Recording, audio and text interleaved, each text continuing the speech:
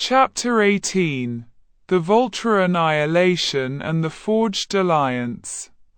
"They're going to be scrap metal in about 3 seconds, Faris stated, his voice devoid of any hesitation. The 2 combat droids on the right immediately locked their glowing red optical sensors onto him. Their internal processors analyzed the 9-year-old boy, attempting to calculate his threat level. Target acquired. Threat level, unknown. Engaging lethal force. Both droids raised their shoulder-mounted plasma cannons, charging a deadly barrage of red energy. Faris didn't flinch. System. Voltra. Quote. The transformation wasn't just visual, it was a physical distortion of reality. A blinding sphere of white-hot electromagnetic plasma violently erupted around Faris. The sheer heat instantly vaporized the rusted metal and damp earth beneath his feet, turning the ground to glass. When the light snapped back into his core, Faris floated an inch above the ground in his pristine white and cyan combat suit, the plasma rings spinning silently behind High's back. His pupil-less, glowing cyan eyes locked onto the machines. The droids fired.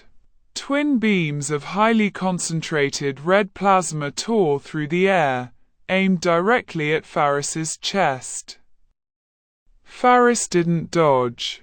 He simply raised his hand and swiped the air as if swatting away a fly. Electromagnetic deflection. Quote. A localized magnetic field pulsed from his palm. The red plasma beams hit the invisible wall and violently ricocheted directly back at the droids. The machines barely had time to cross their arms and deploy their own energy shields, blocking their deflected attacks but staggering backward. Faris didn't give them a moment to recover. He pointed his index and middle fingers forward, his cyan aura flaring. Voltra plasma sever. Quote. A horizontal line of pure, hyper-condensed white plasma shot forward, moving faster than the speed of light. It bypassed the droids' physical armor, bypassed their energy shields, and cleanly phased through their torsos. For a single second, the droids stood perfectly still. Then, the top halves of both machines slowly slid off their waists, the metal glowing white-hot where it had been surgically sliced. Before the upper halves even hit the ground, the intense residual heat of the Voltra energy caused their internal power cores to detonate, reducing both elite killing chines to a pile of molten, bubbling slag. Faris lowered his hand, his cyan eyes dimming slightly. System note: Voltra plasma sever executed. Target destroyed. Time elapsed, 2.4 seconds. Faris sighed softly, his synthesized voice echoing. 2.5 seconds. I'm getting slow. Quote. He willed the transformation to drop, returning to his school uniform, and casually leaned back against the rusted truck, watching the other half of the battlefield.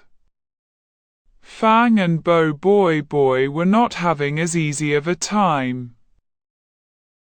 The remaining 2 combat droids were terrifyingly fast and perfectly synchronized. They moved like a single organism, covering each other's blind spots and attacking with relentless precision. Shadow Tiger, Fang roared, sending his beast of darkness lunging at the left droid. The machine didn't even slow down. It sidestepped the tiger, ignited its red energy sword, and sliced the shadow construct in half.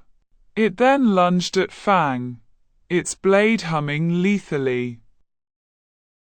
Earth Wall, BOBOIBOY slammed his hands onto the dirt, erecting a thick barrier of rock just in time to block the strike meant for Fang. The energy sword cleaved halfway through the stone before getting stuck. "Thanks," Fang grunted, though it clearly pained his pride to say it. "Don't thank me yet," BOBOIBOY yelled as the second droid fired its shoulder cannon. The blast shattered the rock wall, sending both boys tumbling backward into the dirt. "Faris, a little help," BOBOIBOY yelled, scrambling to his feet. "I'm on a break," Faris replied casually, inspecting his fingernails. "You two have elite powers. Figure it out." Quote. Fang gritted his teeth, his purple aura flaring angrily. "I don't need his help. I can take them." Quote. Fang charged forward, his hands coated in dark energy. He dodged a laser blast and threw a heavy shadow-infused punch at the droid's chest plate. The impact echoed loudly, but the droid barely flinched. It backhanded Fang, sending the purple-haired boy crashing into a pile of scrap tires. Fang, BOBOIBOY's cap flashed yellow. BOBOIBOY Elemental. Quote. In a burst of crimson and black, Thunderstorm took the field. He summoned his twin red lightning blades and vanished in a blur of speed, clashing violently with the two droids. Sparks rained down as Elemental parried their energy swords, his sheer speed allowing him to hold them off, but he couldn't find an opening to strike. "They're reading my movements," Elemental grunted, sliding backward as a plasma blast scorched the ground near his boots. Fang pulled himself out of the tires, panting. He looked at Elemental, then at the highly coordinated droids. Faris's words echoed in his mind. "You have tunnel vision. You forget to use the environment." Fang swallowed his immense pride. If he wanted to survive, he had to work with his rival. "BOBOIBOY," Fang yelled, running to the side. "Your lightning is fast, but it's too bright. They can track it. I'm going to blind them." Quote. Elemental glanced over, his aggressive red eyes softening slightly in understanding. "Do it. I'll follow your lead." Quote. Fang slammed both hands into the ground. He didn't summon a tiger or an eagle. He poured all his energy into a raw, environmental effect. Shadow smokescreen, pitch black veil. Quote. A massive, inky dome of pure darkness erupted from the shadows of the junk piles, completely engulfing the two combat droids. Their optical sensors glowed brightly, but the darkness was too dense. They were momentarily blinded, their combat algorithms unable to track visual targets. Now, Fang shouted, manipulating the dome to wrap heavy shadow tendrils around the droid's arms and legs, pinning them in place.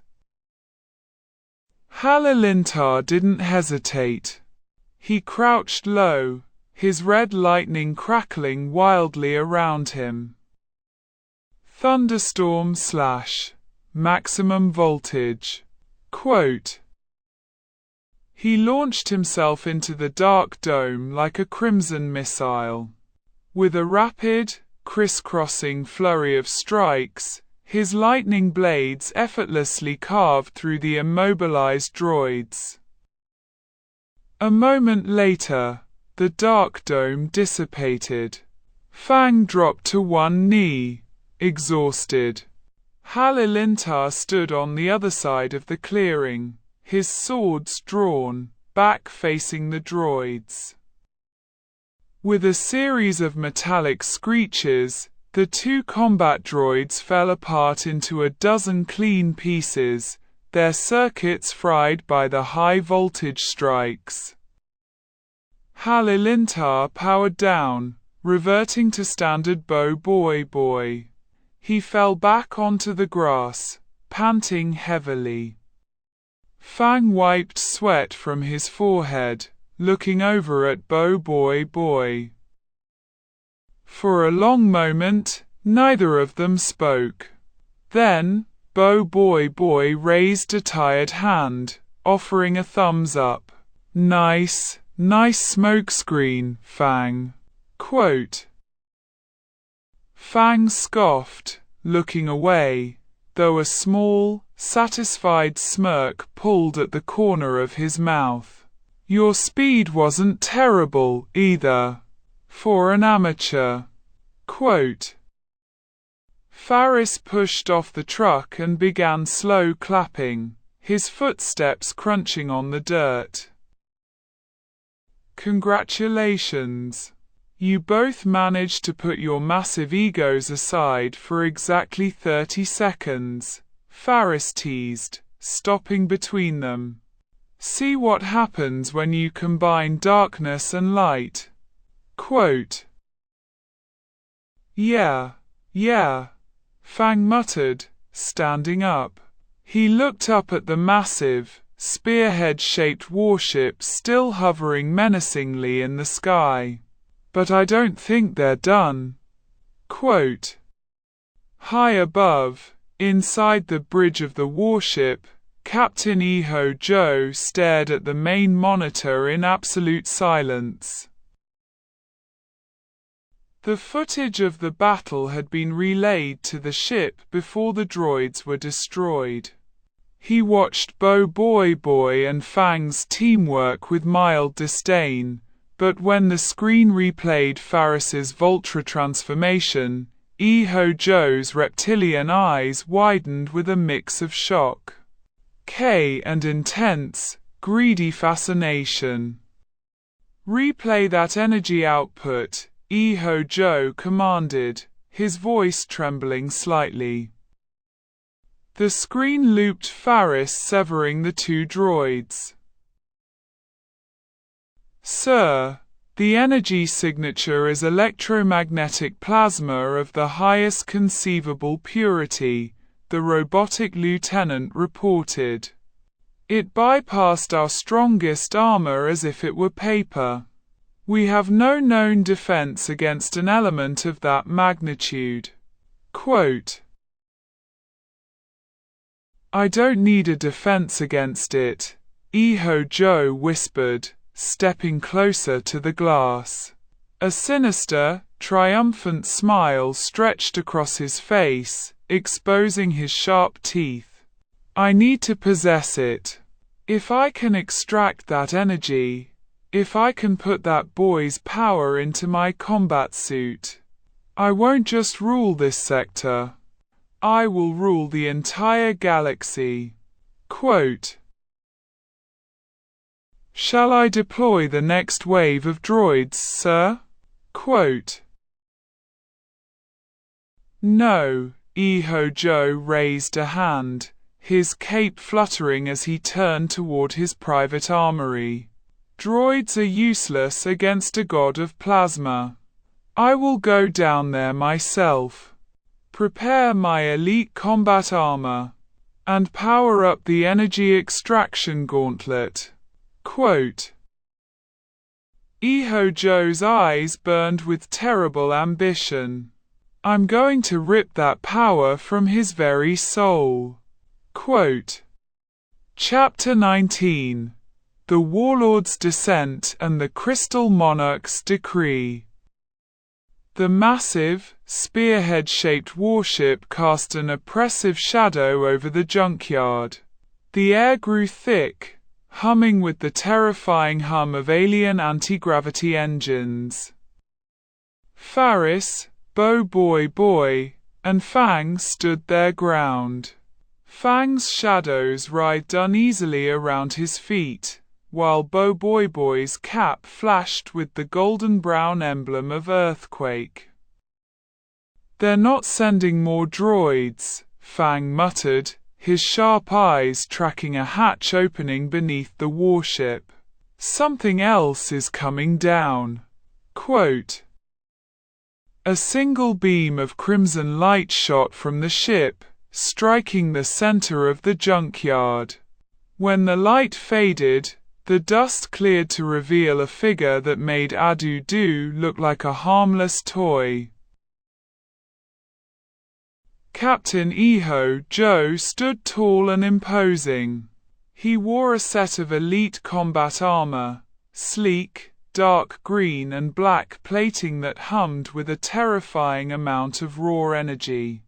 A dark crimson cape billowed behind him, and his reptilian face was twisted into a cold, arrogant smirk. On his right arm, a massive, bulky gauntlet pulsed with a strange, absorbing violet light. "So, this is the pathetic mudball where Adudu has been wasting his time," Iho-Jo sneered, his smooth, aristocratic voice carrying effortlessly across the junkyard. "And you must be the local vermin." Quote. BOBOIBOY stepped forward, his fists clenched. "We're not vermin. We're the protectors of this town. Who are you?" Quote. "I am Captain Iho-Jo. And I am your new ruler," the warlord declared. He didn't even look at BOBOIBOY or Fang. His piercing eyes immediately locked onto Faris, who was leaning casually against a rusted car. Iho-Jo raised his right arm, pointing the bulky gauntlet directly at Faris. "You, the boy with the white plasma. You possess an energy signature that belongs in the hands of a true conqueror. Surrender it to me, and I might let this miserable planet survive." Quote. Faris chuckled. It wasn't a nervous laugh. It was a dark, amused sound that echoed eerily in the tense air. "You came all the way from deep space just to try and steal my power. I'm flattered, but I don't share." Quote. Fang gritted his teeth, insulted that the alien was completely ignoring him. "Hey, don't ignore us. Shadow Spike." Quote. A massive, sharpened pillar of darkness erupted from the ground beneath Iho-Jo. Earthquake Punch! BOBOIBOY followed up instantly, leaping into the air in his earthquake form and bringing his golden-brown gauntlets crashing down toward the alien's head. Iho-Jo didn't even flinch. Pathetic. Quote. With a flick of his wrist, Iho-Jo's combat armor generated a shimmering, hexagonal energy shield. The shadow spike shattered against the bottom of the shield, and BOBOIBOY's earthquake punch bounced off the top, sending the young hero tumbling backward into the dirt. My armor is forged from the strongest alloys in the galaxy, Joe mocked, dusting off his shoulder. Your primitive attacks cannot even scratch the paint. Quote. Joe took a step toward Faris. Now, boy, show me the white plasma. My energy extraction gauntlet is designed to absorb and contain even the hottest elemental energies. Hit me with your best shot. Quote. Faris pushed off the rusted car, slipping his hands into his pockets. His mind raced, analyzing the bulky gauntlet on Joe's arm. An energy extraction gauntlet, Faris thought. It's designed to absorb plasma, lightning, and heat. If I use Voltra, he'll just absorb it and use it to power his ship. Faris smirked, his eyes flashing with a dangerous, icy clear luminescence. If he wants energy, I won't give him energy. I'll give him absolute mass. You want to see my power, Joe? Faris asked, his voice dropping an octave, carrying the heavy, ancient weight of the deep earth. You prepared for lightning. Let's see how your strongest alloy handles the weight of a tectonic plate. Quote. System, Faris whispered. Tier 3. Crystal. Quote. Ding. Transforming into Tier 3 element. Crystal. Aesthetic superiority protocol engaged. Absolute defense and absolute density activated. The air in the junkyard didn't heat up. It suddenly felt impossibly heavy. A blinding, prismatic light erupted from Faris, completely different from the white-hot plasma Joe was expecting. When the light shattered, Faris stood as the crystal monarch. His flawless, diamond-like armor reflected the moonlight in a million iridescent colors. The crystalline crown visor sat upon his brow, and his eyes burned with a piercing, milky white glow. Joe's reptilian eyes widened in shock. What is this? That is not plasma. Scanners, identify that element. Quote. The robotic lieutenant's voice panicked over Joe's earpiece. Sir, the element is hyper-condensed carbon and quartz. It is physical matter, not pure energy. The extraction gauntlet cannot absorb it. Quote. Too late, Faris stated. Faris didn't throw a projectile. He simply blurred out of existence. With Tier 3 physical enhancements, Faris crossed the junkyard in a microsecond. Before Joe could even raise his energy shield, Faris was standing directly in front of him.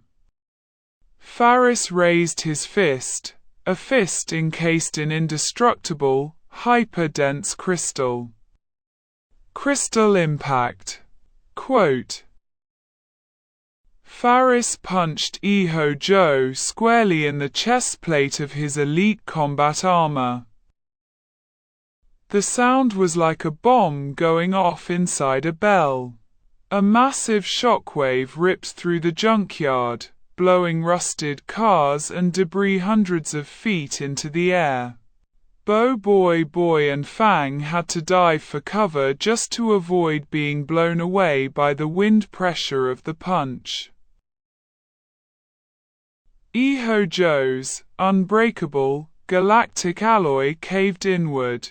The alien warlord gasped, his eyes bulging as all the air was forcefully expelled from his lungs.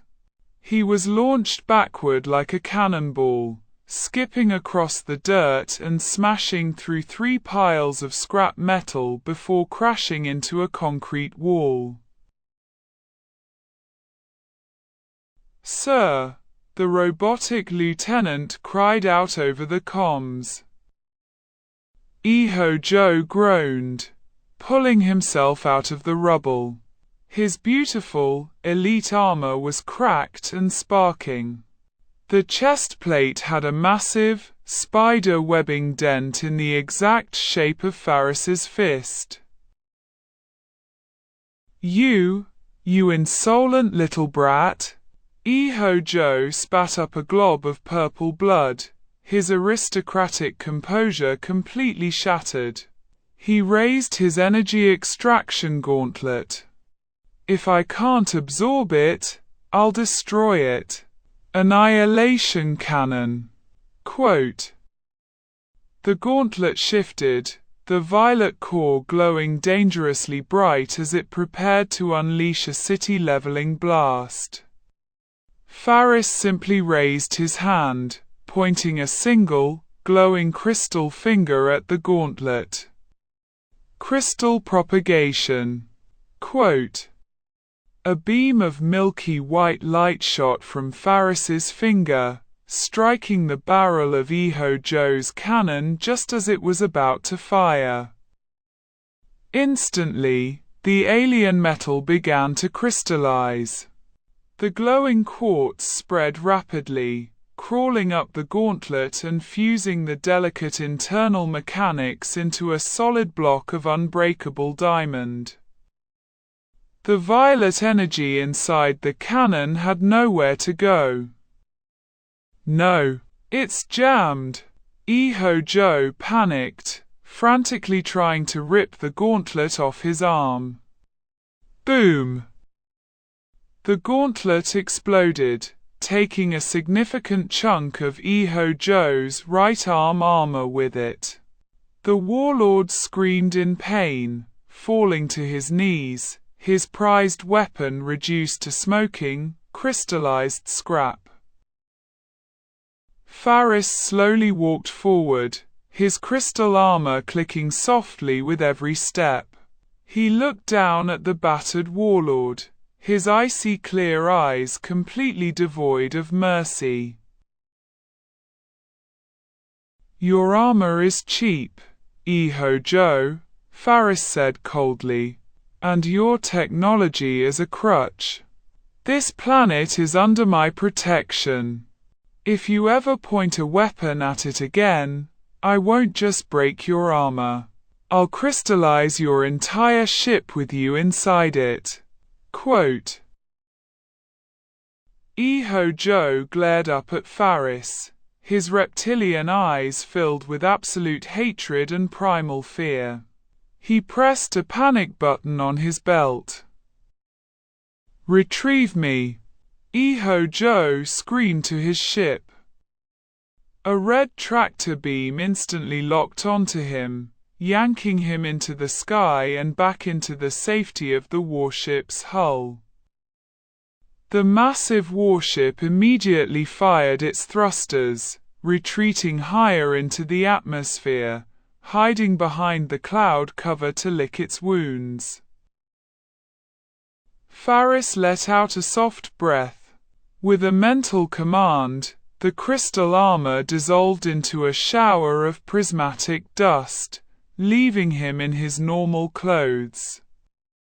BOBOIBOY and Fang slowly walked out from behind their cover, staring at Faris in absolute awe. "Faris," BOBOIBOY whispered, "you just punched a hole in an alien warlord with diamond fists." Quote. "I told you," Faris smirked, rolling his shoulders. "I don't share." Quote. Fang pushed up his red glasses, his hand still shaking slightly from the sheer pressure Faris had exerted. He ran away. But he didn't leave the planet. His ship is still up there. Quote, "He's a warlord," Faris nodded, his expression turning serious. "His pride won't let him leave after being humiliated. He's going to fix his armor, and next time, he won't try to fight me directly. He's going to use his ship's weapons to target the town." Quote,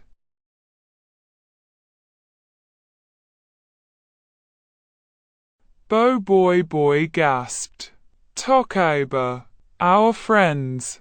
We have to protect them." Quote, "We will," Faris said, looking at both of them. "But I can't be everywhere at once. If he launches a full-scale invasion, I'll deal with his ship. But the two of you are going to have to protect the ground. BOBOIBOY, you have tier 2. Fang, you need to step up." Quote, Fang stood tall, his competitive spirit flaring over his fear. "I'm ready. I won't let that oversized lizard touch this town." Quote, Faris smiled inwardly. The ultimate climax of Season 1 was approaching rapidly. Iho-Jo was backed into a corner, and a cornered beast was the most dangerous. But with BOBOIBOY and Fang finally united, and Faris holding the absolute power of Tier 3, Earth was ready for war. Chapter 20: The Red Sky and the Stolen Shadows. The morning sun never truly rose over Pulau Rintis the next day. Instead, the sky was choked by a thick, unnatural crimson smog. High above the town center, Captain Iho-Jo's warship had descended from the upper atmosphere, hovering ominously just beneath the cloud line. The spearhead-shaped vessel hummed with terrifying power, its weapon batteries fully charged and aimed directly at the streets below. Inside the Cocotium, the mood was incredibly grim.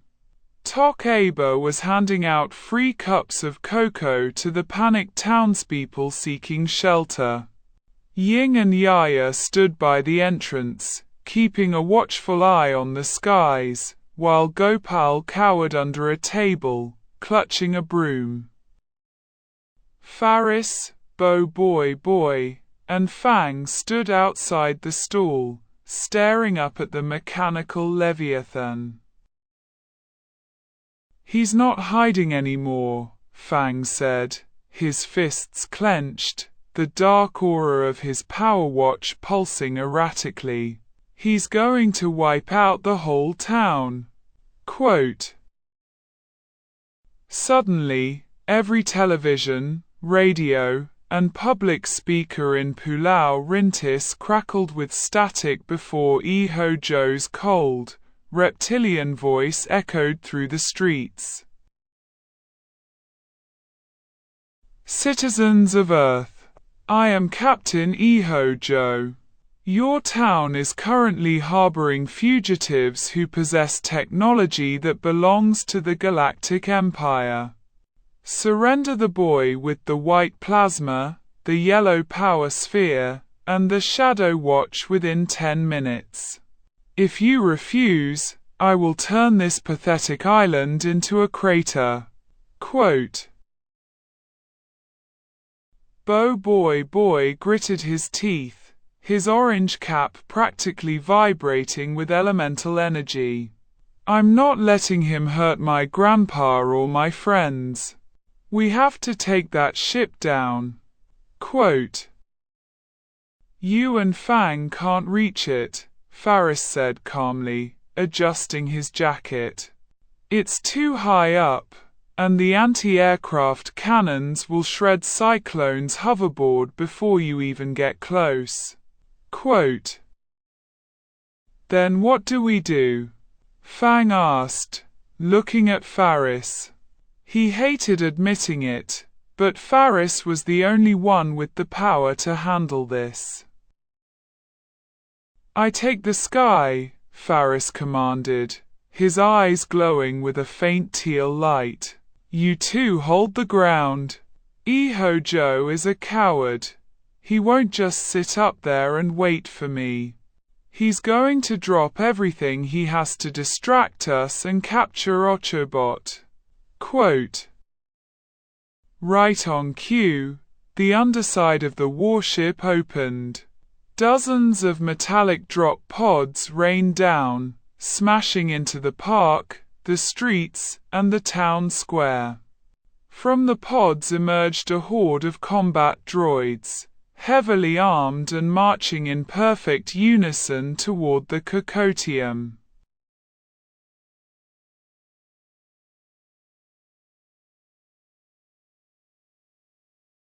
"Here they come!" BOBOIBOY yelled. He tapped his watch. BOBOIBOY split into 3. Quote, with a brilliant flash of tricolored light, earth, wind, and lightning materialized.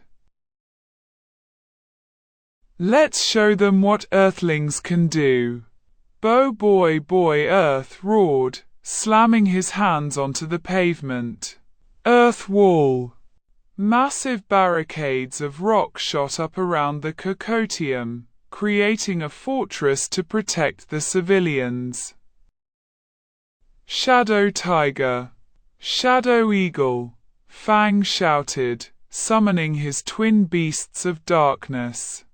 The constructs roared, charging into the mechanical front line alongside BOBOIBOY Lightning, who was already dicing droids into scrap metal with his crimson blades. Faris didn't spare another glance at the ground. He knew they could handle the foot soldiers. He looked up at the warship. System. Tempest. Quote, the transformation was silent but absolute. The chaotic, fearful air around the town square suddenly stilled. Faris was engulfed in a pillar of deep teal and silver light. When it faded, the crystal monarch was gone, replaced by the ethereal, floating form of the Tempest. His emerald and silver coat rippled without a breeze, the atmospheric pressure ring rotating slowly behind him. Faris didn't jump. He simply commanded the atmosphere beneath his boots to solidify, walking up invisible steps of highly pressurized air directly toward the warship. On the bridge of the ship, the robotic lieutenant's optical sensors flashed red. Sir, the anomalous energy signature is ascending. He is approaching the main hull. Quote, Iho-Jo, his arm currently encased in a bulky, temporary medical cast after Faris's devastating punch yesterday, glared at the screen. Fire all batteries.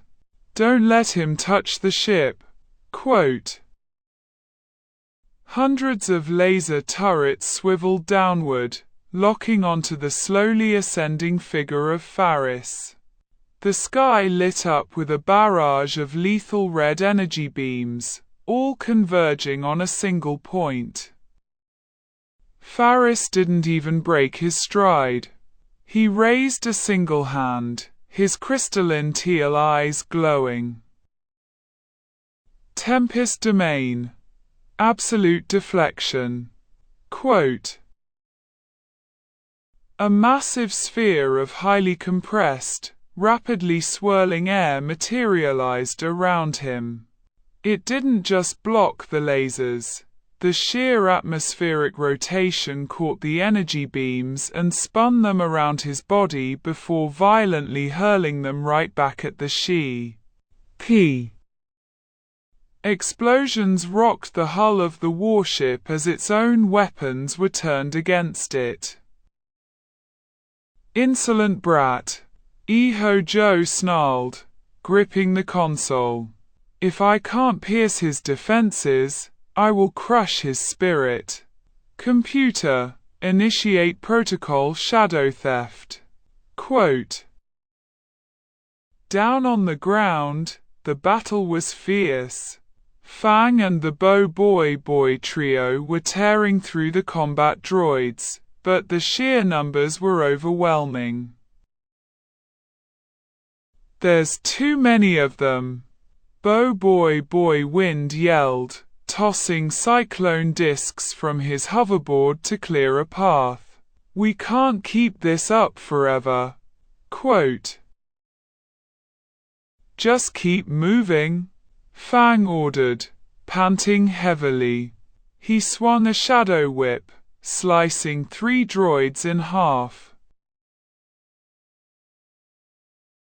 Suddenly, a specialized, stealth-cloaked drone dropped silently from the sky, hovering just behind Fang. It didn't have weapons.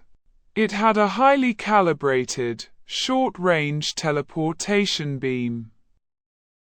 "Fang, behind you!" BOBOIBOY Earth shouted, noticing the shimmer in the air. Fang turned, but he was too slow.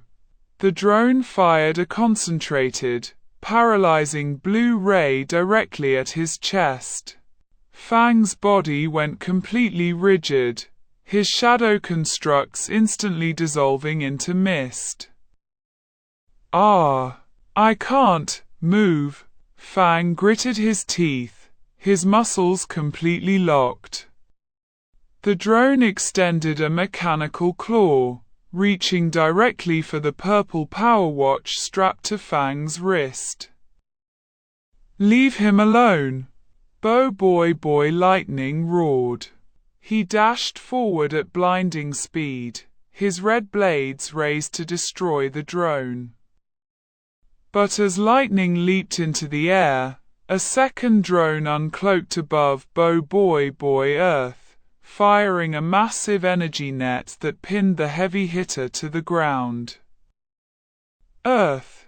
Lightning yelled, momentarily distracted. That microsecond of hesitation was all the drone needed. The mechanical claw clamped down on Fang's wrist, forcefully unbuckling the power watch. "No!" Fang screamed as the watch was ripped from his arm. With a whir of gears, the drone activated its vertical thrusters, rocketing back up toward the warship with the stolen watch tightly in its grasp. The paralyzing ray faded, and Fang collapsed to his knees, staring at his bare wrist in absolute horror. The dark aura that had defined him was completely gone. He was powerless. "I got it, sir," the robotic lieutenant announced on the bridge. A small pneumatic tube opened on the command console, delivering the purple power watch directly to Iho-Jo. Iho-Jo let out a dark, triumphant laugh. He picked up the watch, his reptilian eyes gleaming with malice. "Faris is a god of plasma and wind," Iho-Jo muttered, strapping the watch onto his good arm. "But even gods cannot see in the dark. Let us see how his light handles the absolute void." Quote. The watch synced with Iho-Jo's biology. A terrifying, oppressive aura of pure, malevolent darkness exploded from the warlord, far denser and more sinister than anything Fang had ever produced. Outside the ship, Faris had just reached the main deck. He raised his hand, preparing to use a vacuum seal to rip the bridge's blast doors clean off their hinges. Suddenly, the warship's hull began to exude a pitch-black, inky substance. The darkness spread like a plague, swallowing the red emergency lights, the metal plating, and the sky itself. Faris lowered his hand, his teal eyes narrowing. The ambient light around him was being actively devoured. A massive, shadowy figure phased through the solid metal doors of the bridge. Ho-Jo stood before Faris, but he was no longer just an alien in a suit. He was cloaked in a swirling vortex of living darkness, his red eyes piercing through the void. "Welcome to my domain, Faris," Ho-Jo's voice echoed from all directions, distorted and demonic. "Your friend's toy is quite magnificent. Combined with my alien physiology, the shadows are no longer just constructs. They are a dimension of absolute zero." Quote. Faris stood calmly on the hull, his tempest coat glowing faintly against the encroaching darkness. "You stole a kid's watch because you were too scared to face me yourself," Faris said, his voice carrying the calm, resonant authority of the sky. "That doesn't make you a conqueror, Ho-Jo. It makes you a thief." Quote. "Call me what you want," Ho-Jo roared. He raised his hands, and the darkness around them violently surged forward, forming a massive, crushing wave of black energy meant to swallow Faris whole. Shadow annihilation. Quote. Faris didn't retreat. He didn't summon crystal to block it. He realized that against absolute darkness, wind and diamond wouldn't suffice. He needed the one thing that naturally eradicated shadows. "System," Faris mentally commanded, his tone completely flat. "Tier 3. Voltra." Quote. The transition was instantaneous. The elegant teal and silver coat was replaced by the skin-tight white and cyan combat suit.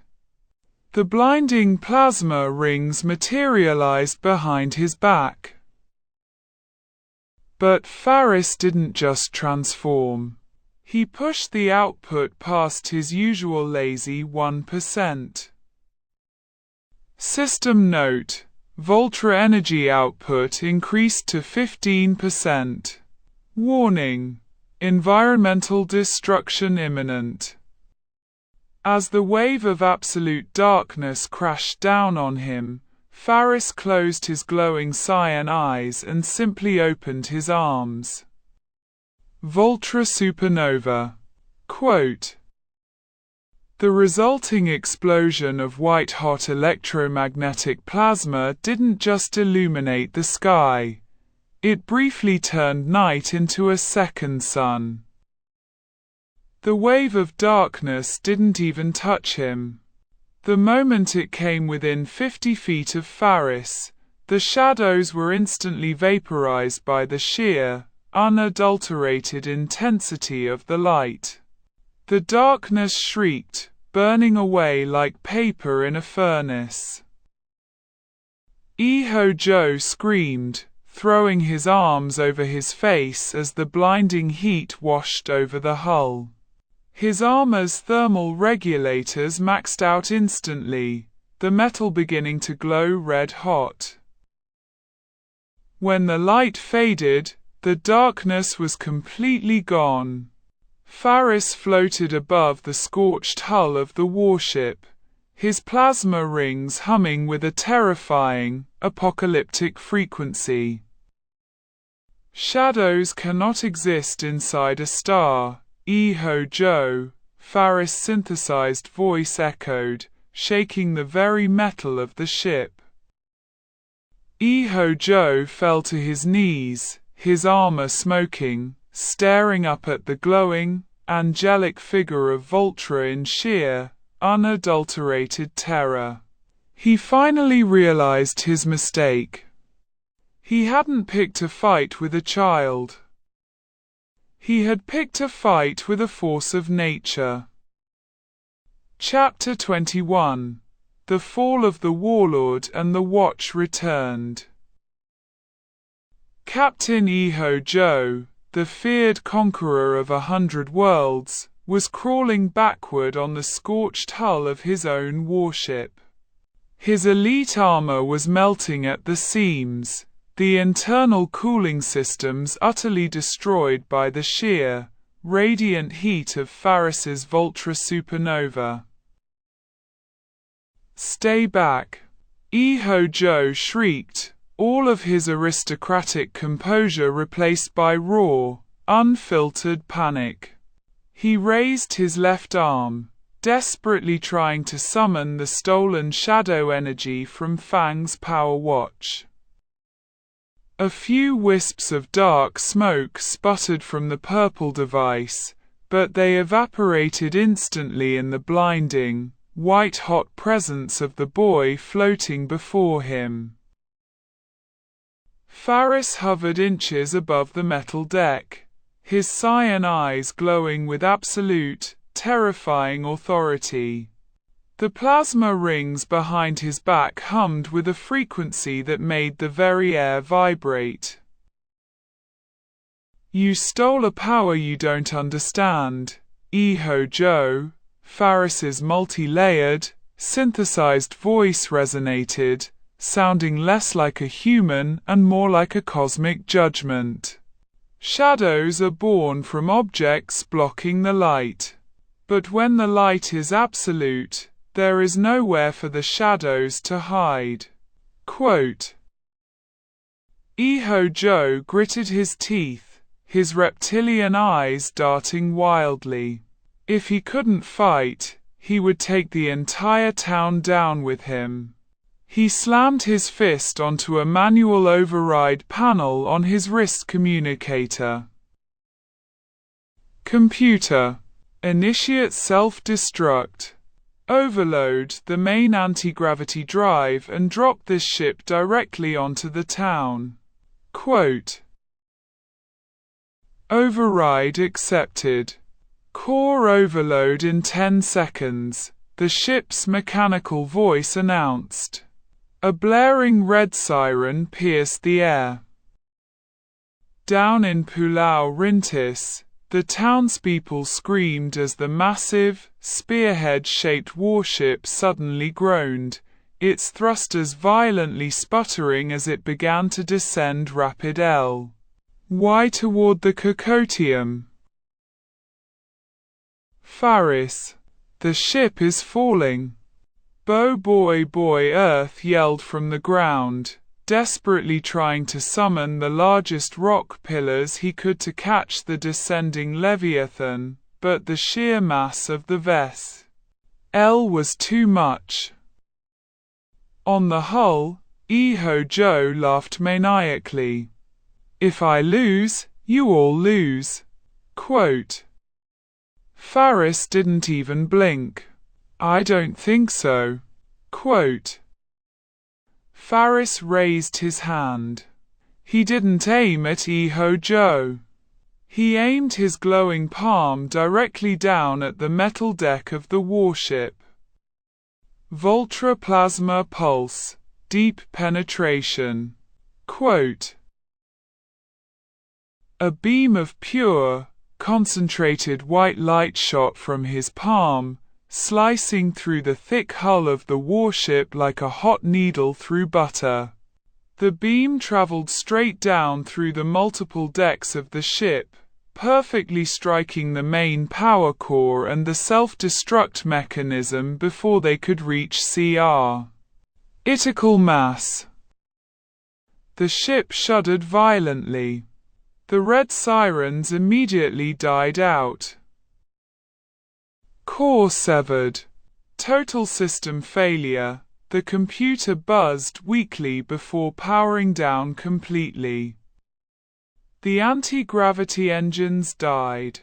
The ship was now in a complete freefall, 1,000,000 tons of dead metal plummeting toward the town.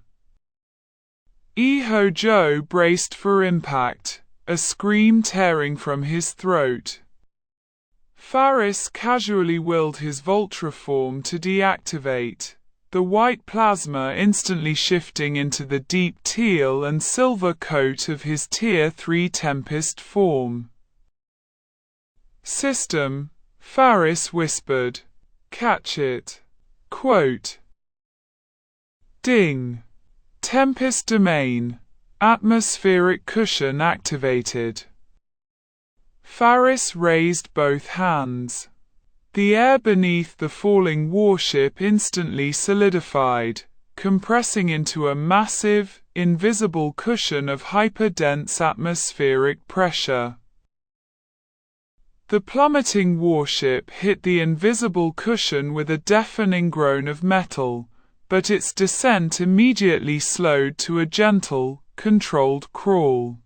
Faris guided the massive vessel away from the town center, effortlessly steering it through the air until he set it down softly in the middle of an empty field just outside of Pulau Rintis. The impact shook the ground slightly, but not a single building in the town was scratched. On the hull of the grounded ship, Joe lay on his back, utterly defeated. His armor was ruined, his ship was dead, and his grand invasion had been thwarted by a single 9-year-old boy. Faris walked over, his Tempest coat dissolving into his standard school uniform. He looked down at the warlord. Without a word, Faris reached down and effortlessly snapped the metallic band of the power watch, ripping it right off Joe's wrist. My prize, Joe whimpered, reaching out weakly. It was never yours, Faris said coldly. He turned his back on the warlord and leaped off the side of the grounded ship, landing gracefully on the grass below. Down in the town square, the combat droids had completely shut down the moment the warship's main computer was fried. They stood frozen like metallic statues. BOBOIBOY released his tri-split, returning to his single form. He fell to his knees, completely exhausted but smiling widely. We did it. The droids are dead. Quote. Fang was sitting on the curb, his head hanging low.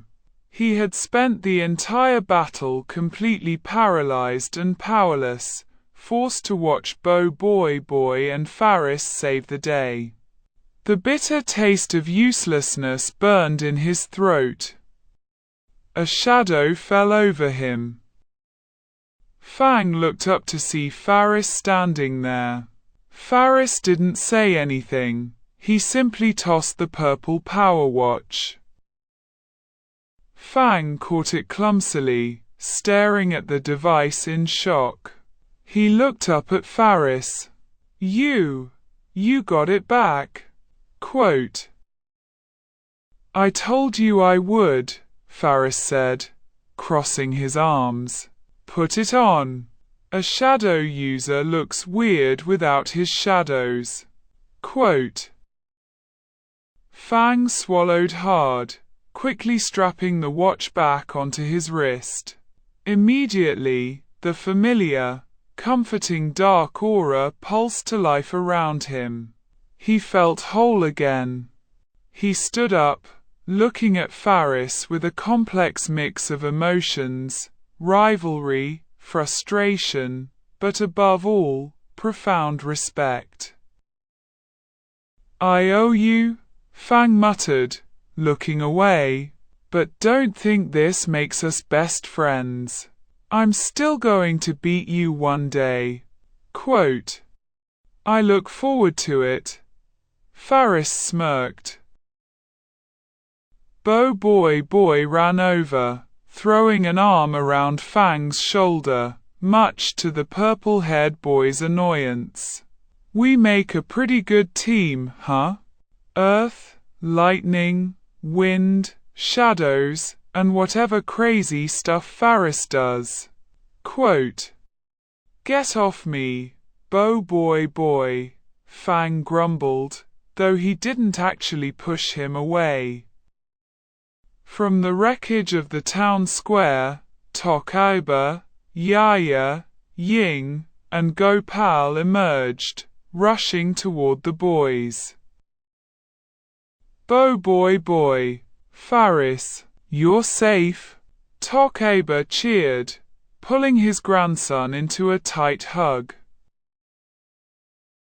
"That was amazing," Gopal yelled, shaking Faris's shoulders. "You just swatted a spaceship out of the sky. You're like a superhero. Can you teach me how to glow in the dark?"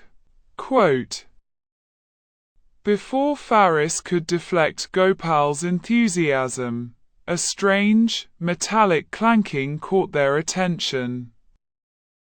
From the direction of the grounded warship, Adudu and Probe were sprinting as fast as their legs could carry them, pushing a squeaky wheelbarrow full of alien technology. They had just scavenged from Iho-Jo's wrecked vessel. Ha ha ha ha. The fool left his plasma blasters unguarded. Adudu cackled, completely ignoring the heroes as he ran past them. "With Iho-Jo's technology, I will finally be unstoppable. Retreat, Probe.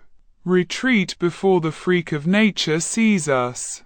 Quote, "I'm running, boss. I'm running." Probe beeped, his metallic legs a blur. Boy blinked. "Should we stop them?" Quote. Faris chuckled, shaking his head. "Let them go. Adudu is going to need a lot more than a few scavenged blasters to be a threat again. Besides, who else is going to clean up that ship?" Quote.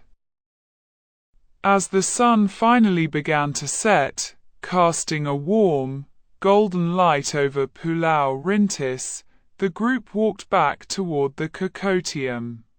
The town had survived its greatest threat yet, and the defenders of Earth were officially united. Ding! Iho-Jo arc complete. System note: Host elemental affinity has stabilized. Preparing for future celestial threats. The power sphere network is expanding. Faris looked up at the stars beginning to twinkle in the evening sky. The local threats were dealt with. But Faris knew the BOBOIBOY universe was vastly larger than this single planet. There were ancient elementals, rogue power spheres, and galactic empires waiting in the dark. And somewhere out there, a robotic bounty hunter named Tenkotak was already setting his sights on Earth.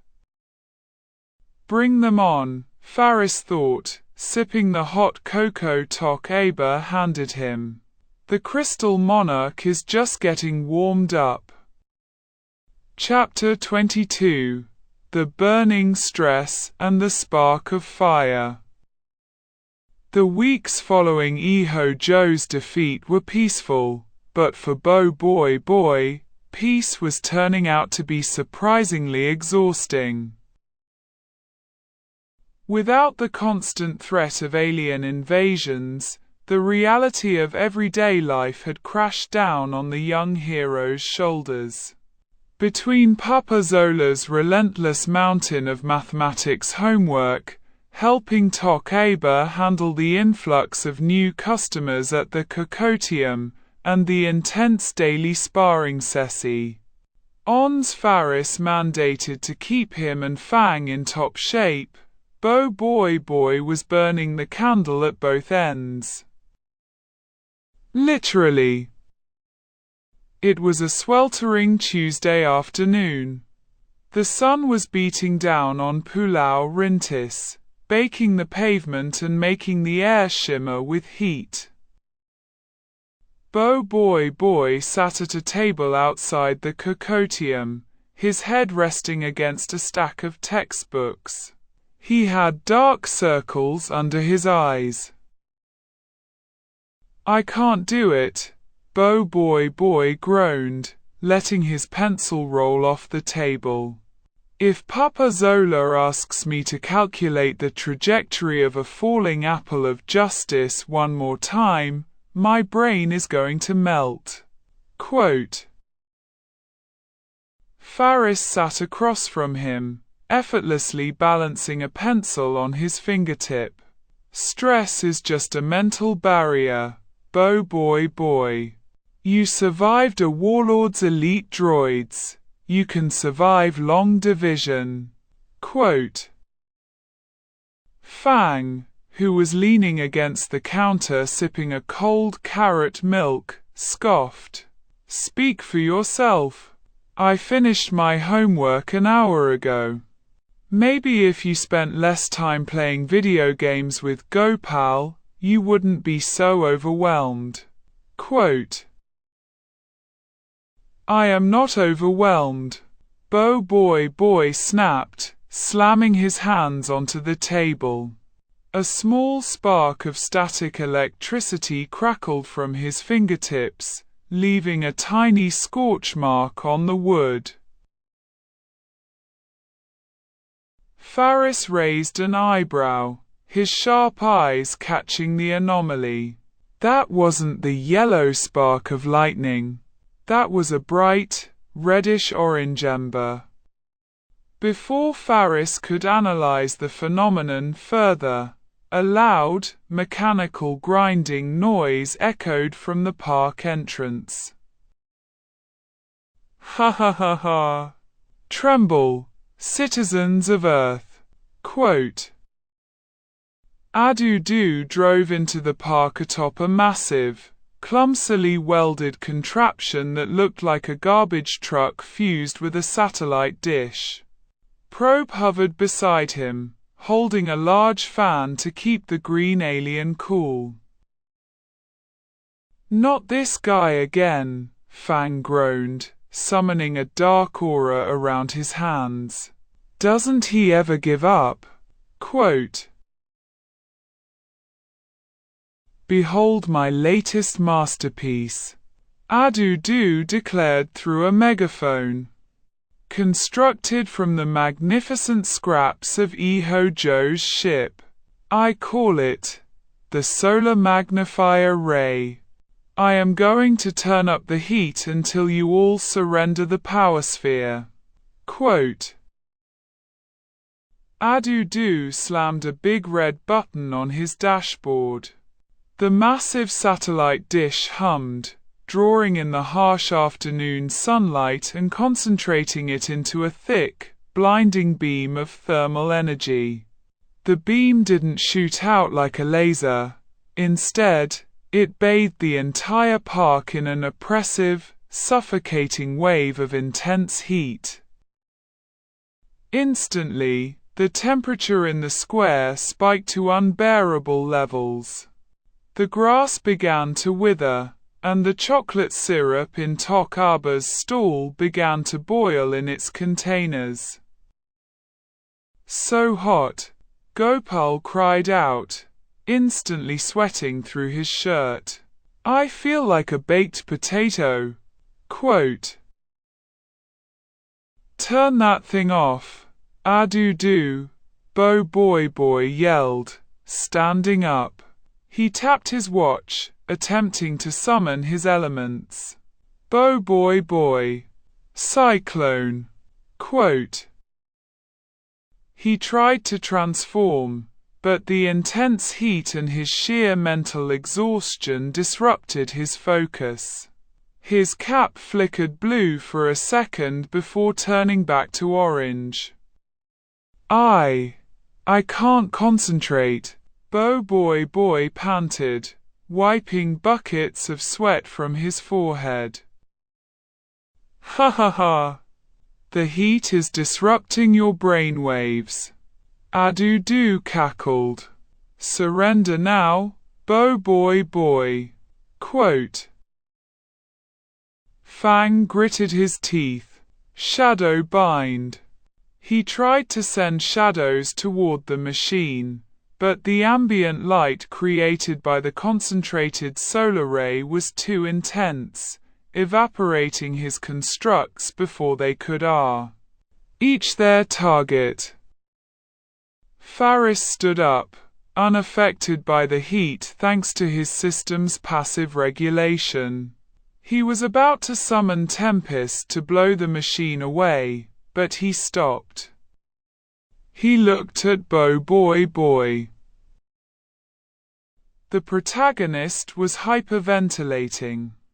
The stress of school, the exhaustion of training, the annoyance of Adudu's constant interruptions, and now the unbearable, suffocating heat, it was all bubbling up inside him like magma in an active volcano. BOBOIBOY, Faris said softly, stepping back. Don't fight the heat. Let it out. Quote, BOBOIBOY gripped his head. It's too hot. I'm so stressed. I just want to burn this stupid machine to the ground. Quote, a brilliant, violent flash of crimson and orange light erupted from BOBOIBOY's body. The shockwave wasn't made of wind or earth. It was a blast of pure, roaring thermal energy. When the light faded, BOBOIBOY stood transformed. But this wasn't earthquake, cyclone, or thunderstorm. His clothes were a wild, jagged mix of fiery red and black. His cap was turned forward, emblazoned with a blazing flame symbol. His eyes were wide, manic, and completely devoid of his usual restraint. He held two massive, roaring fireballs in his hands. BOBOIBOY Fire, Appy, had awakened. Ha ha ha ha. BOBOIBOY Fire laughed, a chaotic, unhinged sound that made even Fang take a step back. You want heat? Do. I'll give you heat. Quote, almost instantaneously, the beloved mechanical voice echoed in Faris's mind. Ding! Protagonist, BOBOIBOY, has successfully awakened Tier 1 element, Appy, Fire. System synchronization complete. Initiating next evolution protocol. Unlocking Tier 2 element for host, Blaze. Aesthetic superiority protocol engaged. Host is now capable of wielding the refined destruction of the eternal flame. Faris smirked as a new, incredibly volatile, yet perfectly controlled energy source ignited within his core. It felt wild, like a caged beast, but the system tamed it effortlessly. Fireball! BOBOIBOY Fire yelled, hurling a massive sphere of flames directly at Adudu's machine. The fireball struck the solar magnifier ray, instantly melting the satellite dish into a puddle of bubbling slag. Hot! Hot! Hot! Adudu shrieked as the console burst into flames. Probe, get me out of here. Quote. Probe grabbed Adudu and activated his thrusters, zooming away as the rest of the machine exploded into a spectacular fireworks display. But BOBOIBOY Fire wasn't done. The stress relief of destruction was too intoxicating. That was awesome! Fire laughed, summoning 2 more fireballs. He looked around wildly. What else can I burn? Let's burn the homework. Let's burn the trash cans. Quote. He lobbed a fireball at the stack of textbooks on the table, turning Papa Zola's math assignment into literal ash in a second. Then, he turned his chaotic gaze toward the cocotium itself. Fire, no! Tokaiba yelled from behind the counter. Relax, Grandpa. I'm just warming up the cocoa. BOBOIBOY Fire giggled, winding up his arm to throw a fireball straight at the thatched roof of the stall. Okay, playtime's over, Faris sighed. He didn't need Tier 3 for this. He just needed to establish dominance. System, Faris whispered. Tier 2. Blaze. Quote. The air around Faris didn't explode. It simply combusted. A pillar of hyper-refined, brilliant blue and crimson flames swallowed him. When the fire parted, Faris stood transformed. His aesthetic was a masterclass in controlled chaos. He wore a sleek, open black vest lined with glowing ember red fur, revealing a dark, fire-retardant combat shirt beneath. His cap was tilted, a vibrant crimson, and floating effortlessly around his wrists were 2 razor-sharp, jagged chakrams made of pure, condensed blue fire. He looked like an aristocratic punk rock fire lord. BOBOIBOY Fire threw his fireball at the stall. Faris didn't even move his feet. He simply flicked his wrist. One of the blue fire chakrams shot forward with incredible speed, intercepting the orange fireball mid-air. The blue flames, burning at a significantly higher temperature, instantly absorbed and snuffed out BOBOIBOY's attack, leaving nothing but a puff of harmless smoke. BOBOIBOY Fire blinked, his manic grin faltering. Hey, who put out my fire? Quote. Faris casually caught his returning chakram, spinning it on his index finger. Your fire is sloppy. BOBOIBOY. You're burning everything because you can't control your own stress. Quote. I can do whatever I want.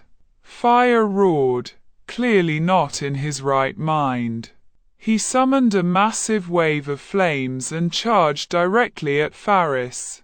Fire punch. Quote. Faris sighed. He stepped forward, raising an open palm.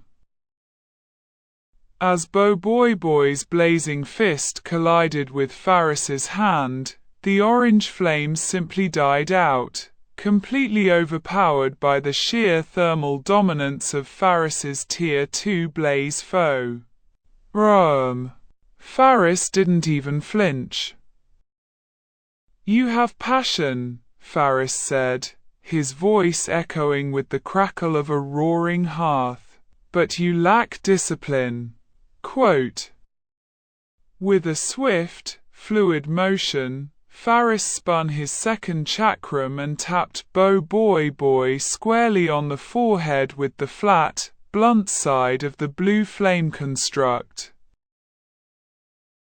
The shock of the superior, controlled heat disrupted BOBOIBOY's chaotic aura. The orange flames fizzled out, and the red and black clothes dissolved. BOBOIBOY collapsed onto the grass, his standard orange cap falling over his eyes. He was sound asleep, the immense stress completely purged from his system. Faris willed his own transformation to drop, the blue and crimson flames dissolving into the warm afternoon air. Fang, who had watched the entire exchange in stunned silence, walked over. A new element. Just because he was stressed out over math homework. Quote. The elements are tied to his emotions, Faris explained, kneeling down to pick up BOBOIBOY's cap. Lightning was anger. Wind was joy. Earth was responsibility. Fire is stress and suppressed frustration. Quote. Gopal ran over, poking the sleeping BOBOIBOY with a stick. Is he going to wake up and burn my video games? Quote. Not if we can help him balance it out, Faris mused, looking toward the distant ocean. If fire was born from stress and chaos, then BOBOIBOY needed to find its opposite to truly master the new branch of his powers. He needed the element of calm, flow, and absolute tranquility. He needed water. Let him sleep, Faris said, tossing the cap onto BOBOIBOY's chest. When he wakes up, we're taking a trip to the beach. It's time for him to learn how to swim. Quote. Chapter 23. The Tranquil Tides and the Frozen Monarch. The gentle sound of waves crashing against the sandy shore of Pulau Rintis should have been relaxing. But for BOBOIBOY, it was just another frustrating obstacle. I don't get it. BOBOIBOY groaned, crossing his arms as he sat on the warm sand. A tiny, involuntary spark of orange flame popped from his shoulder, scorching the fabric of his jacket. Whenever I try to summon my new power, it's just pure chaos. I can't control it, it just wants to burn everything. Quote. Faris stood knee-deep in the crystal-clear ocean water, his hands in his pockets, letting the cool tide wash over his jeans. That's because fire is fueled by your stress and your lack of restraint. You're trying to put a leash on an explosion. Quote. Fang, who was sitting under the shade of a large umbrella nearby, adjusted his red-tinted glasses. If you burn my comic books again, I'm throwing you into the ocean myself. Quote. The ocean is exactly what he needs, Faris said, turning to face the shore. He walked out of the water, the system passively drying his clothes before he even reached the dry sand. Fire is volatile. To master it, you need to find its anchor. You need to understand the element of absolute calm. You need water. Quote. BOBOIBOY tilted his head. Water. But Ochobot said my core elements were earth, wind, and lightning. Where does water come from? Quote, from the same place fire did. Your emotions, Faris explained, sitting next to him. If fire is your stress, water is your tranquility. It's the ability to let things flow, to adapt, and to remain completely undisturbed no matter what happens around you. Quote, BOBOIBOY looked at the rolling waves. So, I just sit here and do nothing. Quote, you sit here and let go, Faris corrected. Stop thinking about math homework. Stop thinking about Fang's rivalry. Stop thinking about aliens. Just breathe. Quote, BOBOIBOY closed his eyes. He took a deep breath, listening to the rhythmic sound of the tide. In and out. The crash of the waves, the cry of the seagulls, the soft rustle of the palm trees. For 10 minutes, there was absolute peace. The tiny sparks of fire around BOBOIBOY's jacket began to fade. He felt lighter. He felt chill. Naturally, the universe decided to ruin the moment. A massive, unnatural geyser of water erupted 100 yards off the coast. The ground rumbled, and a colossal, mechanical squid burst from the ocean depths. It was constructed of rusted metal and glowing green glass, its massive tentacles flailing wildly and creating massive waves that crashed onto the beach. Inside the glass dome atop the squid's head, Adudu stood at a control panel, cackling maniacally. Tremble before my aquatic extractor 3000. Adudu's voice boomed through external speakers. If I cannot steal the cocoa from the land, I will drain the ocean of its valuable minerals and flood your precious town. Quote, BOBOIBOY's eyes snapped open. The tranquility vanished instantly, replaced by a surge of sheer annoyance. Can't I get one day off? BOBOIBOY yelled. His cap flashed orange, and in a burst of chaotic thermal energy, BOBOIBOY fire took the field. I'm going to turn you into calamari, Adudu. Fireball. Quote, fire hurled a massive sphere of flames at the mechanical squid. The fireball struck one of the metal tentacles, but the sheer volume of ocean water splashing around the machine instantly extinguished the flames, creating a cloud of less steam. Ha ha ha! Fire against a water machine. You are losing your touch, BOBOIBOY, Adudu mocked, pulling a lever. One of the massive metal tentacles swept across the beach like a baseball bat. Look out! Fang yelled, summoning a shadow shield to block the incoming strike, but the sheer mass of the tentacle sent him skidding backward across the sand. Fire punch! BOBOIBOY fire leaped into the air, trying to strike the machine again, but Adudu activated a high-pressure water cannon on the squid's head. A blast of freezing ocean water hit Fire squarely in the chest, extinguishing his aura and sending him crashing into the shallow waves. BOBOIBOY coughed, his orange cap dripping wet as the fire transformation completely failed.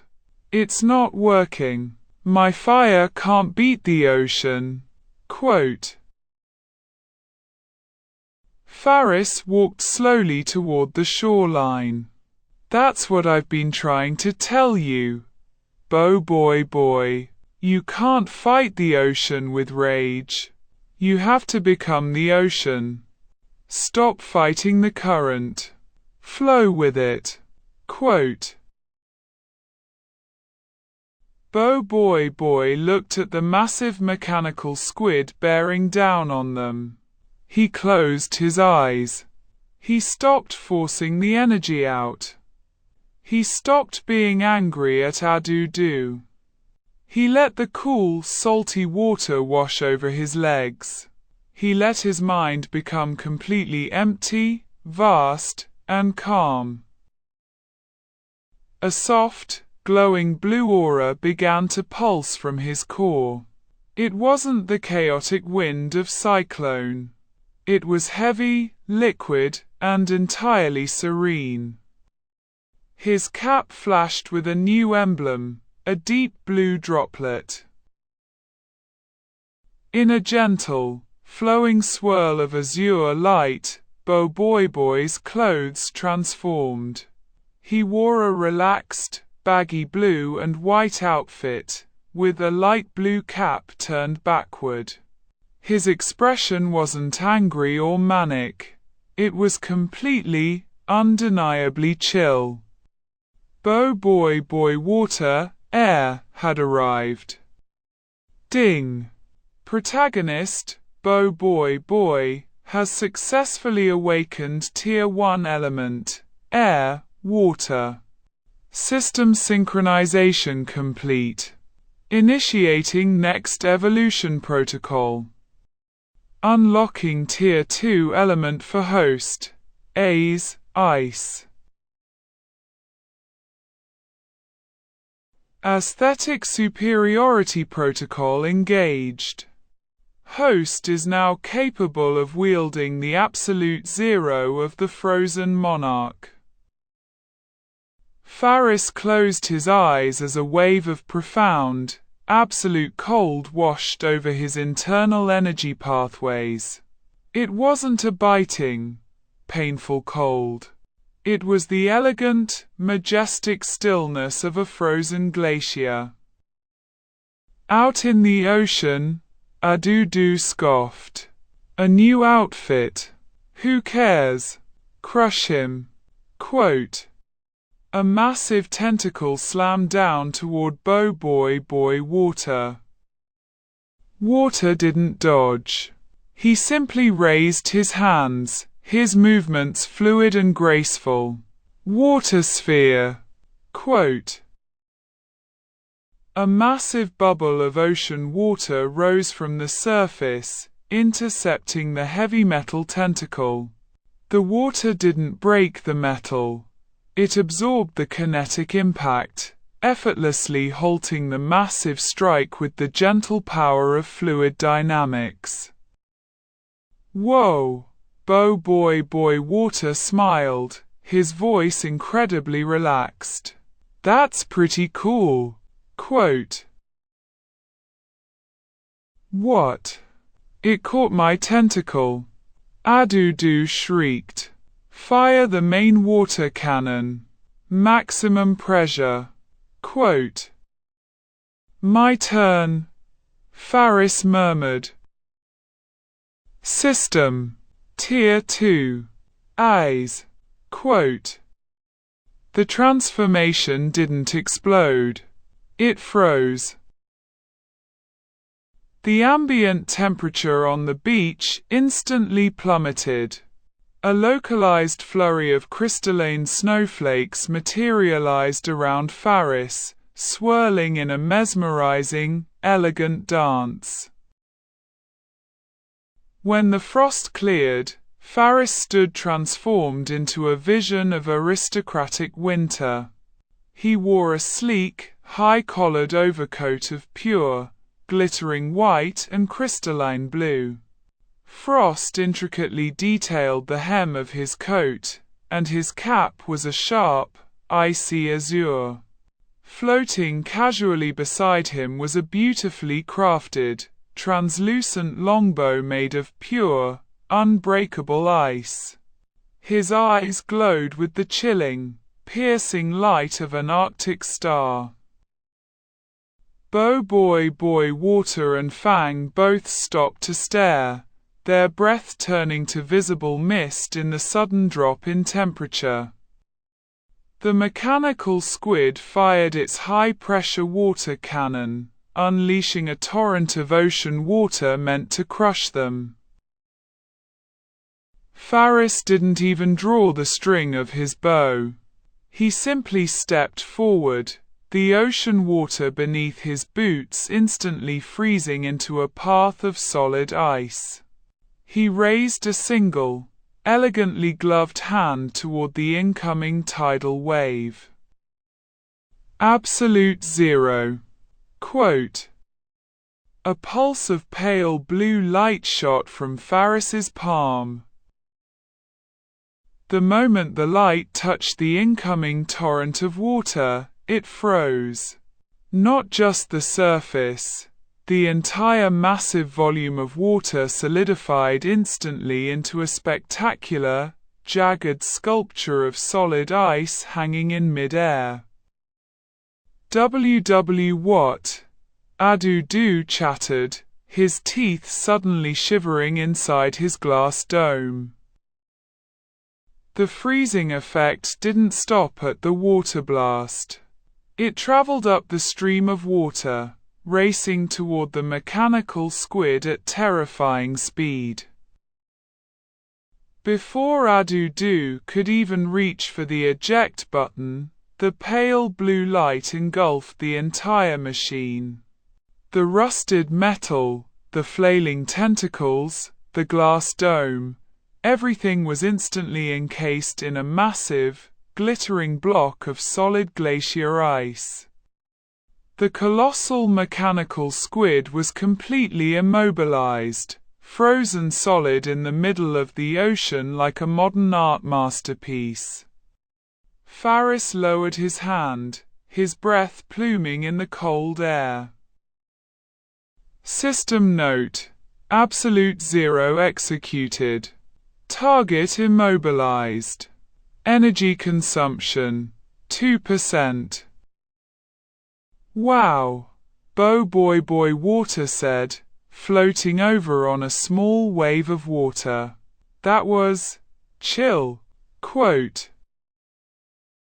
Fang walked up to the shoreline, wrapping his arms around himself to ward off the cold. You just froze a giant robot in 2 seconds. What even are you? Quote. Faris willed the ice transformation to drop. The elegant winter coat dissolved into frost, returning him to his standard clothes, and the ambient temperature of the beach slowly returned to normal. I'm just a guy who hates the heat, Faris smiled, looking out at the frozen squid. Looks like Adudu is going to need a very big ice pick to get out of there. Quote. BOBOIBOY Water powered down, returning to his normal, non-elemental form. He took a deep breath, the frantic, burning stress from earlier completely gone, replaced by a profound sense of balance. Thanks, Faris, BOBOIBOY said earnestly. Fire and water. I think I finally understand how to balance them. Quote. Good, Faris nodded, because fire and water are just the beginning. The universe is about to get a lot bigger. BOBOIBOY. And we need you perfectly balanced for what's coming next. Quote. Faris looked up at the sky. Joe had been defeated, but the ripples of his failure had undoubtedly reached the galactic depths. The Ten-Kotak bounty hunters were out there. The ancient elementals were waiting. But with BOBOIBOY expanding his arsenal and Faris holding the god-tier evolutions, the protectors of Earth were ready to face the galaxy head-on. Chapter 24: The Ancient Sphere and the Black Hole Threat. The much-anticipated camping trip had been in the planning stages for weeks. Backpacks were stuffed with sleeping bags. Gopal had packed enough snacks to survive a minor apocalypse, and Tok Aber had graciously given BOBOIBOY the weekend off from tea. He cocotium. Finally, BOBOIBOY sighed, adjusting the heavy straps of his backpack. A whole weekend in the woods. No aliens. No homework. Just nature. Quote. And mosquitoes, Fang added dryly, leaning against a tree near the park entrance. Don't forget the mosquitoes. Quote. Faris stood nearby, wearing a light jacket and carrying a modestly sized bag. He looked at BOBOIBOY's relaxed expression and couldn't help but feel a twinge of pity. The protagonist's desire for a normal holiday was almost comical at this point, considering the cosmic target painted on his back. Before Yaya and Ying could arrive with the map, the ground violently trembled. It wasn't the rhythmic thud of a monster or the metallic hum of a warship. It was a chaotic, uncontrolled crash. A streak of fiery debris shot across the morning sky, slamming into the forested hill just a few miles from their location. A plume of dark smoke rose above the tree line. So much for no aliens, Faris muttered, dropping his bag. BOBOIBOY groaned, his shoulders slumping. You have got to be kidding me. Can't they crash on a Monday? Quote. Come on, Fang said, his purple aura already flaring as he dashed toward the smoke. If it's Adudu trying out a new ship, I want to be the one who punches him. Quote. The three boys sprinted through the dense woods, navigating the thick underbrush until they reached a smoldering crater. Lying in the center of the scorched earth wasn't a spaceship. It was a power sphere, but it looked nothing like Autobot. This sphere was massive, covered in ancient, rusted metal plating, and glowing with a faint, dying yellow light. Its mechanical limbs were heavily damaged. Autobot, who had been resting in BOBOIBOY's backpack, suddenly flew out, his optical sensors whirring wildly. Alert! Alert! Detecting a first-generation power sphere. Energy levels critical. Quote. BOBOIBOY slid down into the crater, approaching the ancient robot cautiously. Hey, are you okay? Quote. The giant sphere weakly opened a single, large optical lens. It locked onto Autobot. 9th generation. You must take the data. They are coming. Quote. Who is coming? Faris asked, standing at the edge of the crater, his eyes scanning the sky. The system was already humming, detecting a massive, hostile energy signature rapidly approaching Earth's orbit. The Tenkotak, the ancient sphere, Clamcabot, whirred, his voice filled with static. Bounty hunters. They want my teleportation core to rule the galaxy. I must transfer the coordinates. Quote. Before Clamcabot could initiate the transfer, the sky above them tore open. A rugged, heavily armored ship, resembling a floating fortress of rusted iron and red engines, blasted through the clouds. It didn't bother finding a landing pad. It simply hovered over the forest, its thrusters burning away the treetops. A teleportation beam shot down from the ship, striking the ground just outside the crater. 4 figures materialized. The leader was a hulking alien with gray skin, red markings, and dreadlocks, wearing heavy, spiked armor.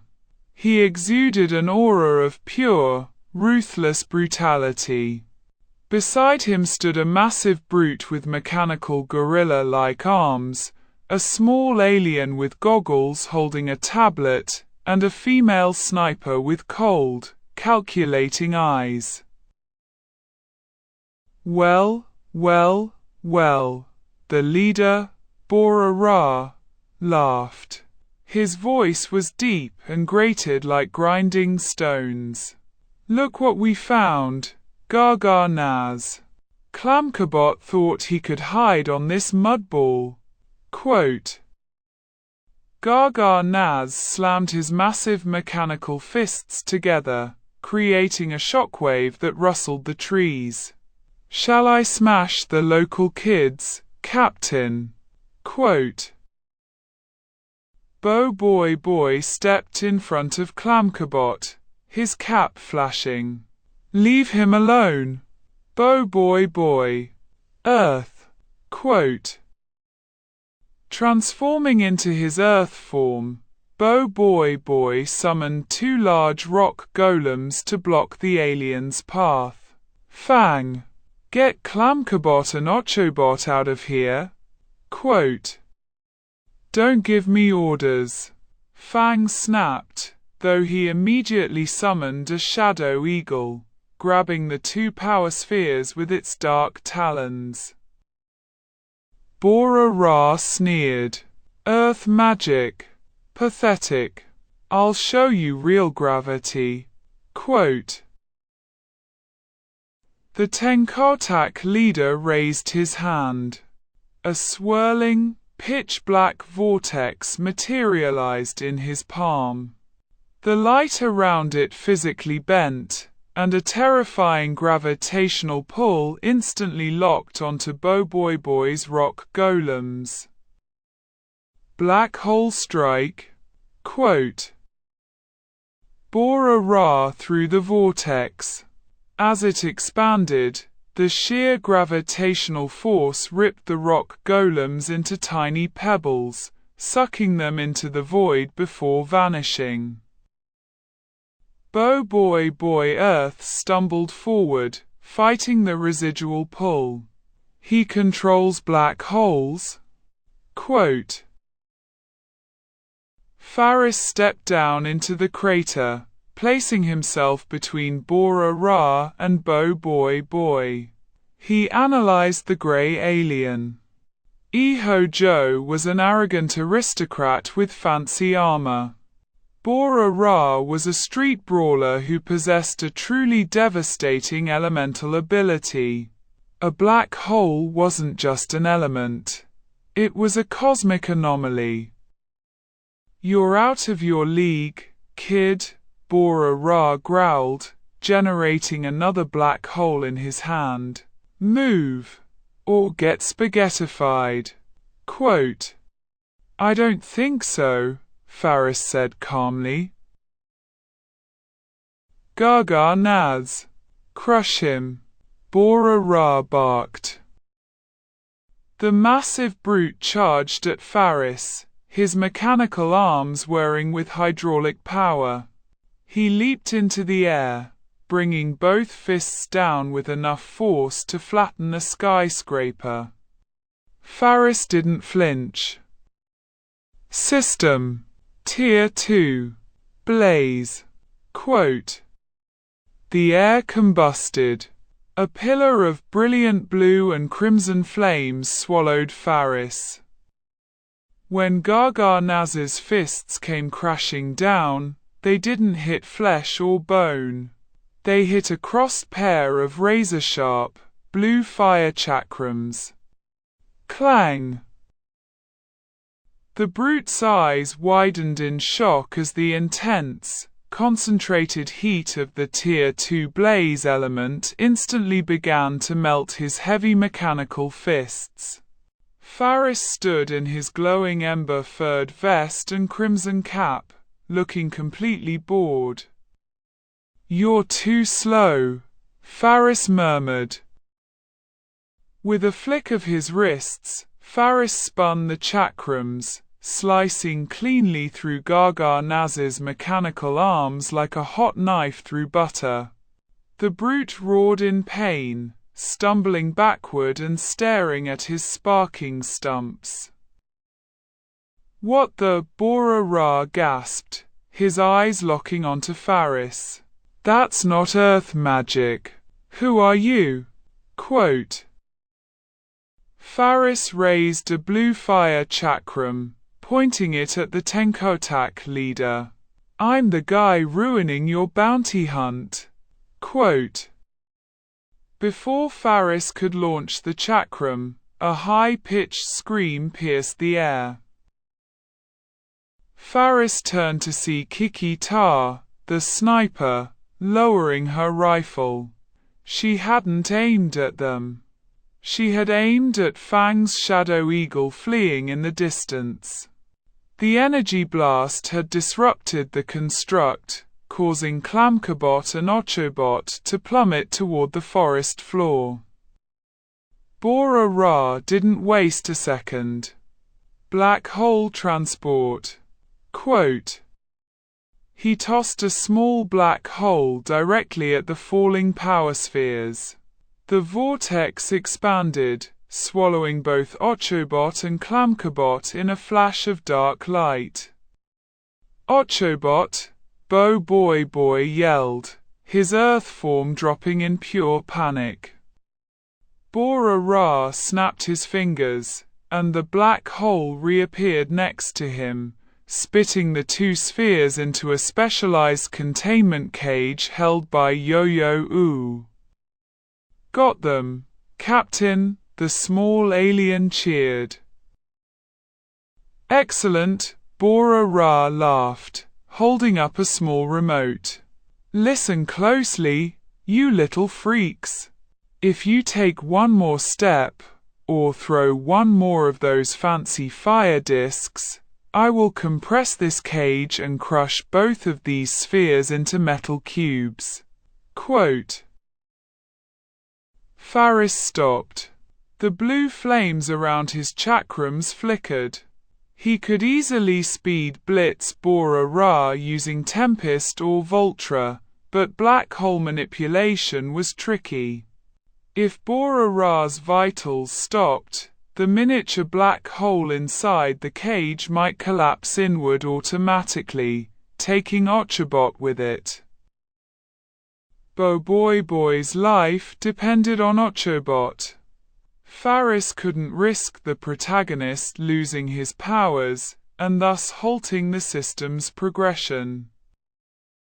"Stand down, Faris," BOBOIBOY pleaded, his voice trembling. "Don't let him hurt Ochobot." Quote. Faris slowly lowered his arms, willing the blaze transformation to drop.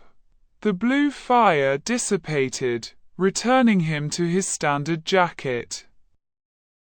"Smart choice," Bora sneered. He tapped a communicator on his wrist. "Beam us up. We have what we came for." Quote. A teleportation beam enveloped the Tenkotak crew. "We're taking these spheres to the floating island," Bora taunted as his form began to dematerialize.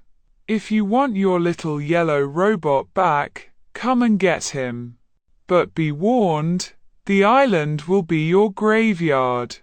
Quote, "The beam flashed, and they were gone. The massive rusted ship fired its thrusters, tearing back into the sky and disappearing into the clouds. The forest was eerily silent, save for the crackling of the scorched earth. BOBOIBOY dropped to his knees, staring at the empty space where his best friend had just been. Ochobot, they took him." Quote. Fang ran back toward them, panting heavily, his face pale. "I couldn't dodge the sniper shot. I'm sorry, BOBOIBOY." Quote. Faris walked over, placing a firm hand on BOBOIBOY's shoulder. "Don't apologize, Fang, and BOBOIBOY, get up," Faris commanded, his voice devoid of pity, replaced entirely by cold, calculated determination. BOBOIBOY looked up, tears brimming in his eyes. "But they have black holes, Faris. How do we fight that?" Quote. "By fighting smarter," Faris said, looking up at the sky. "A black hole absorbs everything. Light, matter, energy. But it has a limit. And Bora Ra is just a guy with a fancy power. He's not invincible." Quote. Faris turned to Fang. "Go find Tokeba. Tell him the camping trip is cancelled. Then get Yaya, Ying, and Gopal. Tell them to pack for a real mission." Quote. Fang nodded, his competitive spirit replaced by a unified desire for rescue. He summoned a shadow tiger and sprinted toward the town. Faris hauled BOBOIBOY to his feet. "We're going to the floating island. And when we get there, you're going to show Bora Ra what happens when he messes with the protector of Earth." Quote. Faris clenched his fist, feeling the dormant, terrifying power of Tier 3 Voltra, Tempest, and Crystal humming in his veins. Bora Ra thought a black hole was the ultimate destructive force in the universe. He was about to find out just how wrong he was. Chapter 25: The Floating Island and the Cosmic Heist. The town of Pulau Rintis was in a state of hyper-focused urgency. Within an hour of Fang's arrival, the entire team had assembled at the park. Yaya and Ying stood ready in their combat gear, while Gopal nervously clutched a backpack overflowing with snacks.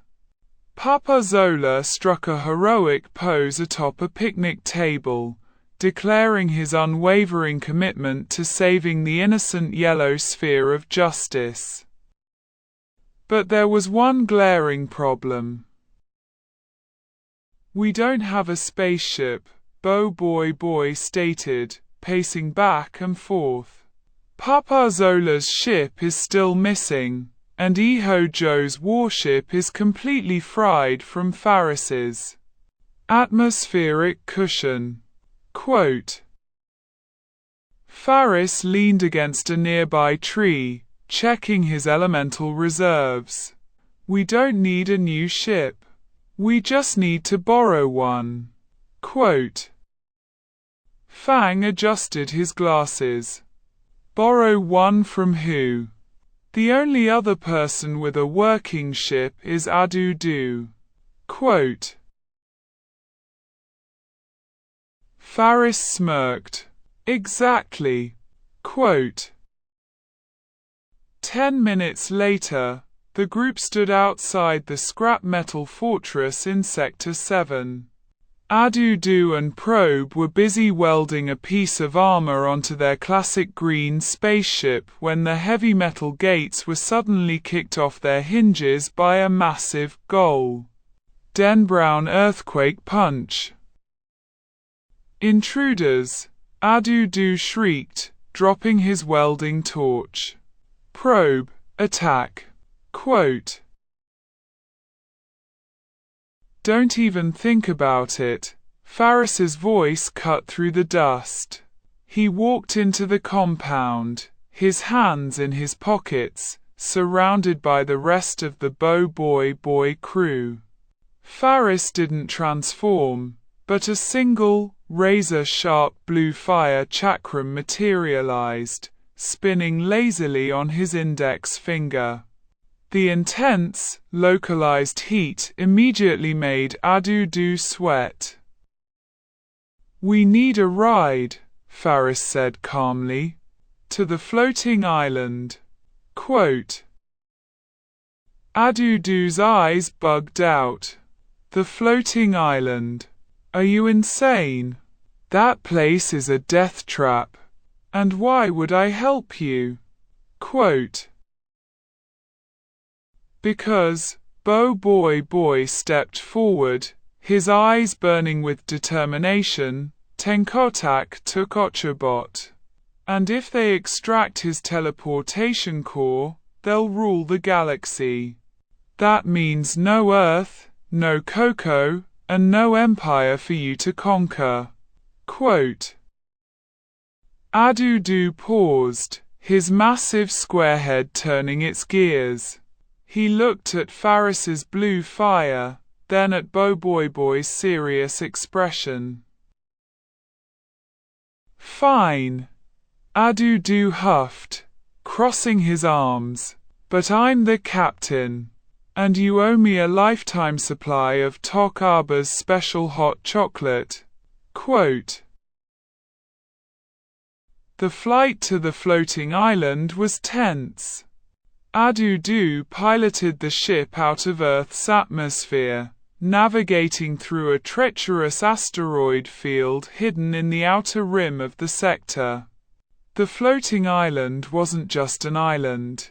It was a colossal, ancient chunk of a destroyed planet, held together by glowing, raw energy crystals and an artificial gravity field. "There it is," Adudu pointed out the viewport. "Tenkotak's flagship is docked near the central temple. I'm setting us down on the outskirts. I am not flying straight into their laser cannons." Quote.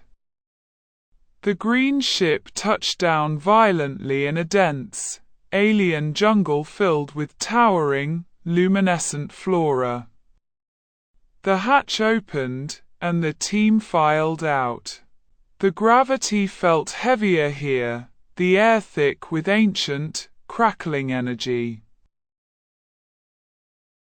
"All right, listen up," Faris commanded, taking natural leadership.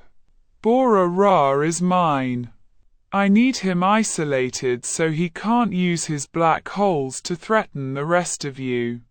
The rest of Tenkotak, Gaga Naz, Kiki Ta, and Yo-Yo Oo, are your responsibility.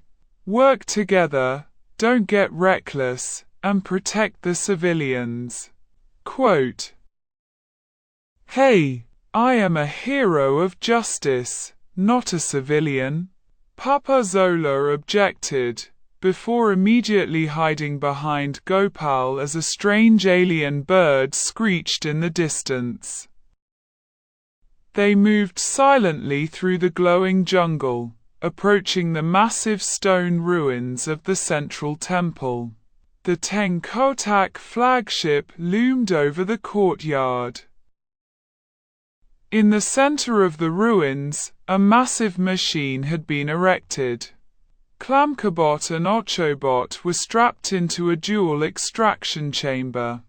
Yo-Yo Oo was furiously typing on a console, siphoning the ancient teleportation data from Clamcabot into Ochobot, preparing the final extraction.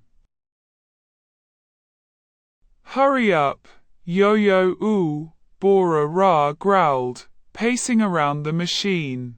"I want that teleportation core in my hands before the planetary alignment." Quote, "Sir, intruders detected in Sector 4," Kiki-Ta announced, peering through the scope of her sniper rifle from a high stone pillar. "Earthlings," Bora-Ra scoffed, his dreadlocks swaying. "Gaga Naz, Kiki-Ta, wipe them out. Do not let them interrupt the extraction." Quote, "With pleasure," Gaga Naz grinned, slamming his massive mechanical fists together. From the tree line, a barrage of wind discs and shadow spikes erupted, raining down on the courtyard. "BOBOIBOY! Cyclone!" BOBOIBOY shot into the sky on his hoverboard, instantly engaging the giant brute, Gaga Naz. "Shadow Eagle!" Fang took flight, providing aerial support while Yaya and Ying zipped across the ground, disorienting the Tenkotak forces with super speed and gravity manipulation. Kiki-Ta aimed her rifle at BOBOIBOY. "Target locked." Quote, before she could pull the trigger, a blur of red and yellow speed slammed into her pillar, shattering the stone base. "Not so fast," Ying taunted, sticking her tongue out as the sniper tumbled to the ground. Faris walked out of the jungle, completely ignoring the chaotic battle raging around him. He didn't look at Gaga Naz, who was currently trying to swat BOBOIBOY Cyclone out of the sky. He didn't look at Kiki-Ta. His icy clear eyes were locked entirely on Bora-Ra. Bora-Ra noticed the boy approaching. The grey alien sneered, generating a swirling black hole in his right hand. "You've got guts, kid. I'll give you that. Coming to a warlord's fortress to challenge me face to face." Quote, "You talk too much," Faris said calmly, stopping 30 feet away. Bora-Ra roared, throwing the black hole directly at Faris. "Black hole strike." Quote, the vortex expanded rapidly, its terrifying gravitational pull tearing the stone tiles from the courtyard floor and sucking them into the void. Faris didn't dodge. He simply raised his hand. "System," Faris whispered. "Tier 3. Crystal." Quote, the transformation erupted, pushing back the gravitational pull with sheer, unadulterated mass. The diamond-like armor materialized, the crystal crown gleaming in the alien sunlight. As the black hole attempted to swallow him, Faris slammed his crystal-encased fist into the ground. "Absolute density. Crystal anchor." Quote, the glowing white gold crystals didn't just spread across the floor, they rooted themselves deep into the very core of the floating island. Faris's mass increased exponentially, turning him into an immovable object. The black hole tore at his armor, roaring like a hurricane, but Faris didn't budge a single millimeter. "What?" Bora-Ra gasped, his eyes wide. "Nothing survives a black hole. It devours everything." Quote, It devours matter, Faris corrected, his voice resonating from within the armor. But my crystal is infinitely dense. You're trying to suck up a mountain through a straw. Quote. Faris raised his other hand and pointed at the black hole. Crystal conversion. Quote. A beam of blinding, prismatic light shot from his fingertips, striking the center of the vortex. The black hole, which was essentially a hyper-condensed gravitational anomaly, was suddenly forced to interact with the Tier 3 energy. The edges of the black hole began to crackle and freeze, turning from a swirling void into a jagged, frozen sphere of dark quartz.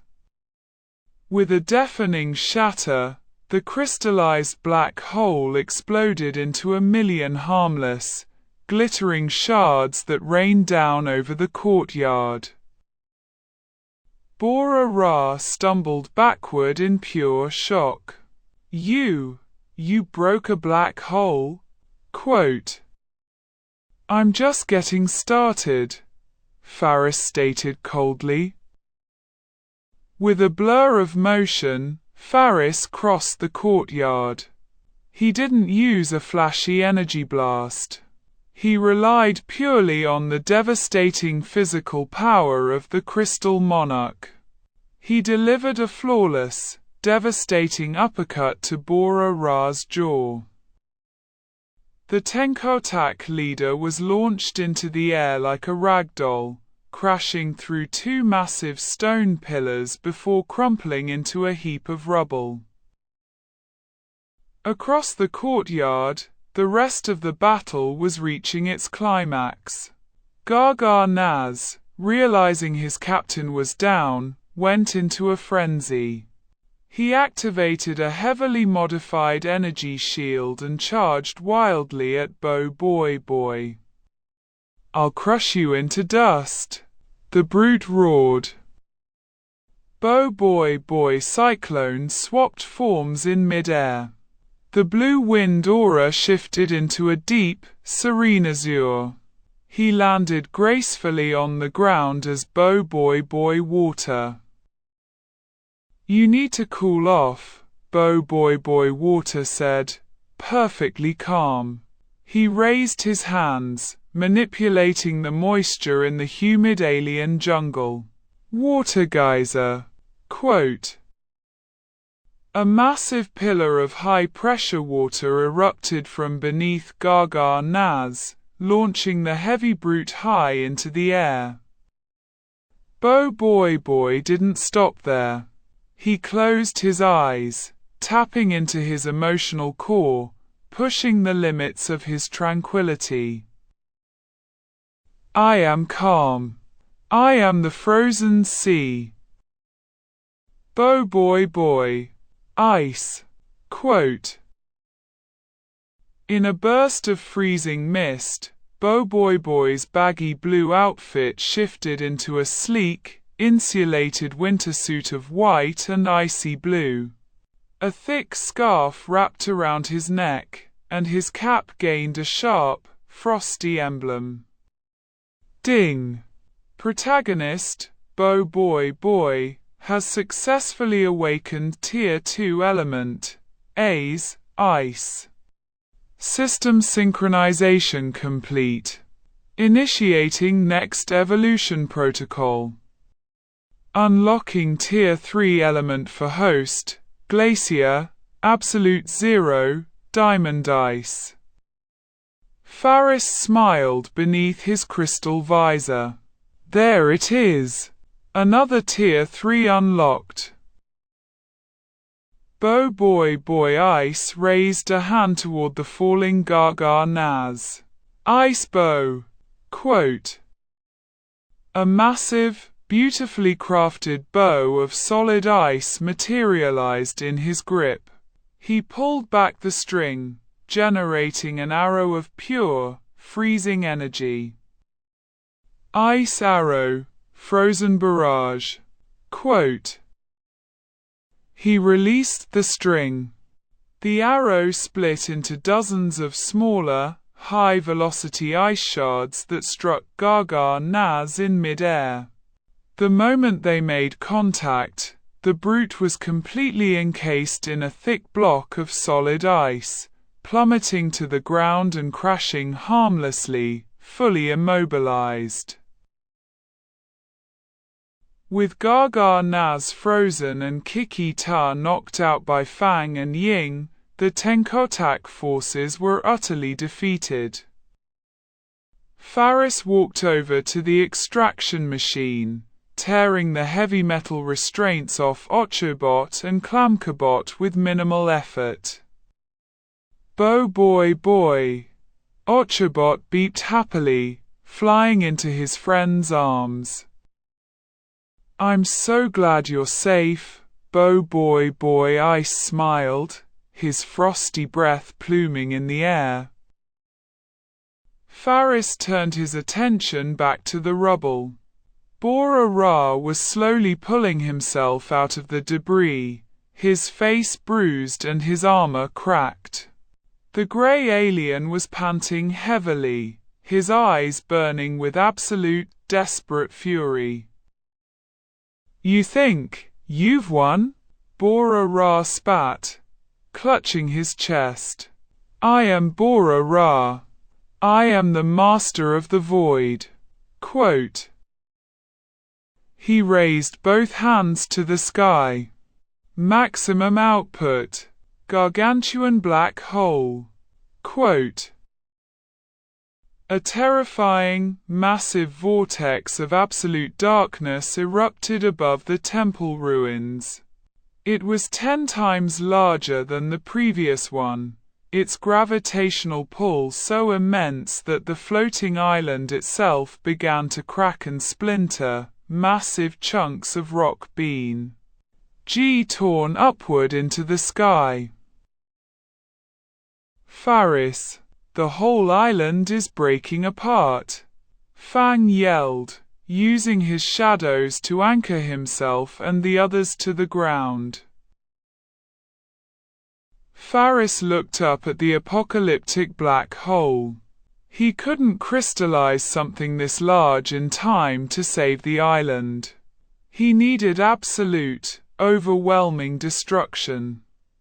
He needed to overload the void.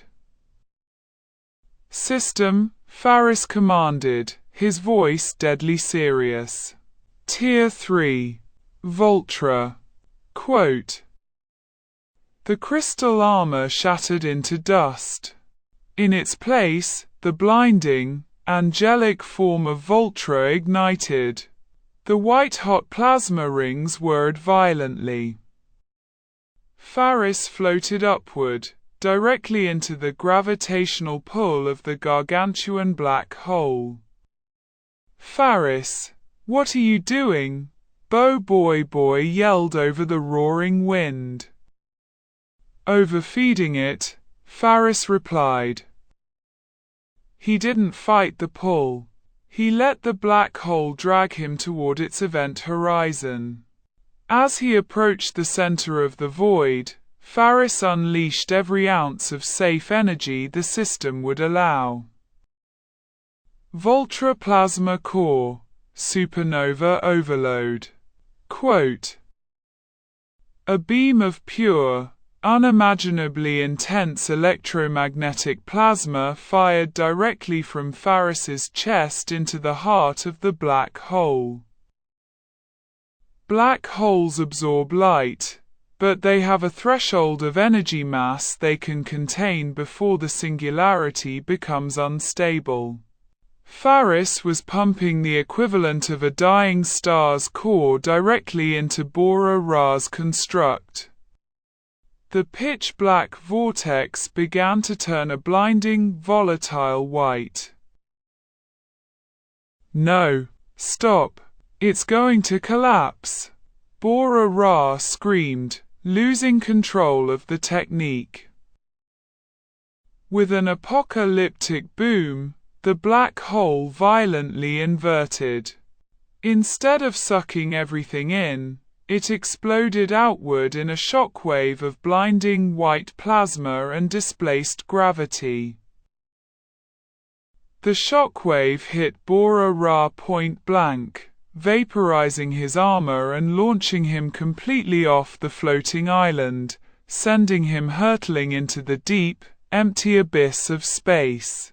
The blinding light faded. The artificial gravity of the island slowly stabilized. Faris floated gently back down to the courtyard, his Voltra suit pristine and untouched. He landed softly, the plasma rings dissipating as he powered down. The silence that followed was absolute. BOBOIBOY, Fang, Yaya, Ying, Gopal, and even Papa Zola stared at Faris, completely speechless. They had just witnessed a boy manually overload and detonate a colossal black hole. Faris dusted off his jacket, turning to the group with a casual, lazy smile. "Well," Faris said, "I think it's time we go back to that camping trip." Quote. Chapter 26, The TAPOPS Summons and the Glacial Touch. The aftermath of the floating island expedition brought a rare, uninterrupted stretch of quiet to Pulau Rintis. Clamcabot's ultimate sacrifice had upgraded Audiobook, granting the little yellow robot a sleek new chassis and the coveted teleportation core. But with great power came a glaring cosmic bullseye. Faris sat on the roof of the Cocotium, his legs dangling over the edge as he watched the evening sky. He was casually tossing a small, jagged chunk of unbreakable Tier 3 crystal in the air and catching it. "The galactic phase is starting soon," Faris muttered to himself, tracking a shooting star that seemed to be moving a little too erratically to be a natural meteor. BOBOIBOY has 5 elements now. Only 2 left to go. Quote. Down below, BOBOIBOY was busy wiping tables, humming a cheerful tune. He had spent the last few weeks mastering the transition between blaze and ice, perfectly balancing his chaotic stress and his absolute tranquility. Fang was sitting at a corner table, diligently doing his homework while sipping his usual carrot milk, seemingly at peace with the world. Suddenly, Audiobook, who had been resting on the counter, shot straight up into the air. His optical sensors flashed a frantic, blinding red. "Alert! Alert! Incoming high-velocity extraterrestrial vessel." Audiobook beeped, his mechanical voice laced with panic. "It's not slowing down. It's going to crash." Quote. Crash. Where? BOBOIBOY yelled, dropping his rag. Right. Here. Quote. Before anyone could react, the erratic shooting star, Faris had been watching tour through the atmosphere. It was a small, saucer-shaped spacecraft, billowing thick black smoke from its rear thrusters. It narrowly missed the Cocotium's thatched roof, shearing off the top branches of a nearby palm tree, and violently crash-landed into the center of the park's duck pond. Water geysered into the air, raining down on the panicked park-goers. Faris dropped gracefully from the roof, landing silently beside BOBOIBOY and Fang, who had already summoned a dark aura around his hands. Another warlord? Fang asked, gritting his teeth. Too small for a warlord, Faris noted, his eyes scanning the smoking wreckage in the drained pond. Looks like a courier ship, or someone running for their life. Quote. As if on cue, the sky above the park darkened.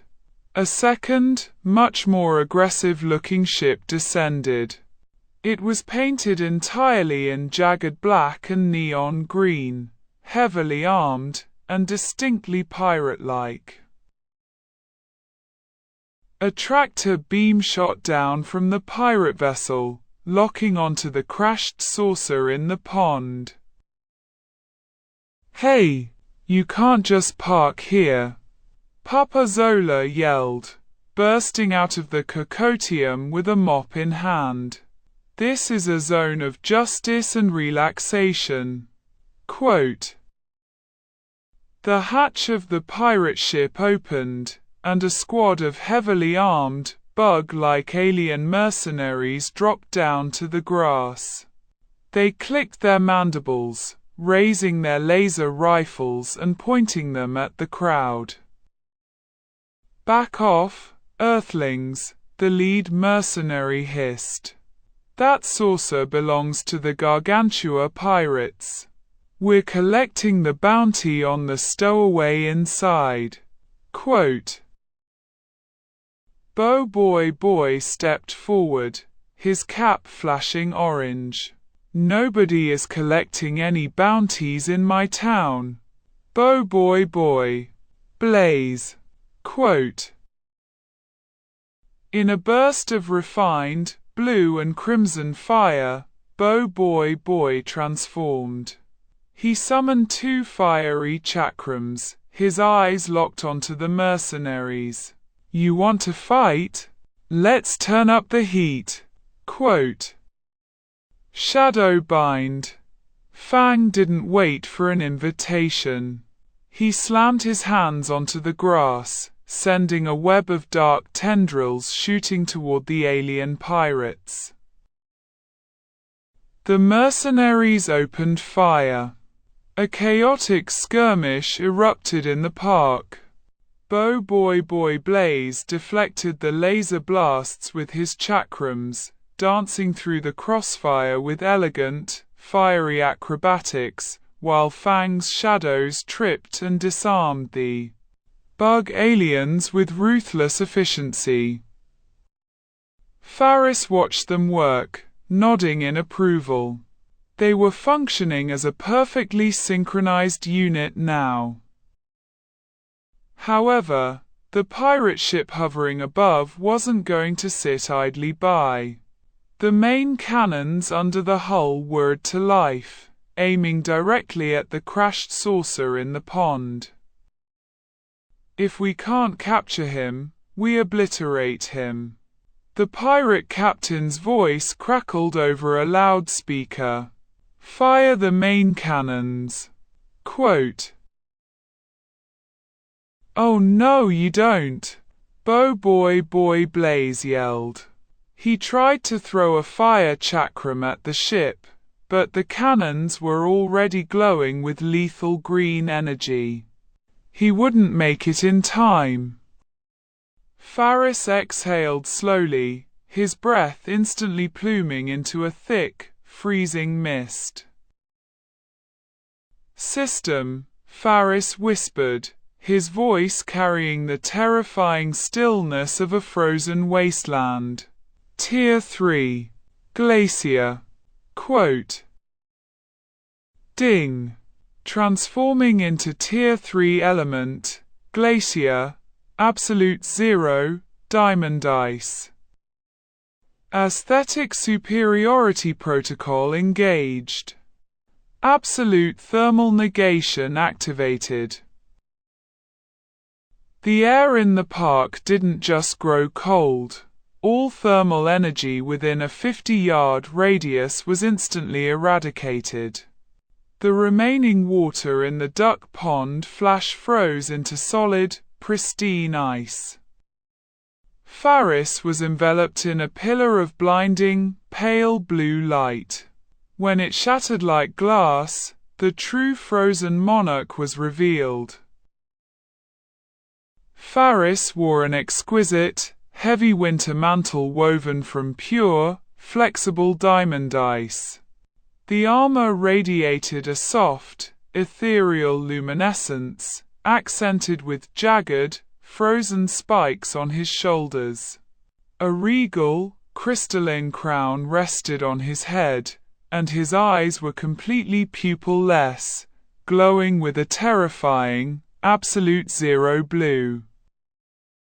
The pirate ship fired its main cannons. 2 massive beams of green plasma shot toward the pond. Faris didn't dodge. He didn't even raise his hands. He simply looked up at the incoming plasma beams. Glacial domain, sub-zero annulment. Quote, a massive, invisible dome of absolute zero temperature expanded from Faris's body. When the superheated green plasma beams hit the dome, the laws of thermodynamics were violently rewritten. The plasma didn't explode. It froze. The sheer intensity of the Tier 3 glacier energy instantly halted the molecular movement of the plasma, turning the lethal laser blasts into 2 harmless, solid pillars of glowing green ice that hung suspended in the air. The alien mercenaries stopped fighting, their mandibles dropping in sheer horror. He froze plasma. The lead mercenary clicked, shivering violently as frost began to form on his armor. Faris slowly raised his right hand, his diamond ice mantle clicking softly. He pointed a single, frosted finger at the hovering pirate ship. Glacial Pierce. Quote, a single, impossibly thin beam of pale blue light shot from Faris's fingertip. It struck the hull of the pirate ship. There was no explosion. Instead, a terrifyingly rapid wave of solid diamond ice spread from the point of impact. Within 2 seconds, the entire pirate ship, its engines, its weapons, its hull, was completely encased in a massive block of unyielding ice. The ship's anti-gravity engines sputtered and died, and the massive, frozen vessel plummeted from the sky, crashing into the park with a heavy, earth-shaking thud. The remaining mercenaries took one look at Faris, dropped their weapons, and raised their hands in absolute surrender. System note: Glacial Pierce executed. Threat neutralized. Energy consumption 1.5%.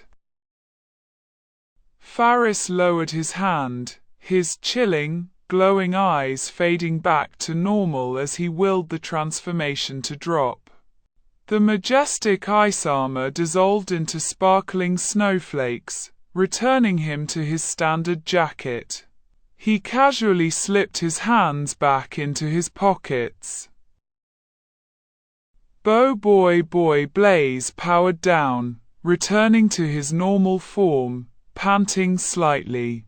He looked at the frozen pirate ship, then at Faris. I don't think I'll ever get used to that, BOBOIBOY muttered, shaking his head. You handled the ground just fine, Faris complimented smoothly. Before they could celebrate, the hatch of the crashed saucer in the frozen pond slowly hissed open. A small, incredibly short alien stepped out.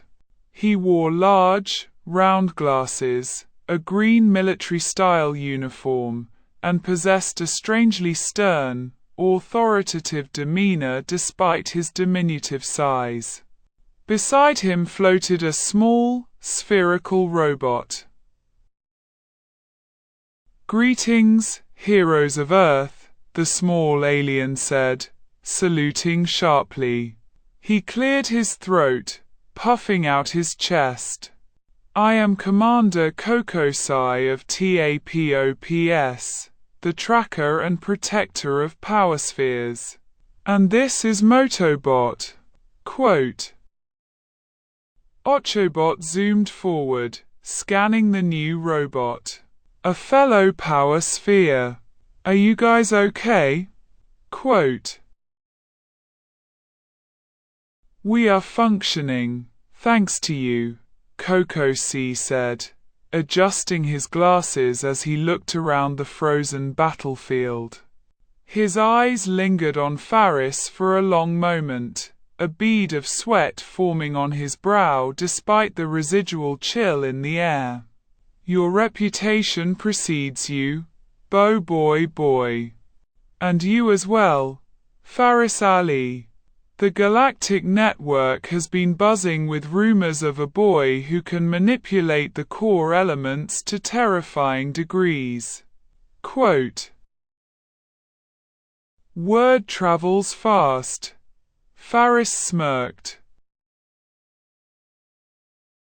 "Indeed," Kokosai nodded, his expression turning grave. "I have come to Earth for a specific reason. Tenkotak was just the beginning. There are thousands of power spheres scattered across the galaxy, and they are falling into the hands of ruthless warlords, space pirates, and conquerors. TAPOPS is spread too thin." Quote. Kokosai reached into his uniform and pulled out 3 sleek, metallic badges resembling a star emblem. "I watched you defeat Bora Ra, and I just watched you dispatch the Gargantua pirates with flawless teamwork," Kokosai continued, his voice ringing with authority. "I am officially inviting you to join TAPOPS. The galaxy needs protectors. It needs you." Quote. BOBOIBOY's eyes widened. He looked at Fang, who was trying to hide a massive grin of excitement. He looked at Tok Aber, who gave a supportive, knowing nod from the Cocotium. Finally, BOBOIBOY looked at Faris. "A galactic road trip," Faris said, his lips curling into a predatory, confident smile.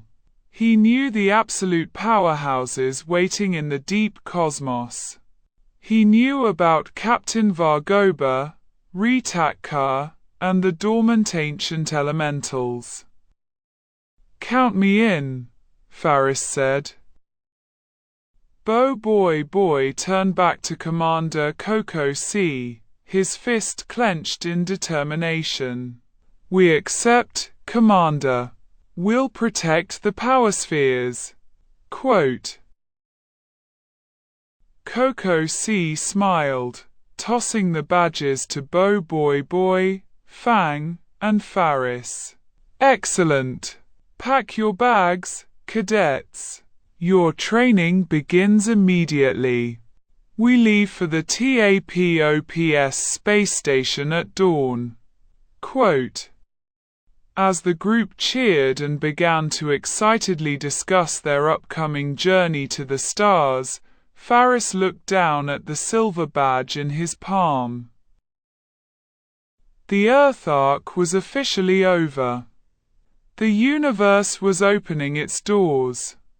And Faris was ready to show the entire galaxy exactly why the elemental evolution system made him the most dangerous entity in the cosmos.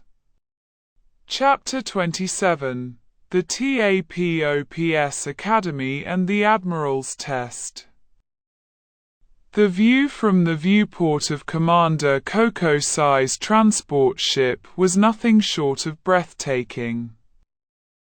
Swirling nebulae of vibrant pinks and purples stretched across the cosmic void, dotted with thousands of distant stars. In the center of this interstellar canvas floated a massive, spherical space station surrounded by floating docking rings and a fleet of patrol starships. A large, glowing sign on the main dome read, TAPOPS Station. Welcome to your new home, cadets, Commander Kokosai announced from the pilot's chair, adjusting his oversized round glasses. The headquarters of the tracker and protector of power spheres. Quote,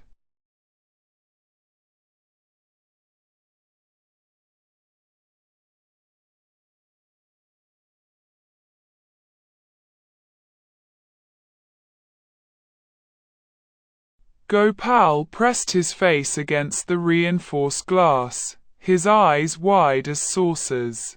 Whoa! Look at all those spaceships. Do they have a cafeteria? Please tell me they have space pizza. Quote, Priorities, Gopal, Yaya sighed, though she looked equally enchanted by the grand scale of the station. BOBOIBOY, Fang, and Ying stood beside Faris, watching the station draw closer. Fang looked quietly proud to be returning to the broader galaxy, while BOBOIBOY was practically bouncing on his heels with energetic excitement. Faris stood with his hands in his pockets, his calm expression hiding an analytical mind. He knew this station well. It was the hub for dozens of upcoming missions where they would hunt down lost power spheres across alien worlds. But more importantly, it was home to one specific, fiercely aggressive alien who loved nothing more than testing new recruits. Admiral Tarung. The transport ship smoothly glided into docking Bay 4. The heavy atmospheric seals hissed open, and the ramp lowered onto the metallic floor of the station. As the group filed out, they were greeted by two TAPOPS operatives standing at attention. Sai, a blue-skinned alien wearing a high-tech mask, and Shielder, his sister, clad in sleek armor carrying a massive energy shield. Commander Kokosai, welcome back, Sai saluted. He looked over the Earthlings with a skeptical eye. Are these the recruits you mentioned? They look rather small. Quote, Looks can be deceiving, Cadet Sai, Kokosai warned, stepping down the ramp. Where is the Admiral? Quote, Before Sai could answer, the heavy blast doors at the end of the docking bay groaned and slammed open. The ground trembled under the heavy, rhythmic thud of massive footsteps. Stepping into the bay was a towering, burly alien covered in dark fur, wearing a sharp white and gold TAPOPS Admiral uniform. He had a stern, battle-hardened face, thick eyebrows, and an aura that screamed absolute authority. Admiral Tarung. Gopal instantly hid behind Faris, trembling like a leaf. He looks like a giant angry bear. Quote, Tarung stopped a few feet from the group, his piercing red eyes sweeping over the 6 kids from Earth. He folded his massive arms across his broad chest, letting out a huff of air that smelled faintly of space rations. Coco C. Tarung's deep, baritone voice echoed off the metallic walls. You brought children to my station. We are fighting a galaxy-wide war against warlords and mercenaries, not running a daycare. Quote, with all due respect, Admiral, BOBOIBOY spoke up, stepping forward and pulling his orange cap down. We defeated Iho Joe, and we beat Captain Bora Ra on the floating ISL. And we're ready for whatever TAPOPS throws at us. Quote, Tarung looked down at BOBOIBOY, a dangerous smirk tugging at his lips. Defeating low-tier pirates on a dirt planet means nothing in the deep cosmos, kid. Victory requires discipline, instant reaction, and absolute power. Words mean nothing here. Actions do. Quote, Tarung suddenly unbuttoned his white admiral coat and tossed it to Shielder. His dark fur began to crackle with raw kinetic energy. Battle Simulation Arena. Initiate combat test. Tarung roared into a wrist communicator. The floor beneath them suddenly shifted. The docking bay walls receded, replaced by high-grade holographic emitters that transformed the environment into a rocky, desolate wasteland surrounded by energy barrier. Show me what you've got, Earthlings, Tarung bellowed, stepping into a martial arts stance. If you can't land a single hit on me in 3 minutes, I'm sending you all back to your mothers. Quote, he wants to fight us right now. Ying gasped, adjusting her glasses. Don't hold back. BOBOIBOY commanded. BOBOIBOY. Split into 3. Quote, with a flash of light, BOBOIBOY earth, wind, and lightning appeared. Shadow Tiger. Fang summoned his beast of darkness, riding it straight toward the admiral. Yaya activated her gravity powers, flying upward to rain down heavy, high-density punches, while Ying sped around Tarung's flanks in a blur of super speed. What followed was a masterclass in raw combat experience. Tarung didn't even use a weapon. He sidestepped Fang's Shadow Tiger, catching the beast by its shadowy tail and swinging it directly into BOBOIBOY Wind's hoverboard. He raised an arm, effortlessly catching Yaya's heavy punch mid-air, and swept his leg to trip Ying right out of her super speed sprint. Too slow. Too predictable.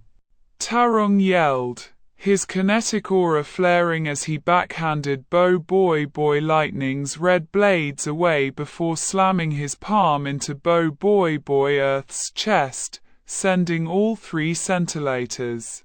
One's tumbling back into the dirt.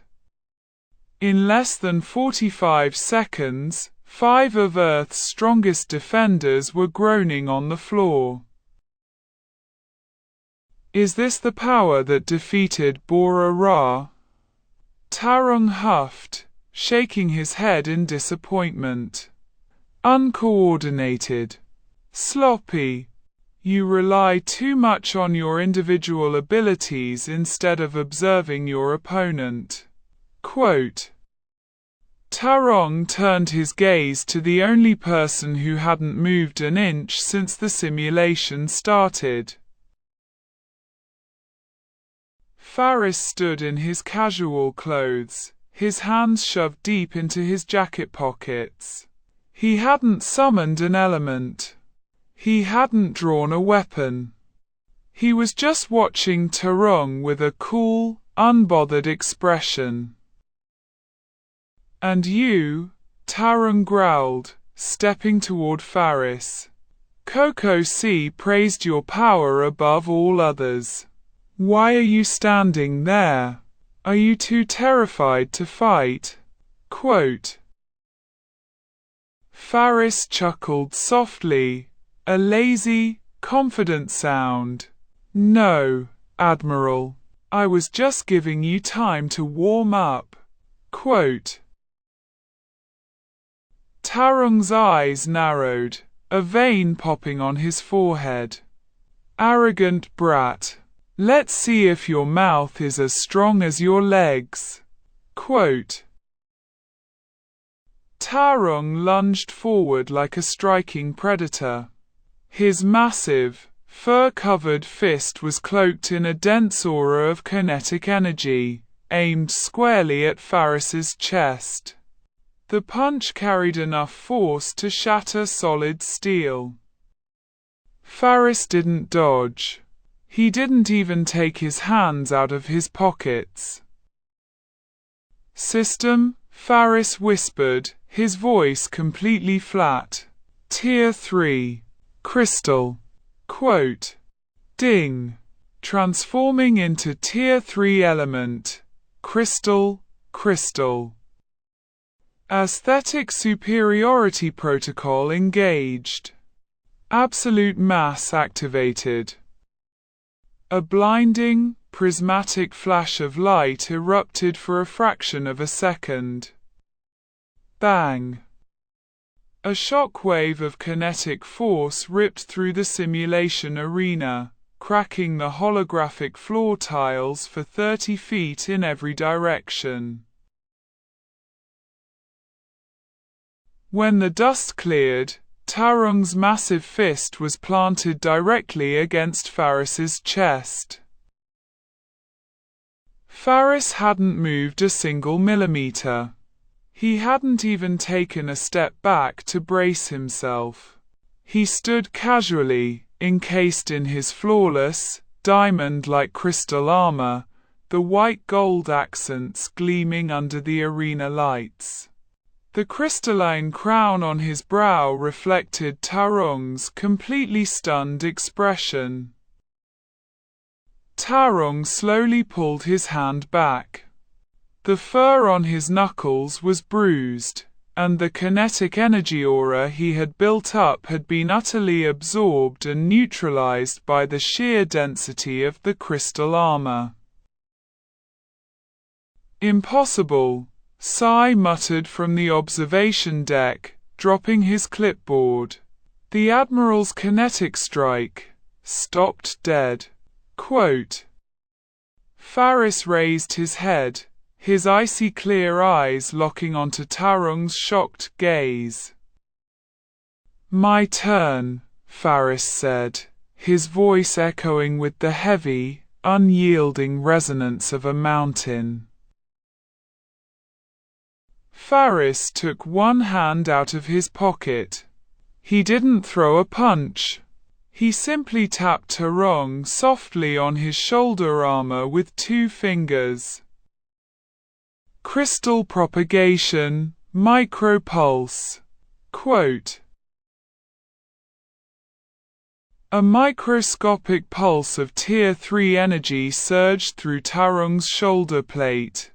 Instantly, the heavy metal armor turned into a cluster of glowing, indestructible quartz before shattering into dust, completely stripping the Admiral of his left should. A guard without leaving a single scratch on his skin. Tarong stumbled back 2 steps, staring at his bare, unarmored shoulder in utter, speechless shock. The precision was terrifying. To destroy high-density military armor while leaving the organic flesh beneath it entirely unharmed required a level of energy control that defied cosmic standards. The 3-minute timer on the arena wall chimed cheerfully, signaling the end of the test. Faris willed his crystal armor to dissolve, the prismatic dust fading as he casually placed his hand back into his pocket. So, Faris smiled, looking at the stunned admiral. Did we pass? Quote. Silence hung over the arena for a long, agonizing moment. Then, Admiral Tarung slowly threw his head back and let out a booming, hearty laugh that echoed throughout the entire docking bay. Bah-ha-ha-ha! Incredible, Tarung yelled, slapping his knee. He walked over and slammed a massive, furry hand onto Faris's shoulder, nearly knocking a normal kid over, though Faris didn't budge. Absolute defense and surgical control. Coco C wasn't exaggerating. You're a monster, kid. Quote. BOBOIBOY, Fang, Yaya, Ying, and Gopal scrambled to their feet, letting out sighs of relief. Does that mean we can stay? BOBOIBOY asked, grinning. Stay. Tarung grinned, exposing sharp teeth. You lot are officially TAPOPS cadets. You have raw talent, but you need polishing. Starting tomorrow, you begin active duty. You'll be hunting down lost power spheres across the cosmos. Quote. Coco C stepped forward, holding out a tablet containing their first official mission assignments. Welcome to TAPOPS, cadets. Your first destination has already been locked in. Quote. Faris looked at the holographic map projected from the tablet. A desert planet swirling with yellow sandstorms appeared on the screen. Planet Garunda. Faris's lips curled into a subtle smirk. Garunda was where they would encounter Catus, Cardbot, and eventually, the deeper mysteries of the Power Sphere network. The galaxy was vast, dangerous, and full of ancient power. But as Faris looked at his friends and felt the limitless potential of the system humming in his core, he knew one thing for certain. The universe wasn't ready for them. Chapter 28. The Sands of Garunda and the Desert Beast. The TAPOPS transport ship cut through the hazy, orange atmosphere of planet Garunda, its thrusters whining against the severe thermal updrafts.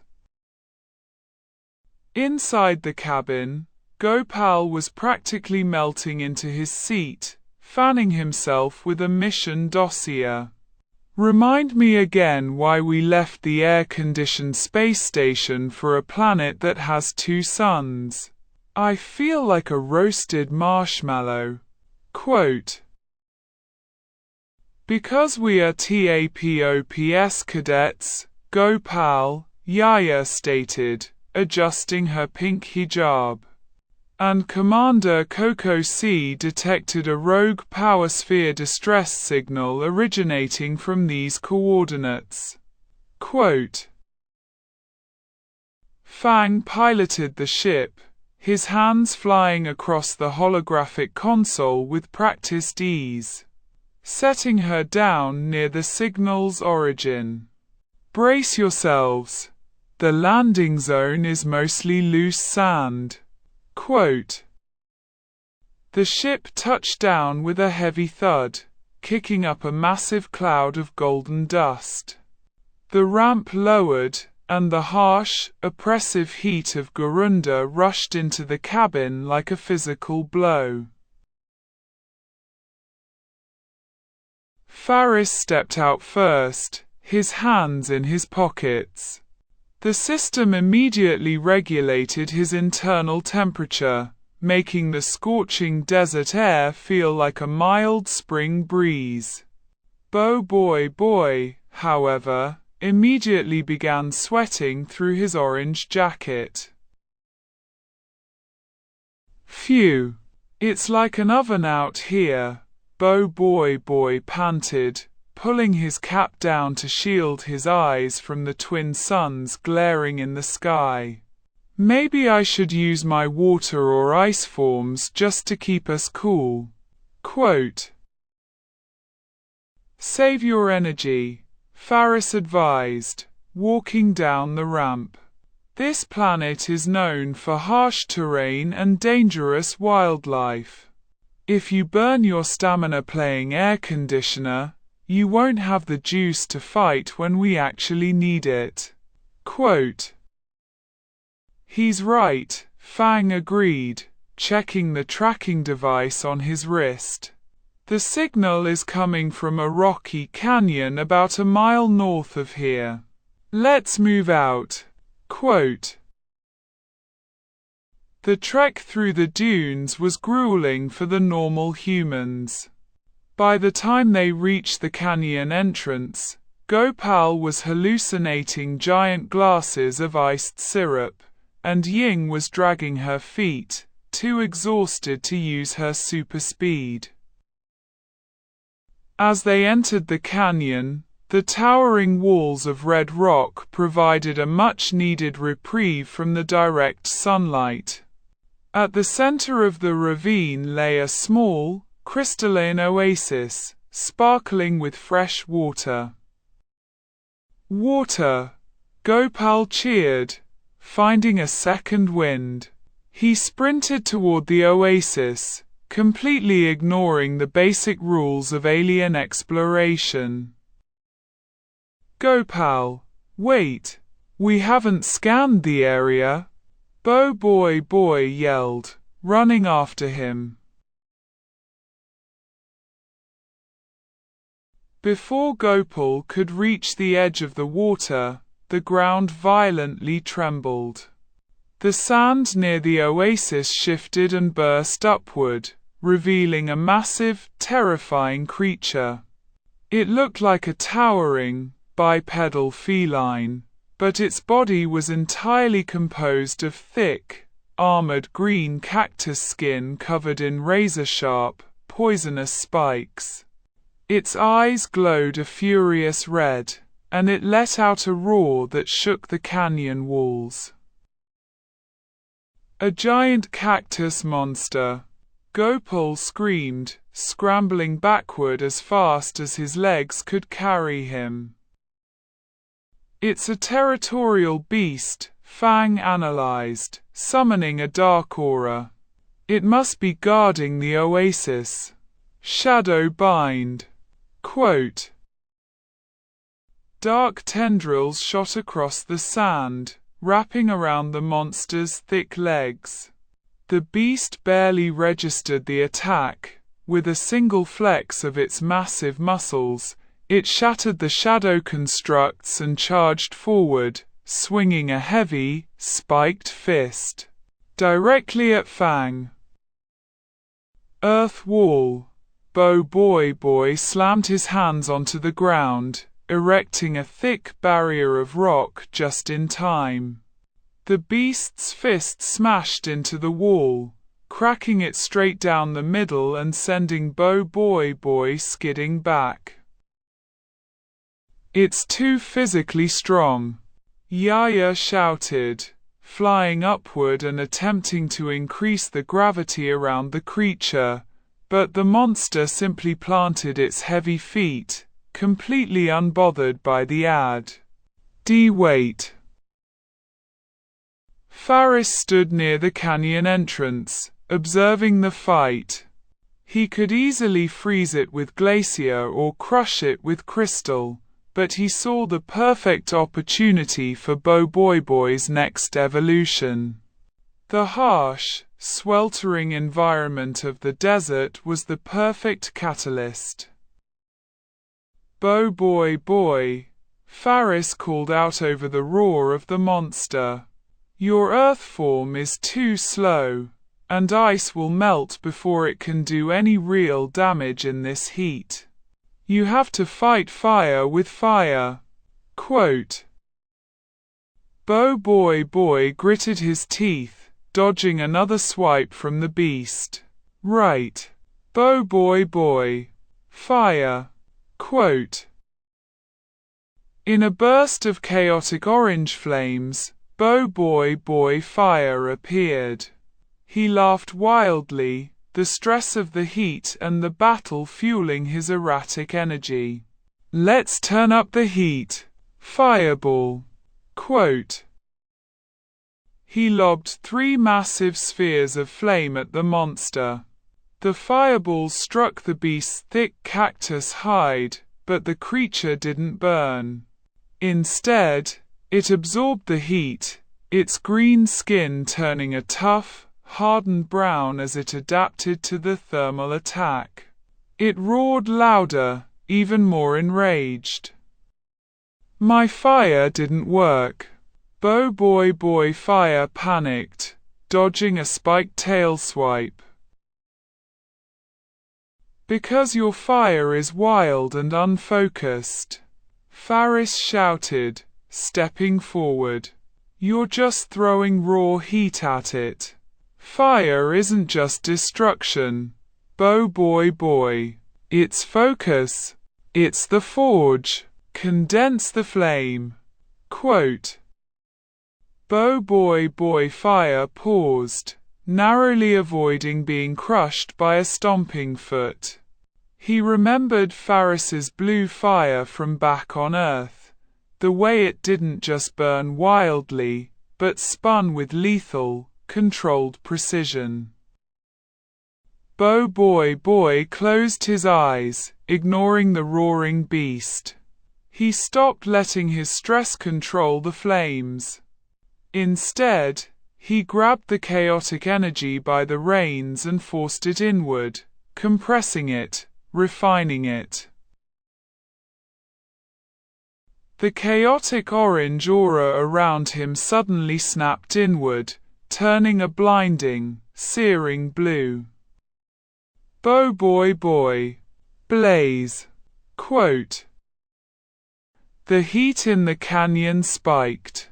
BOBOIBOY's red and black outfit shifted into a sleek, open vest lined with glowing red fur. He summoned 2 razor-sharp, jagged chakrams made of pure, condensed blue and crimson fire. Ding! Protagonist, BOBOIBOY, has successfully awakened Tier 2 element, Blaze. System synchronization complete. Initiating next evolution protocol. Unlocking Tier 3 element for host, Nova, Cosmic Flame, Solar Prominence. Aesthetic Superiority Protocol engaged. Host is now capable of wielding the absolute, divine incandescence of the stars. Faris closed his eyes as a new, terrifyingly magnificent power blossomed within his core. It wasn't just heat. It was the absolute, purifying light and energy of a newborn sun. Down in the canyon, BOBOIBOY Blaze was a blur of motion. He didn't throw wild fireballs anymore. He danced around the giant cactus monster, spinning his blue fire chakrams with surgical precision. Blazing chakram slash. Quote. He threw the spinning discs. The condensed blue flames easily sliced through the hardened, heat-resistant spikes of the monster, trimming the beast down without lethally injuring it.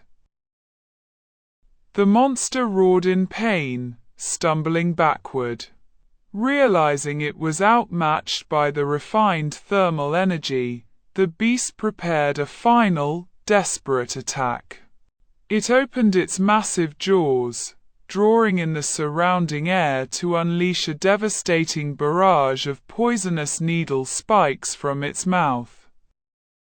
"He's going to fire!" Fang yelled, raising a shadow shield to protect the others. "I'll handle this," Faris said, his voice quiet but echoing with a strange, reverberating authority. Faris stepped past the group. He didn't need to yell or strike a pose. "System," Faris whispered. "Tier 3. Nova." Quote. The transformation defied description. It wasn't an explosion of fire. It was an eruption of pure, absolute light. A blinding pillar of white and liquid gold engulfed Faris, turning the shadowed canyon into the brightest point on the planet. When the light settled, Faris hovered inches above the ground, untouched by the desert sands. His aesthetic was divine. He wore an elegant, flowing combat tunic of pristine white, accented with vibrant, living streaks of solar gold and solar flare orange. A majestic, glowing halo of pure, concentrated plasma rotated slowly behind his head, radiating an aura of absolute warmth and unfathomable power. His eyes were pupil-less pools of molten gold. He looked like a solar deity descended from the heavens. The sheer presence of the Tier 3 Nova form instantly neutralized the monster's attack. The moisture in the air evaporated, and the beast's poisonous needles simply disintegrated into harmless ash before they even left its mouth. BOBOIBOY Blaze, Fang, and the rest of the crew had to shield their eyes from the sheer, majestic brightness radiating from Faris. The giant cactus beast froze, its red eyes widening in pure, primal terror. It recognized that it wasn't facing a predator. It was facing a localized sun. Faris raised a single, glowing golden hand. He didn't want to destroy the creature, he just needed to pacify it. Nova Domain. Solar Pacification. Quote. A wave of gentle, golden light pulsed from Faris's palm. It wasn't destructive heat. It was the nurturing, overwhelming warmth of a sunbeam. The light washed over the massive beast, penetrating its hardened hide and instantly soothing its aggressive instincts. The monster's red eyes faded to a soft, docile green. It let out a confused, sleepy purr. To the absolute shock of everyone present, the towering, terrifying beast suddenly began to shrink. Its massive spikes retracted, its muscles dissolved, and within seconds, it reduced down to the size of a standard house cat. It was now a tiny, incredibly cute, round green cat with a cactus flower on its head. Meow, the little creature squeaked, rubbing its head affectionately against Faris's glowing white boot. Faris smiled, a gentle, radiant expression that fit the divine aesthetic perfectly. He willed the transformation to drop, the golden halo and solar garments dissolving into sparkling motes of light, returning him to his standard jacket. It It was just a grumpy cat, Gopal whispered, peeking out from behind a rock. A territorial alien feline, Fang corrected, walking forward cautiously. It probably uses an inherent defense mechanism to enlarge its mass when threatened. And Gopal running at its watering hole triggered it. Quote, BOBOIBOY dropped his blaze form, walking over with a tired but victorious smile. He bent down and scooped the little cactus cat into his arms. The creature purred, nuzzling against his jacket. He's actually really cute, BOBOIBOY laughed. Let's call him Catus. Quote, Faris looked past BOBOIBOY, his keen eyes spotting something half buried in the sand near the edge of the oasis. He walked over and brushed the dirt away, revealing a small, spherical robot with a bell-like emblem on its chassis. Looks like we found our rogue power sphere, Faris announced, lifting the dormant robot. Bellbot. It has the power to enlarge or shrink organic matter. That explains how Catus got so big in the first place. Quote, Mission accomplished. Yaya cheered, giving Ying a high five. Excellent work, everyone, Faris said, leading the way back toward the transport ship. BOBOIBOY. Good job refining your fire.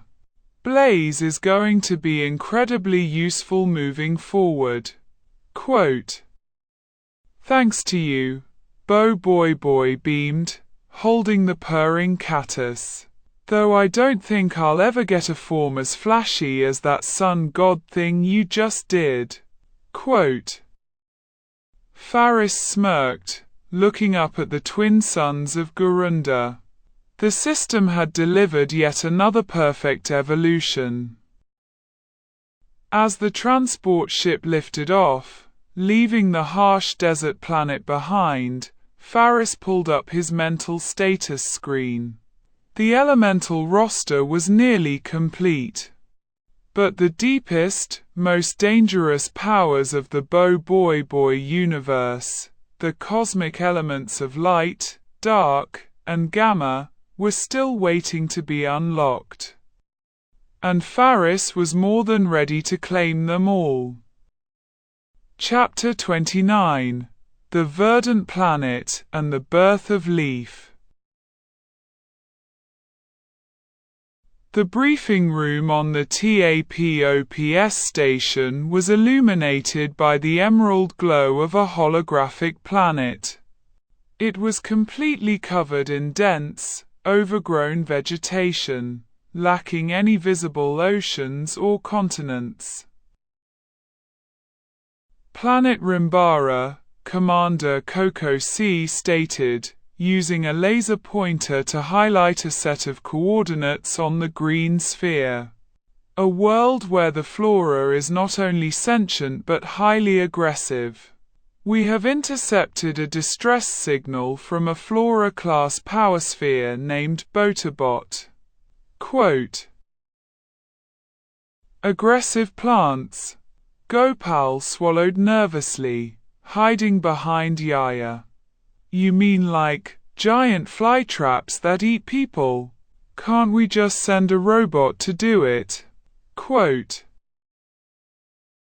TAPOPS does not abandon power spheres, Cadet Gopal. Admiral Tarung's booming voice echoed from the corner of the room, instantly making Gopal stand at attention. Furthermore, intelligence suggests an infamous space poacher named Crow is already on the surface, utilizing heavy deforesting machinery to flush Botobot out. Quote, We can't let him destroy an entire ecosystem just for one power sphere, BOBOIBOY said, his brow furrowed in determination. Faris leaned against the console, his arms crossed. So, we drop in, dismantle the poacher's toys, grab the sphere, and try not to become fertilizer. Sounds like a standard Tuesday. Quote. An hour later, Fang was piloting the transport ship through Rimbara's thick, spore-filled atmosphere. The landing was rough, as the canopy of the jungle was so thick that they had to force the ship through layers of massive, ancient branches before touching down in a damp, mossy clearing. The moment the ramp lowered, the sheer humidity hit them like a wall. The jungle was incredibly loud, filled with the chittering of alien insects and the unsettling sound of vines slithering against each other. Stay sharp, Fang warned, summoning a dark aura around his hands. The shadows are deep here, but there are too many places to hide. Quote. They didn't have to walk far to find the poacher. A mile into the jungle, the dense tree line suddenly broke into a massive, unnatural clearing. The ground was scorched and torn up. In the center of the destruction stood Crow, a reptilian alien wearing heavy combat gear, piloting a massive, spider-like mech equipped with spinning saw blades and flame-throwers. Come out, Bot, Crow yelled over the roar of his engines. If you don't surrender, I'll burn this entire jungle down to the roots. Quote. To emphasize his point, Crow fired a stream of fire into a cluster of ancient, towering trees. Instantly, the jungle fought back. The ground shook violently as massive, thick vines as wide as tree trunks erupted from the soil. But the forest wasn't just attacking Crow. Blinded by pain and survival instinct, the vines lashed out indiscriminately, slamming into the area where the TAPOPS team was hiding. Look out! Yaya yelled, using her gravity manipulation to push a massive vine away from Ying. They're attacking us too. BOBOIBOY panicked. He tapped his watch, his cap flashing orange. BOBOIBOY. Blaze. Quote.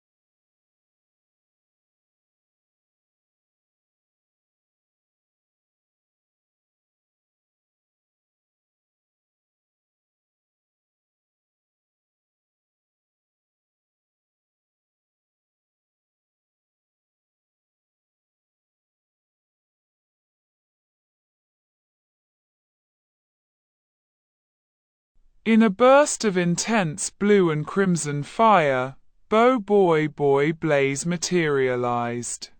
Back off. Blazing chakram. Quote.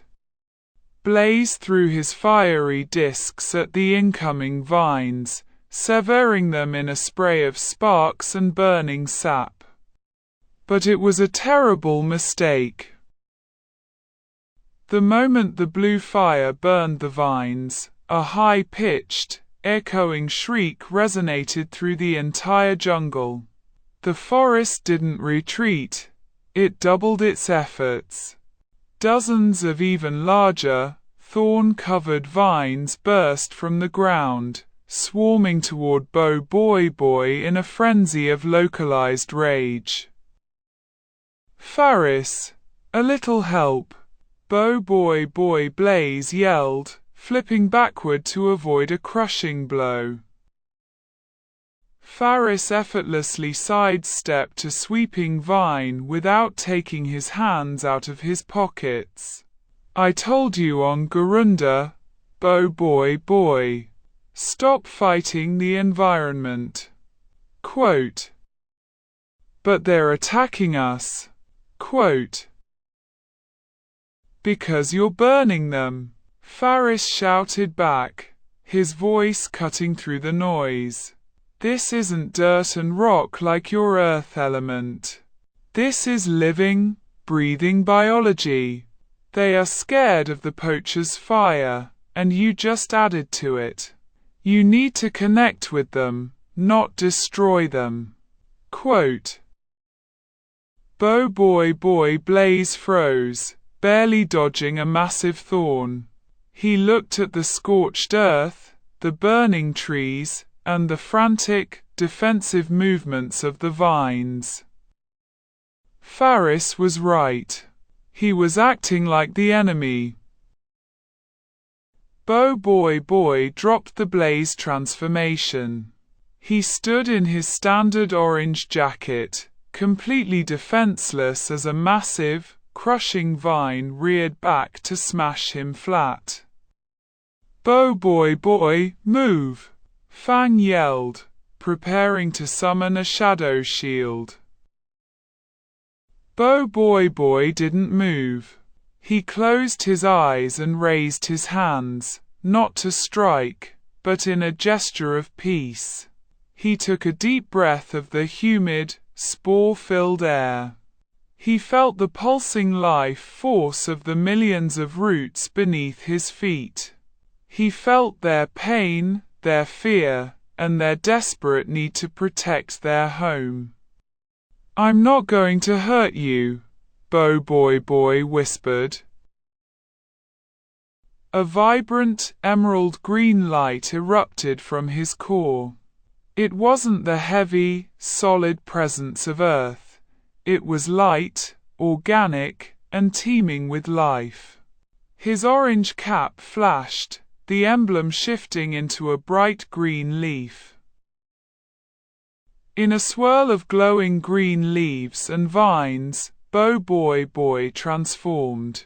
He wore a playful, baggy green and white outfit. His cap was turned backward, and his expression was wide-eyed, innocent, and deeply empathetic. BOBOIBOY Leaf, Dawn, had awakened. Whoa! BOBOIBOY Leaf gasped, looking at his green-gloved hands. The massive vine that had been about to crush him stopped mere inches from his nose. Leaf smiled softly, reaching out and gently placing his hand on the thick bark of the vine. A soothing pulse of green elemental energy flowed from his touch. The vine purred, a deep, wooden rumble, and gently retreated, curling protectively around Leaf instead of attacking him. It worked, Leaf cheered happily. They're just scared. Quote. Almost simultaneously, the mechanical voice chimed in Faris's mind. Ding! Protagonist, BOBOIBOY, has successfully awakened Tier 1 element, Dawn, Leaf. System synchronization complete. Initiating next evolution protocol.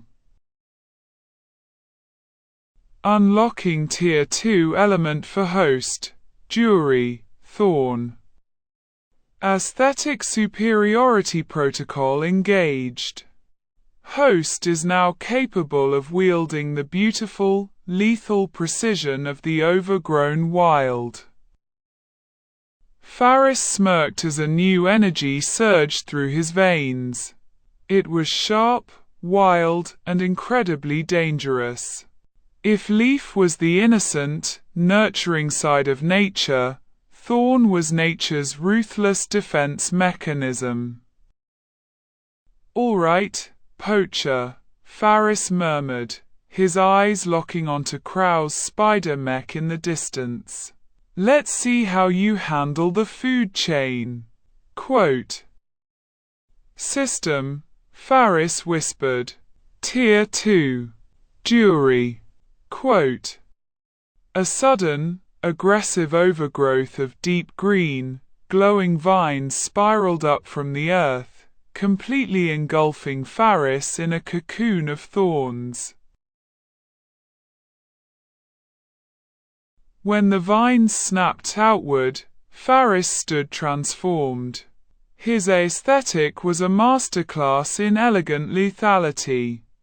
He wore a sleek, dark green and black combat jacket with a high collar, accented by glowing neon green veins that pulsed like a heartbeat. His cap was dark green with a sharp, jagged emblem. In his hands, he held two long, glowing green whips completely covered in razor-sharp, obsidian-like thorns. He looked like an aristocratic assassin of the forest. Crow, having just finished burning another section of the jungle, finally noticed the TAPOPS team. "More TAPOPS brats?" Crow sneered from his cockpit. "I'll turn you into mulch. Buzz or barrage." Quote. The spider mech fired 3 massive, spinning circular saws directly at the group. Faris stepped forward. He didn't just swing his whips, he commanded them with the fluidity of a master conductor. Crack! With a flick of his wrists, the 2 glowing thorn whips lashed out at supersonic speed. They wrapped around the spinning saw blades in midair. The obsidian thorns on the whips were infinitely harder than the poacher's metal. With a sharp tug, Faris shattered the saw blades into hundreds of useless metal shards. "What?" Crow gasped. "Flamethrowers. Burn him." Quote. A massive wave of fire erupted from the mech. Faris didn't retreat. He slammed the handles of his whips together. Thorn barricade. Ironwood bind. Quote. Massive, dark green vines laced with metallic hard thorns erupted from the earth in front of Faris, weaving together to form an impenetrable, fire-resistant wall. The poacher's flames washed over the barricade, completely unable to burn the Tier 2 constructs. Faris leaped gracefully over the top of his own barricade, soaring through the air directly toward the spider mech. "Get away from me!" Crow panicked, swatting at Faris with the mech's heavy mechanical legs. Faris spun in midair, dodging the mechanical limb with elegant agility. As he passed the joint of the mech's leg, he flicked his wrist, lashing the whip across the exposed gears. Parasitic spores. Quote.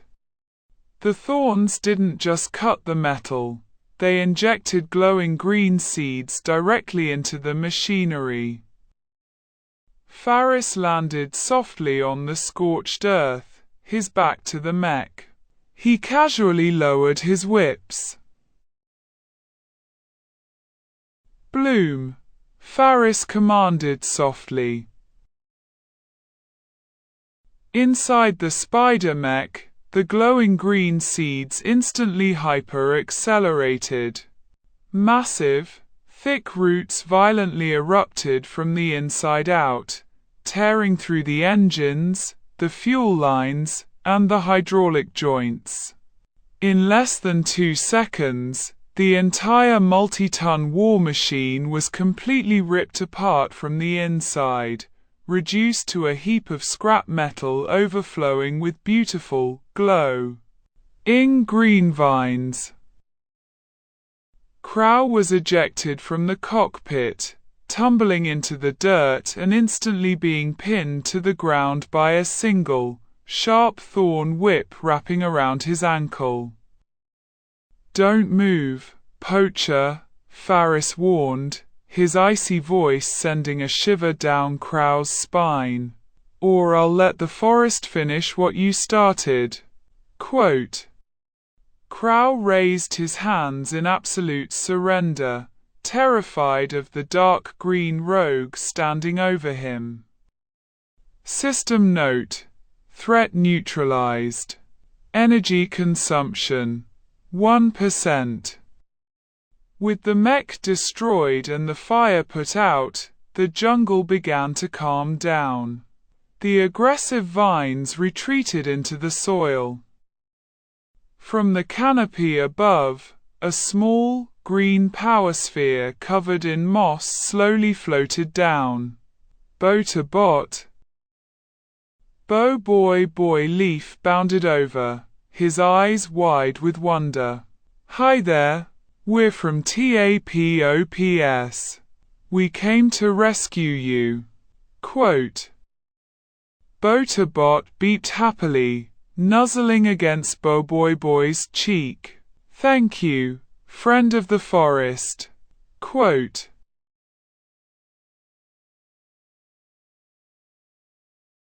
Faris willed his Tier 2 Thorn transformation to drop, the elegant dark green jacket dissolving into leaves that scattered in the wind, leaving him in his standard clothes. Fang walked up, tying Crow's hands with a pair of specialized TAPOPS energy cuffs. He looked at the destroyed, vine-choked mech, then at Faris. "You really don't have an off switch, do you?" Fang sighed, though there was a clear tone of respect. "I thought you were a lightning and plasma guy." Quote. "I'm whatever I need to be, Fang," Faris smirked, walking past him toward the transport ship. With Bo-to-bot secured and Crow in custody, the mission was a flawless success. As they boarded the ship and lifted off from the Emerald Planet, Faris looked at his mental status screen one more time. Bo-boy-boy now had 6 elements: earth, wind, lightning, fire, water, and leaf. Only one remained, the most elusive, the most powerful, and the most dangerous base element in the galaxy: light. And once Bo-boy-boy unlocked it, Faris knew the Tier 3 evolution he would receive would make the Crystal Monarch and the Nova Sun look like child's play. He could hardly wait. Chapter 30: The Magnetic Warlord and the Gamma Ray.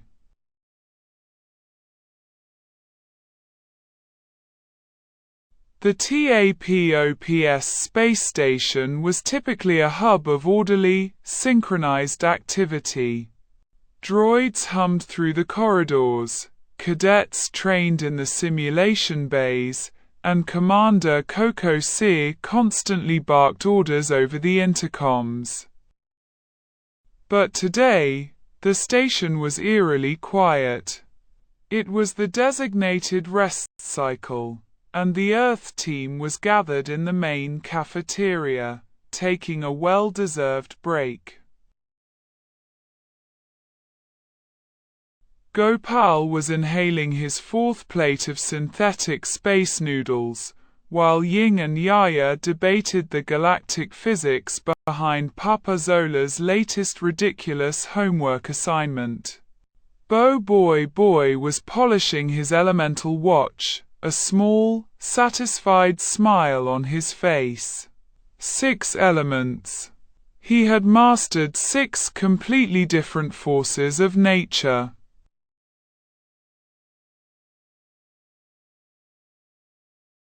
Faris sat at the end of the table, his arms crossed behind his head, his eyes closed. The system pulsed steadily in his core, waiting for the final piece of the puzzle. Suddenly, the station's ambient blue lighting violently shifted to a blaring, strobing crimson. Code red, code red, the automated defense system blared. Hull breach detected in Sector 1. Massive magnetic anomaly approaching. Quote. Sector 1. That's the main hangar, Fang yelled, leaping out of his seat.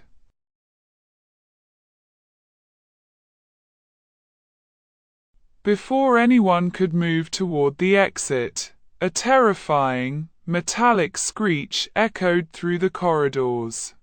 The heavy titanium blast doors of the cafeteria didn't just open, they were violently crumpled like aluminum foil and ripped from their hinges by an unseen, crushing force. CE. Stepping through the ruined doorway was a behemoth of an alien.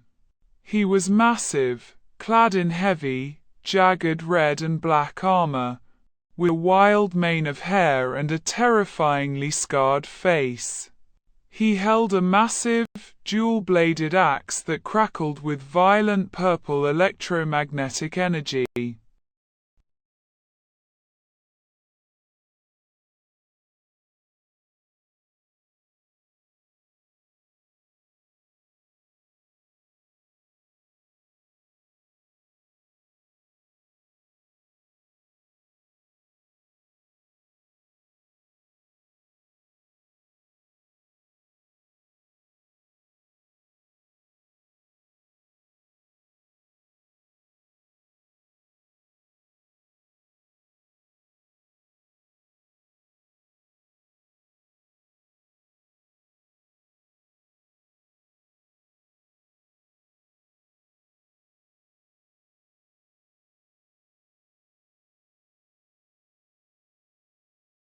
Tapo PS, Vargoba roared, his voice shaking the very deck plates.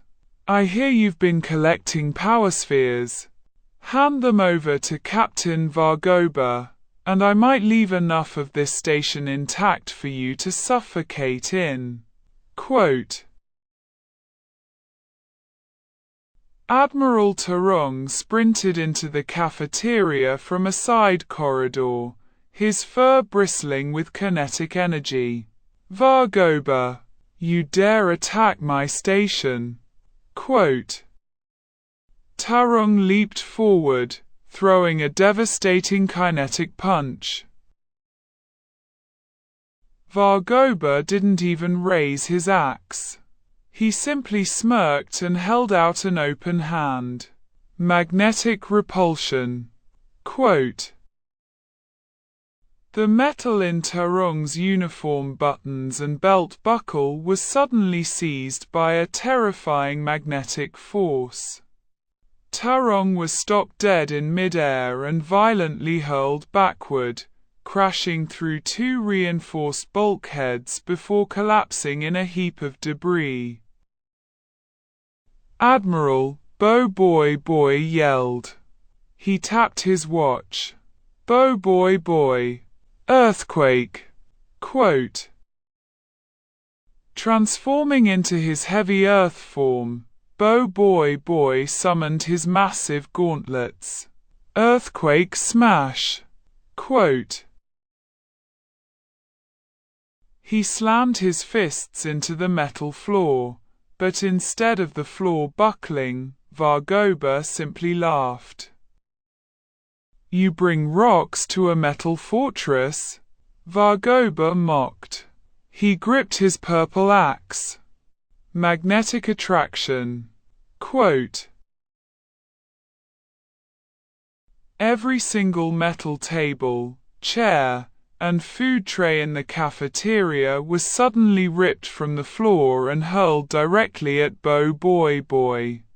The sheer volume of flying metal slammed into Earthquake, pinning him against the wall beneath a ton of compressed steel.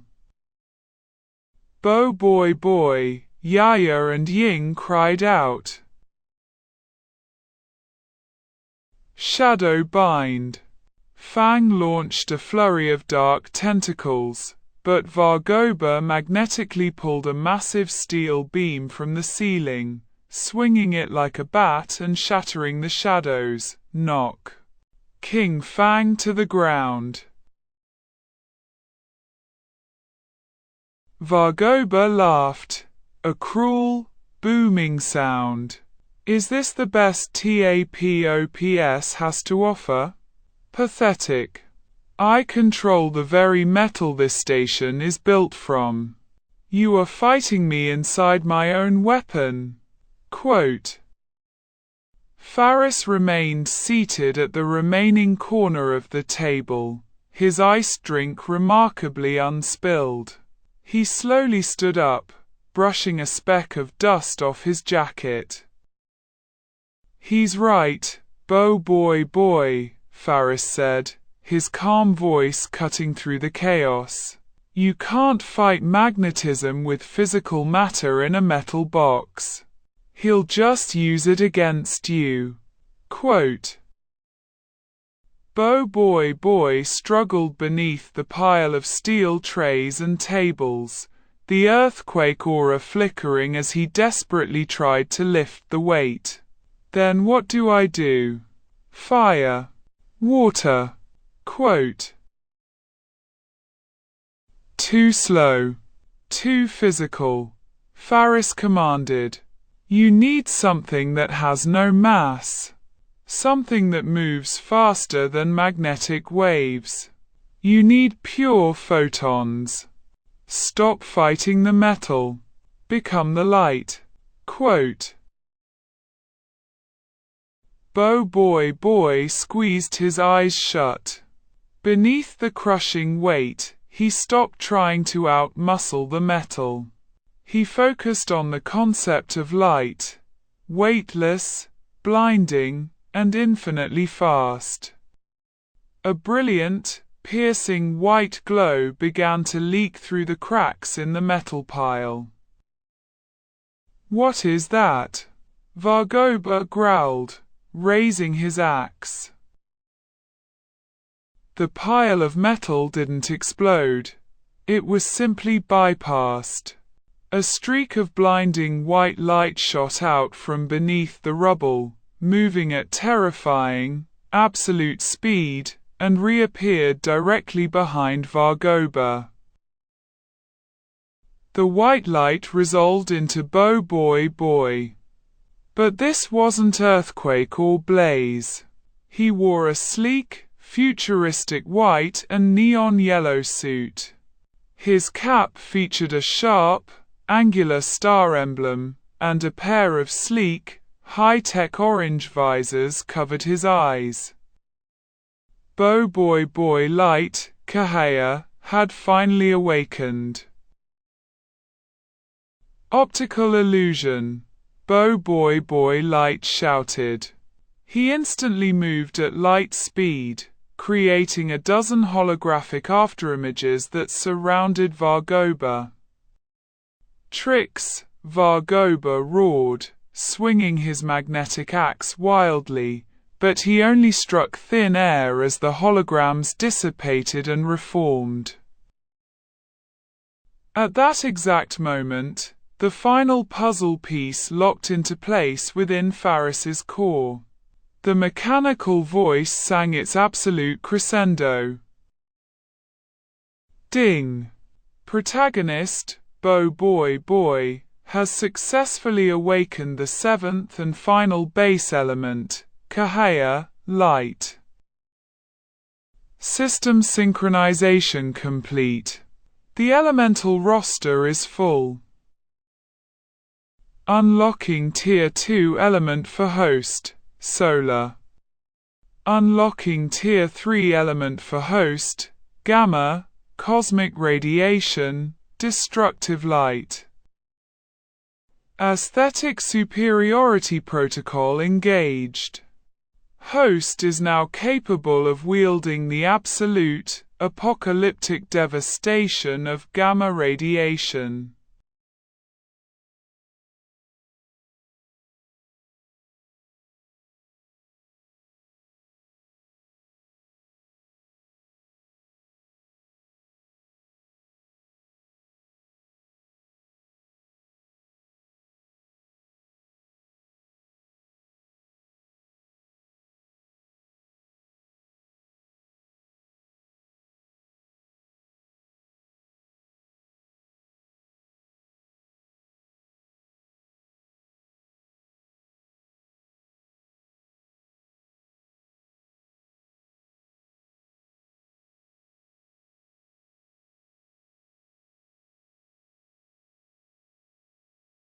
Vargoba, frustrated by BOBOIBOY Light's speed, raised his axe to the ceiling. "If I can't hit you, I'll just crush the entire room." Magnetic collapse. Quote. The metallic walls of the cafeteria began to violently groan and buckle inward. The entire room was compressing, threatening to crush everyone inside into a tiny metal cube. "Faris, we need to get out of here," Fang yelled, struggling to stand. "Nobody is going anywhere," Faris said, his voice dropping to a chilling, echoing frequency. "System," Faris whispered, "Tier 3. Gamma." Quote. The transformation was horrific and beautiful. The station's artificial lights instantly shattered, plunged into darkness for a split second before a sickeningly bright, toxic neon green and stark white light erupted. From Faris. Faris stood transformed. He wore a long, jagged trench coat of stark white, interwoven with pulsing, radioactive green energy lines that looked like exposed circuitry. His cap was replaced by a sleek, full-face tactical visor that glowed with a terrifying neon green luminescence. Floating silently around him were 6 hexagonal orbs of concentrated, highly radioactive gamma energy. He didn't just emit light. He emitted absolute, molecular degradation. Vargoba paused, the metallic walls halting their collapse. The supreme space pirate stared at the glowing green figure, a primal sense of dread creeping into his scarred heart. What is that energy?" Vargoba demanded, stepping back. "It's interfering with my magnetic fields." Quote. "It's not interfering," Faris's synthesized, multi-layered voice stated, completely devoid of emotion. "It's ionizing the metal. You can't magnetize what no longer has a solid atomic structure. Quote.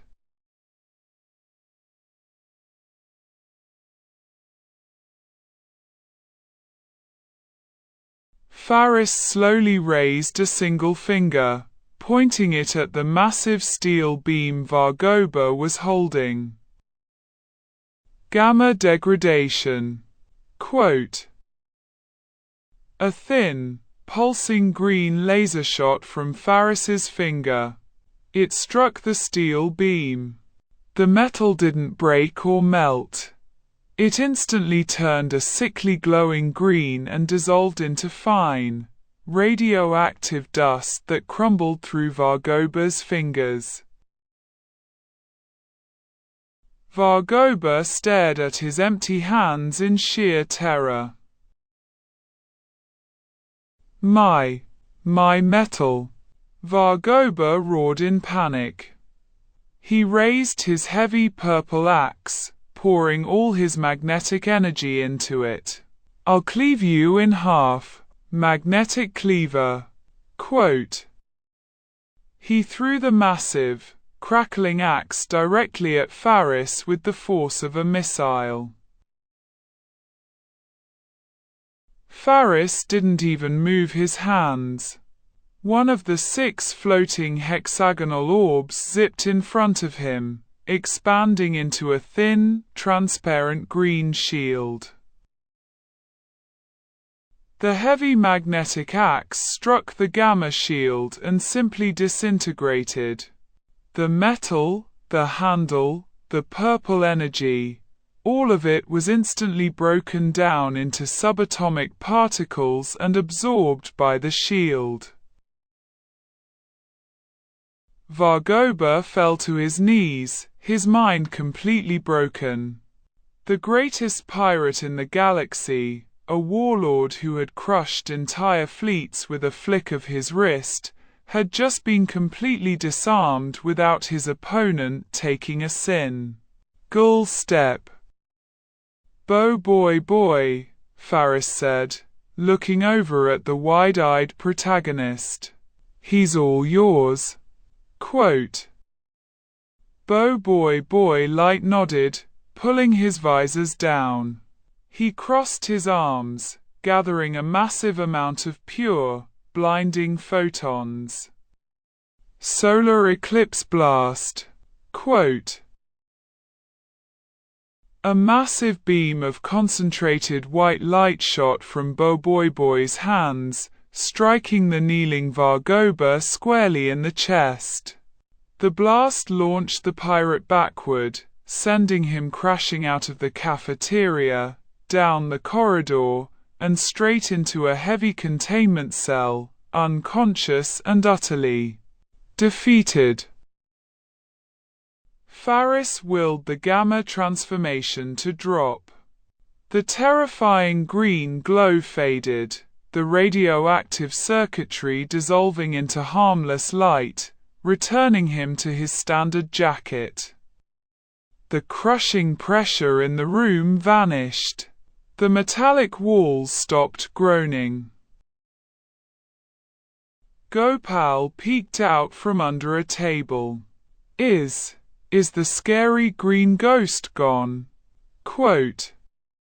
Faris chuckled, walking over to help Tarong out of the rubble. Boy powered down, flipping his orange cap back to its normal position. That was intense. I felt so fast. And Faris, what even was that green light? Quote. Just a little cosmic radiation, Faris winked. Nothing to worry about. Quote. Commander Coco C rushed into the room, followed by a squad of TAPOPS droids. He looked at the massive trail of destruction leading to Vargoba's unconscious body, then looked at the pristine, untouched Earthlings. You defeated Captain Vargoba? Coco C stammered, adjusting his glasses in disbelief. The entire galactic armada couldn't catch him. Quote, "He made a mess in the cafeteria," Faris shrugged lazily. "We have a strict policy against ruining lunch." Quote, as the droids hauled the defeated pirate away and the medics tended to Turung, Faris looked at his status screen. BOBOIBOY had achieved all 7 base elements. The foundation was complete. But Faris knew the narrative wasn't over.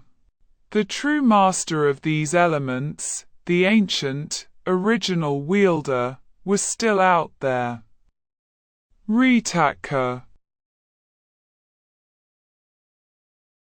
Faris looked out the viewport at the swirling cosmos. When Retaka came to reclaim his powers, he was going to find that the elements didn't belong to him anymore. They belonged to the system. And Faris was going to make sure the ancient tyrant learned that lesson the hard way. Chapter 31. The Ancient Tyrant and the Elemental Resonance. The training deck of the TAPOPS station was a symphony of flashing lights and elemental explosions. BOBOIBOY was in the center of the arena, seamlessly cycling through his extensive arsenal.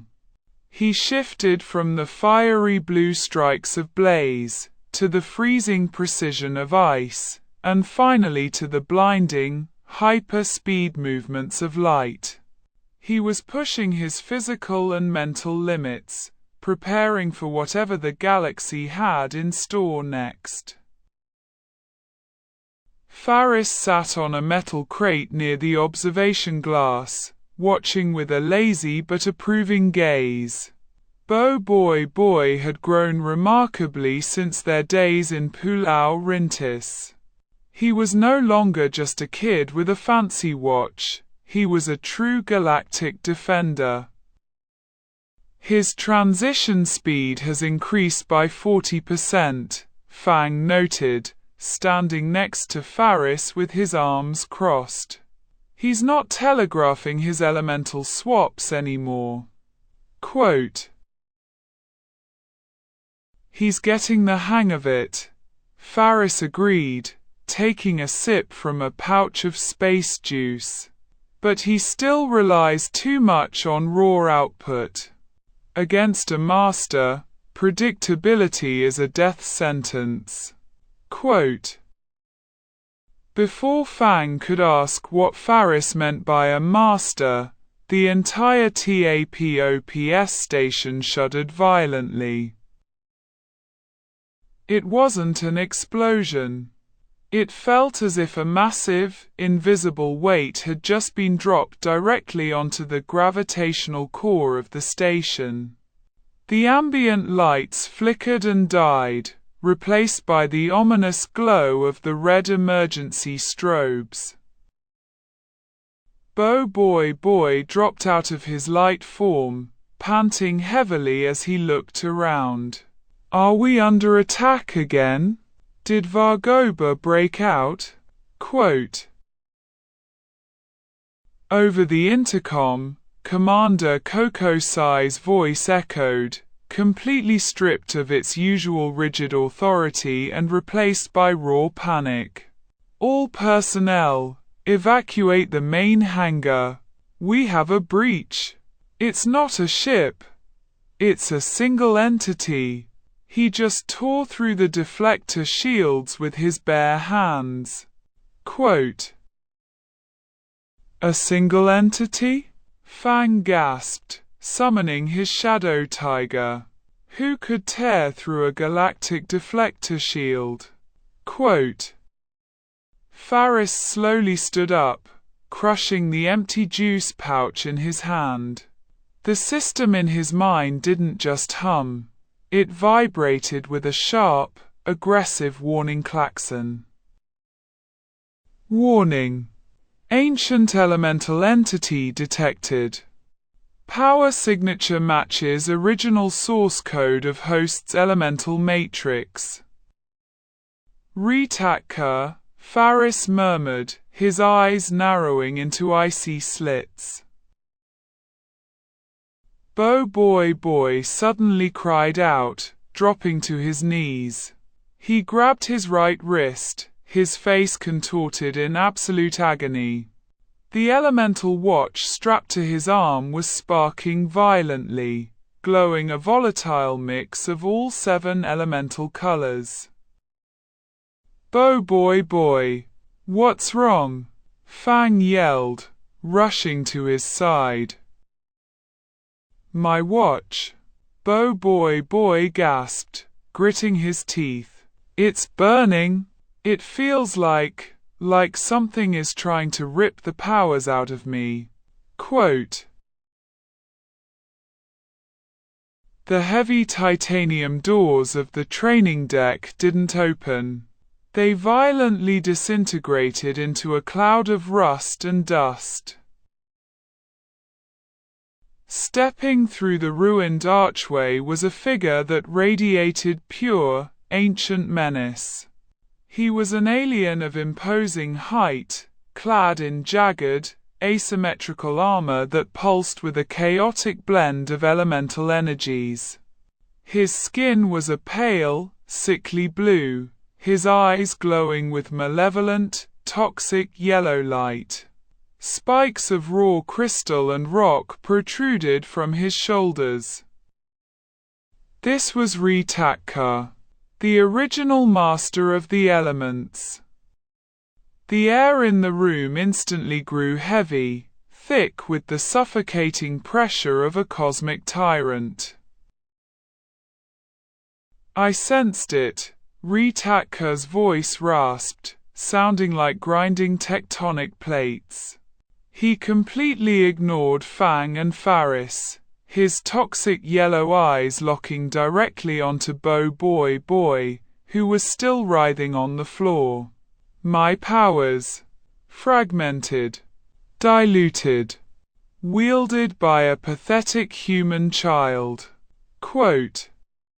Who are you? Fang shouted, sending his shadow tiger lunging at the intruder. Retakka didn't even look at the beast of darkness. He casually raised a hand. Retakka Voltra. Quote. A blinding, jagged arc of red and black lightning shot from his fingertips, striking the shadow tiger. The sheer voltage was so ancient and overwhelmingly powerful that the shadow construct didn't just dissipate. It exploded, sending Fang flying backward into the observate. Ion glass. Fang, BOBOIBOY forced himself to his feet, fighting the agonizing pull on his watch. He tapped the dial, his cap flashing. BOBOIBOY. Solar. Quote. In a burst of blinding white light, BOBOIBOY transformed into his Tier 2 light form. He crossed his arms, instantly firing a concentrated beam of photons. Solar eclipse blast. Quote. Retakka sneered. You use my own light against me. Fool. Retakka Gamma. Quote. The ancient tyrant raised his palm.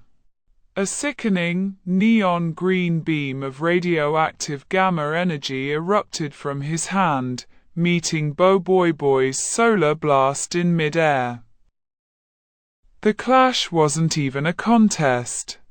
The radioactive green energy instantly corrupted and devoured the pure white light, pushing the beam right back into BOBOIBOY's chest. BOBOIBOY Solar was launched across the arena, crashing into the far wall and reverting to his base form, completely incapacitated. Weak, Ritaka scoffed, walking slowly into the room. You split my magnificent power into fragile little pieces. I am Ritaka. I am the Alpha and the Omega of the elements. And I have come to take back what is mine. Quote. He raised his hand, aiming it at BOBOIBOY. A violent, vacuum-like suction force began to pull at BOBOIBOY's watch. The orange, blue, and yellow energies visibly started to drain from the dial, flowing through the air toward Ritaka's open palm. No. Stop! BOBOIBOY groaned, too weak to fight back. Suddenly, a hand reached out and effortlessly swatted Ritaka's arm aside. The vacuum force abruptly severed. The stolen elemental energy snapped back into BOBOIBOY's watch. Ritaka blinked, looking to his left. Faris stood there, his hands casually shoved into his jacket pockets. He had crossed the room without making a single sound. You're making a mess, Faris said, his voice cold and terrifyingly calm. Ritaka's yellow eyes narrowed. He looked at Faris, his ancient senses trying to read the boy's elemental signature. But what he felt made him step back in sheer confusion. What are you? Ritaka demanded. You carry the scent of the elements, but it is distorted. It is too dense. It doesn't belong to the original matrix. Quote, I'm the upgrade, Faris replied. Ritaka snarled, his pride insulted. There is no upgrade to perfection. I will drain you dry. Quote.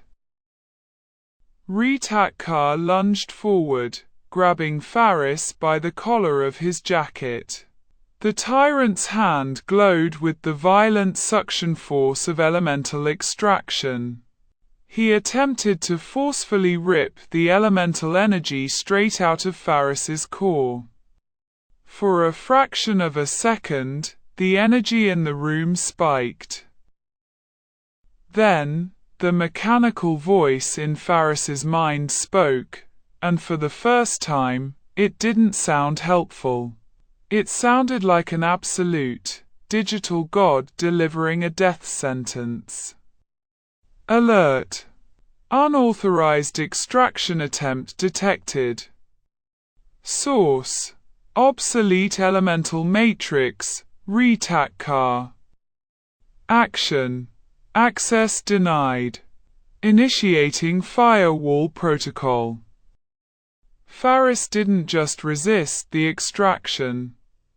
The system violently rejected it. A shockwave of pure, unfiltered system energy, a blinding, golden-white pulse that belonged to no natural element in the universe, erupted from Faris's chest. Ritaka screamed in agony as the extraction force violently backfired. His hand was severely burned, the pale blue skin charred black. He was thrown backward, skidding across the metal floor of the training deck. Impossible, Ritaka roared, clutching his burned hand. No one can resist my extraction. Who gave you that power? Quote. I don't belong to your matrix, Ritaka, Faris stated, slipping his hands out of his pockets.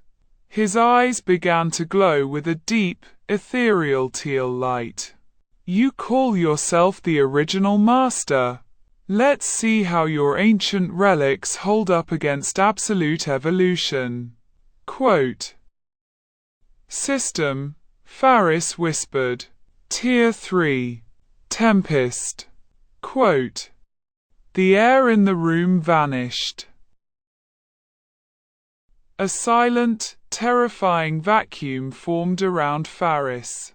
In a flash of deep teal and silver, the crystal monarch was replaced by the Lord of the Sky. Faris hovered above the floor in his elegant, flowing coat, the atmospheric pressure rings slowly rotating behind him.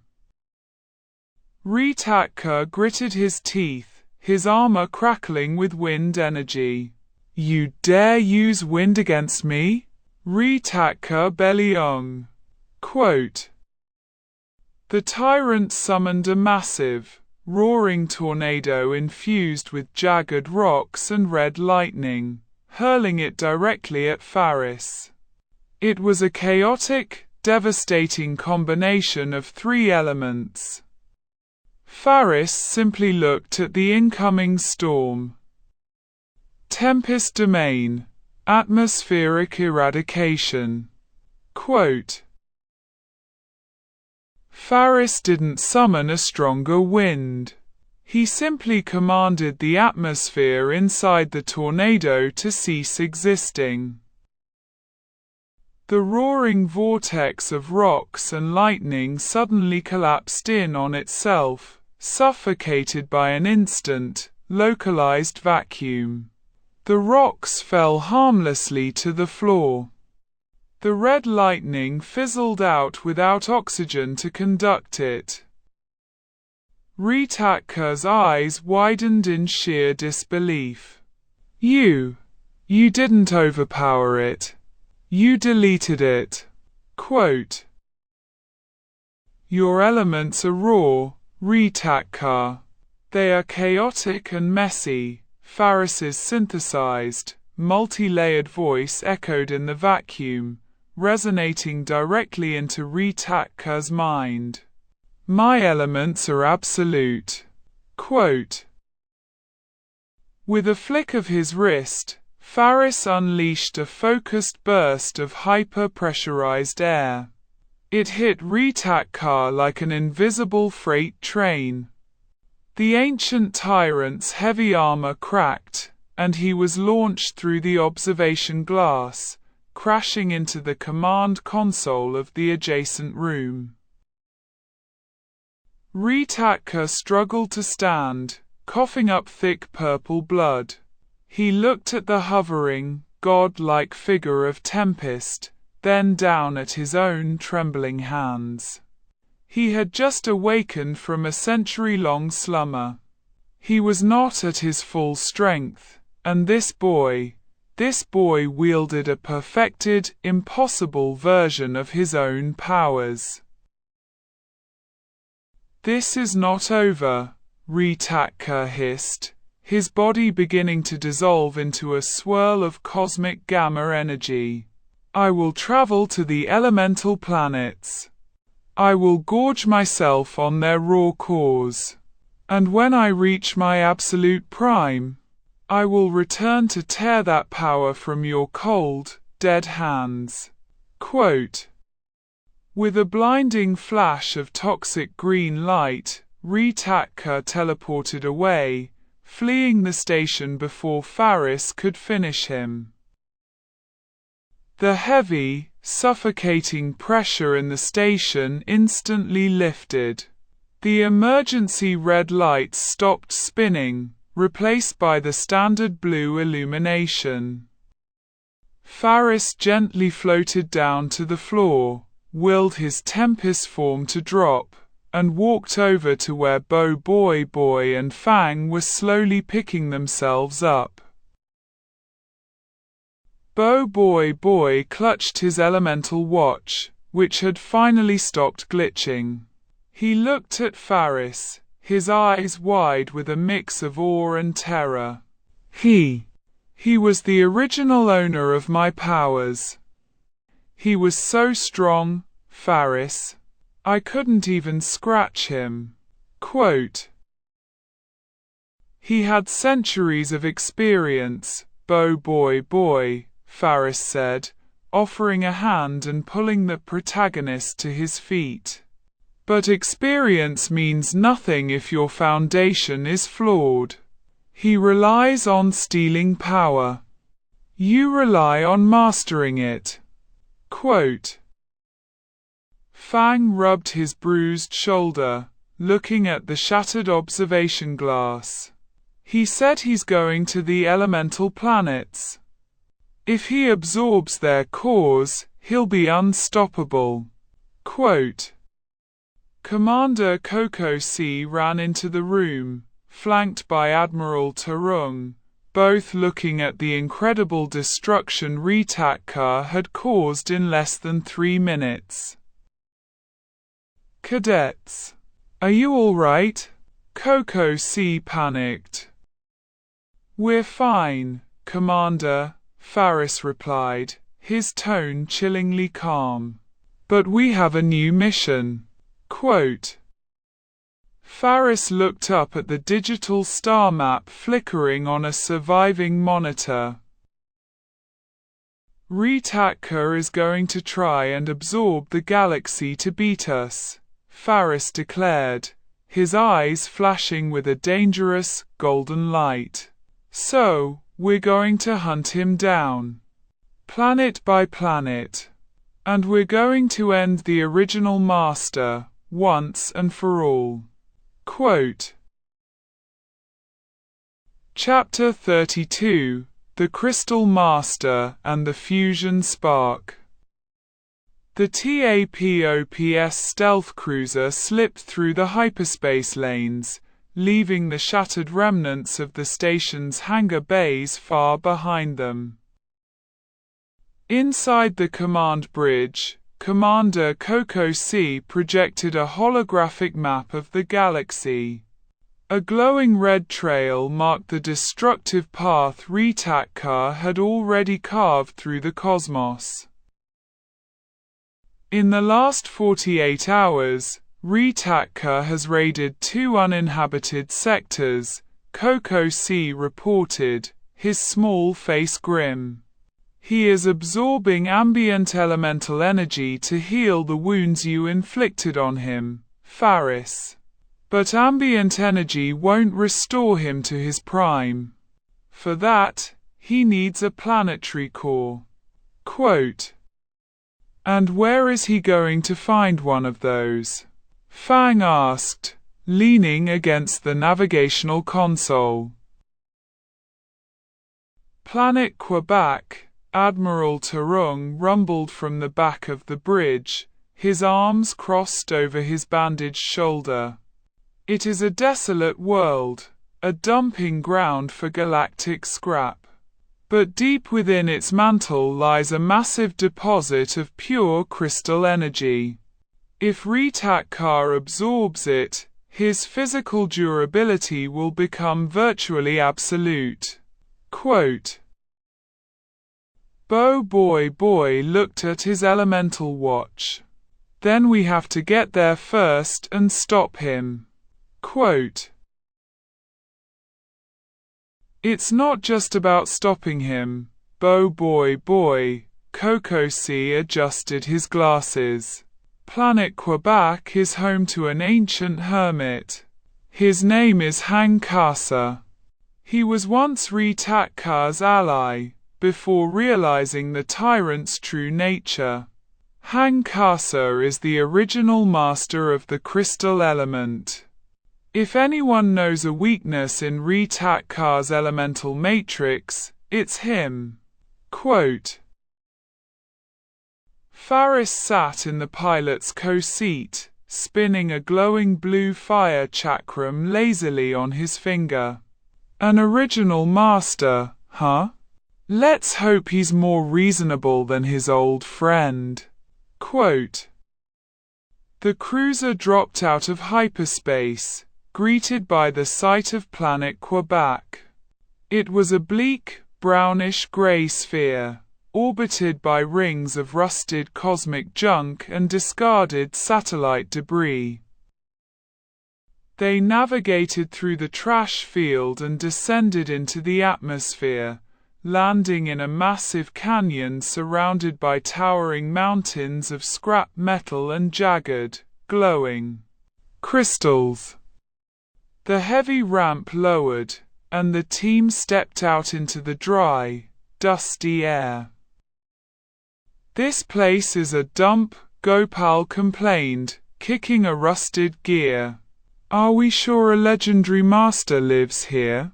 It smells like burnt oil and old socks." Quote, "Patience, cadet," Tarung scolded. "Hang Kasa is eccentric, but his power is—" Before Tarung could finish, the mountains of scrap metal around them suddenly began to shift. "Intruders!" A raspy, echoing voice bellowed from the junk piles. "Tapo PS lapdogs!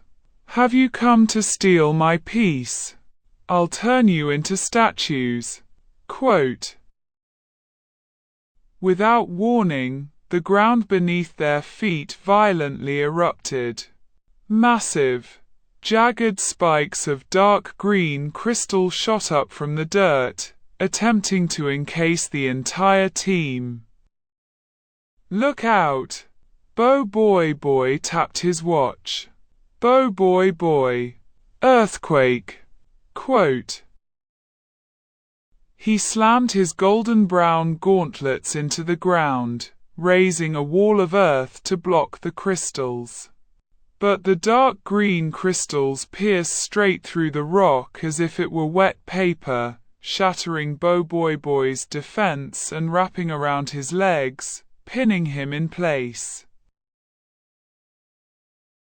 Fang tried to summon a shadow tiger, but the crystals reflected the ambient light, dispelling his shadows and pinning his arms to his sides. Within seconds, BOBOIBOY, Fang, Gopal, Yaya, Ying, Coco C, and Tarung were completely immobilized, trapped in heavy, unbreakable crystal bindings. From the top of a junk pile, a small, hunched alien leaped down. He had green skin, a long, wiry white beard, and wore ragged, patchwork robes. He held a wooden staff topped with a glowing green gem. "Hang Kasa." "Ha ha ha! Too easy," the old master cackled, tapping his staff on the ground. "Tapo PS sends children to do their dirty work. What a joke." Quote. "Master Hang Kasa," Coco C yelled from his crystal prison. "We are not here to fight. Ritakka has awakened." Quote. Hang Kasa froze. The playful, eccentric gleam in his eyes vanished, replaced by an ancient, heavy dread. "Ritakka, that tyrant is free." No, that's impossible." Quote. "He's free, and he's coming here for your planet's core," a calm voice echoed through the canyon. Hang Kasa blinked, looking past the trapped TAPOPS members.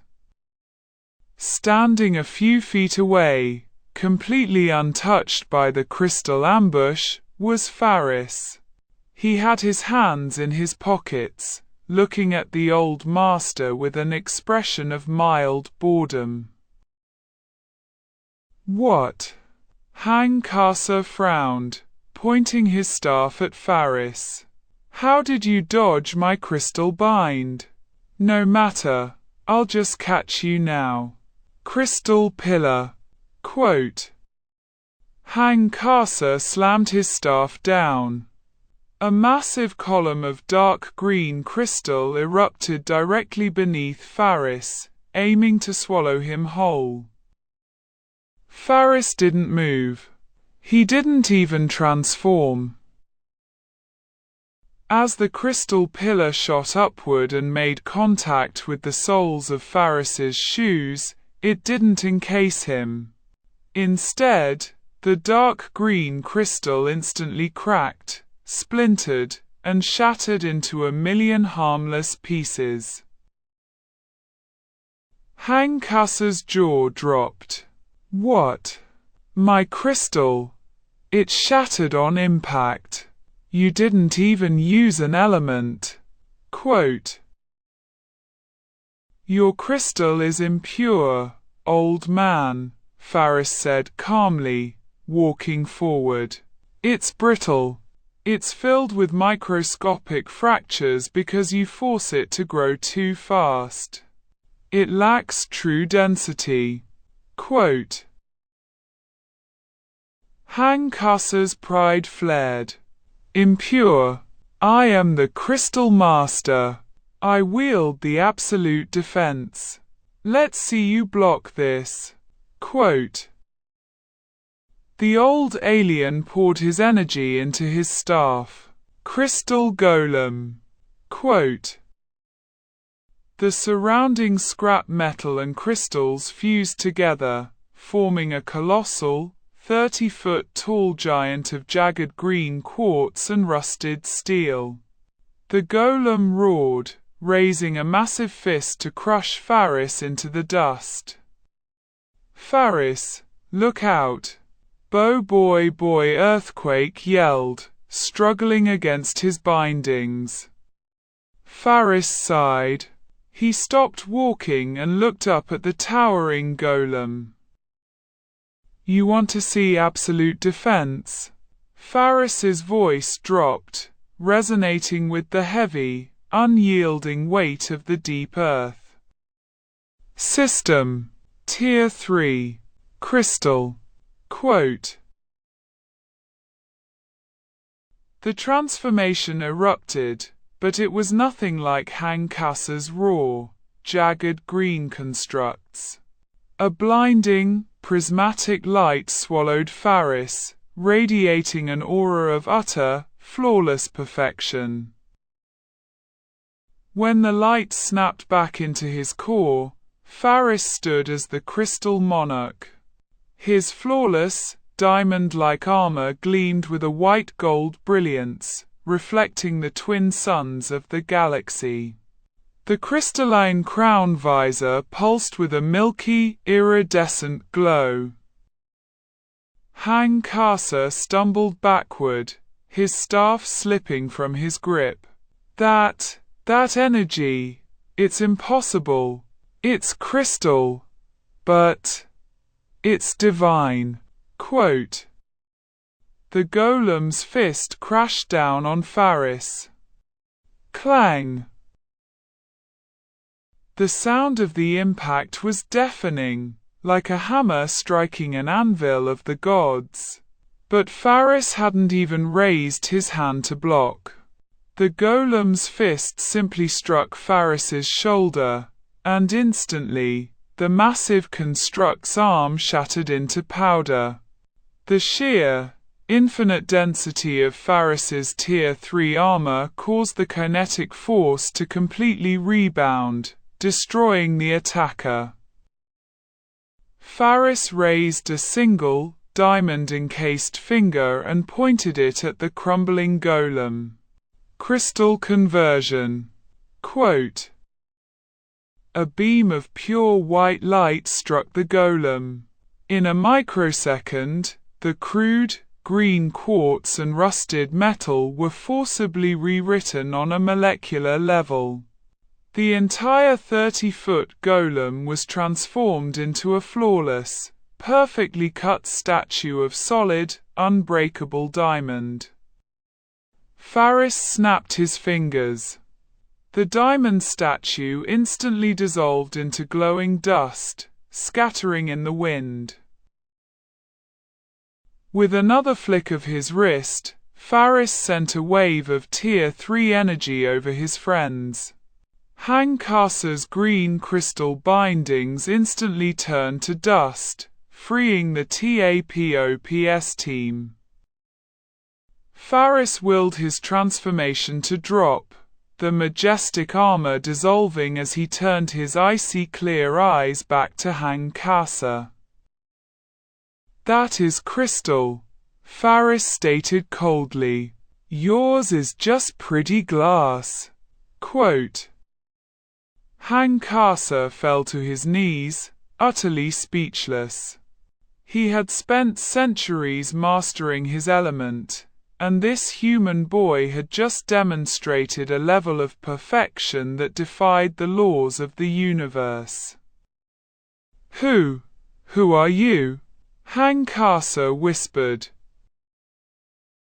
We're the people who are going to kill Ritakka, Faris replied, walking over to help BOBOIBOY up. Are you going to help us, or keep throwing rocks?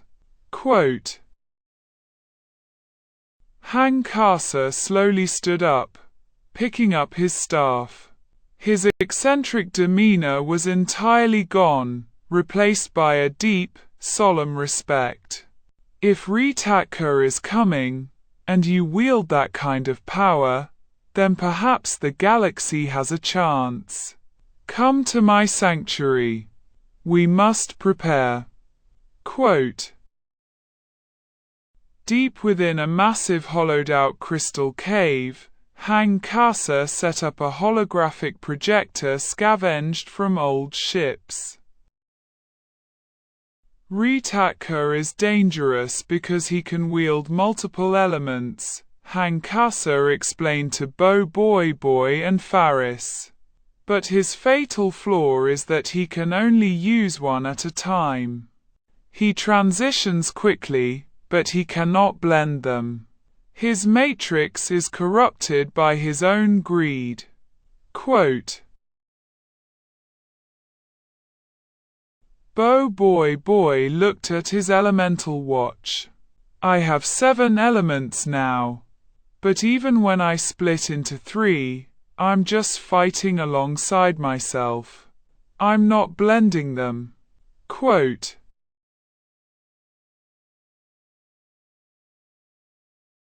Exactly, Hankasa nodded, pointing his staff at BOBOIBOY. To defeat a master of rapid transition, you must achieve something Ritakka cannot. You must achieve elemental fusion. You must combine 2 elements into a single, devastating force. Quote. Fusion.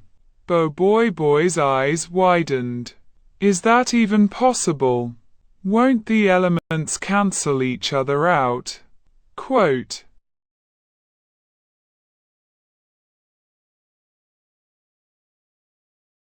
Not if you find the perfect balance, Faris chimed in, leaning against the cave wall.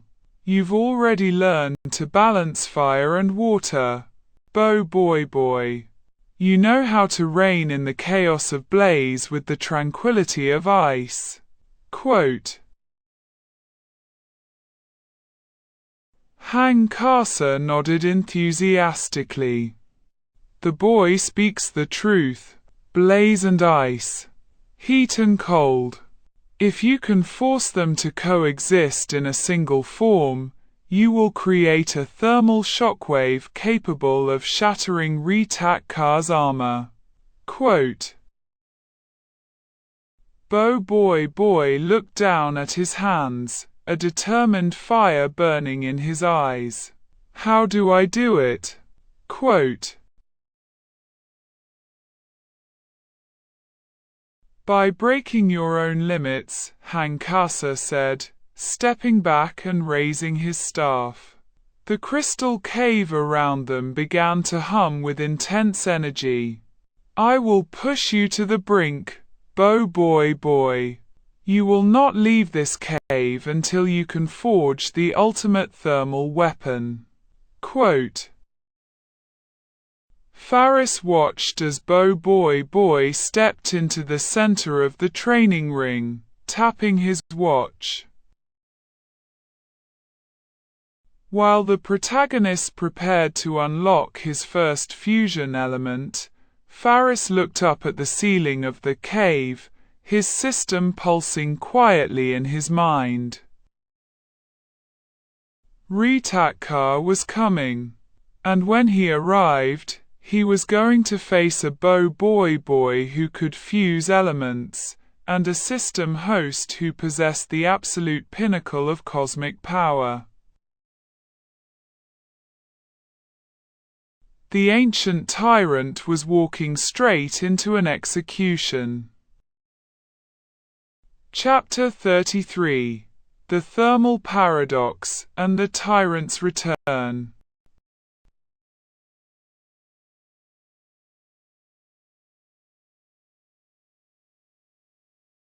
The air inside Hankasa's crystal sanctuary was a chaotic, suffocating tug-of-war between extreme temperatures.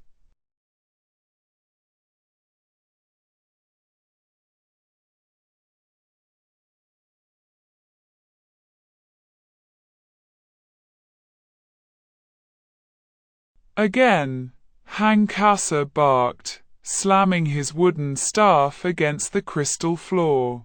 "You are favoring the heat, BOBOIBOY. You are letting your frustration melt your focus." Quote. In the center of the training ring, BOBOIBOY stood panting, his clothes half scorched and half covered in frost. He tapped his elemental watch, splitting his forms.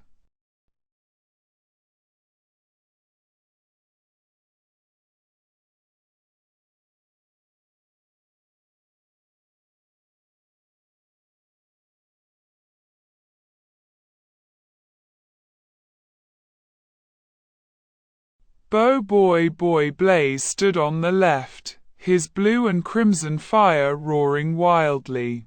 On his right stood BOBOIBOY Ice, radiating a silent, freezing mist. "Now, combine them," Hankasa ordered. Blaze and Ice leaped toward each other, reaching out their hands to merge the elements. But the moment the blazing blue fire touched the absolute zero frost, a violent explosion of steam erupted, throwing both clones backward onto the hard ground.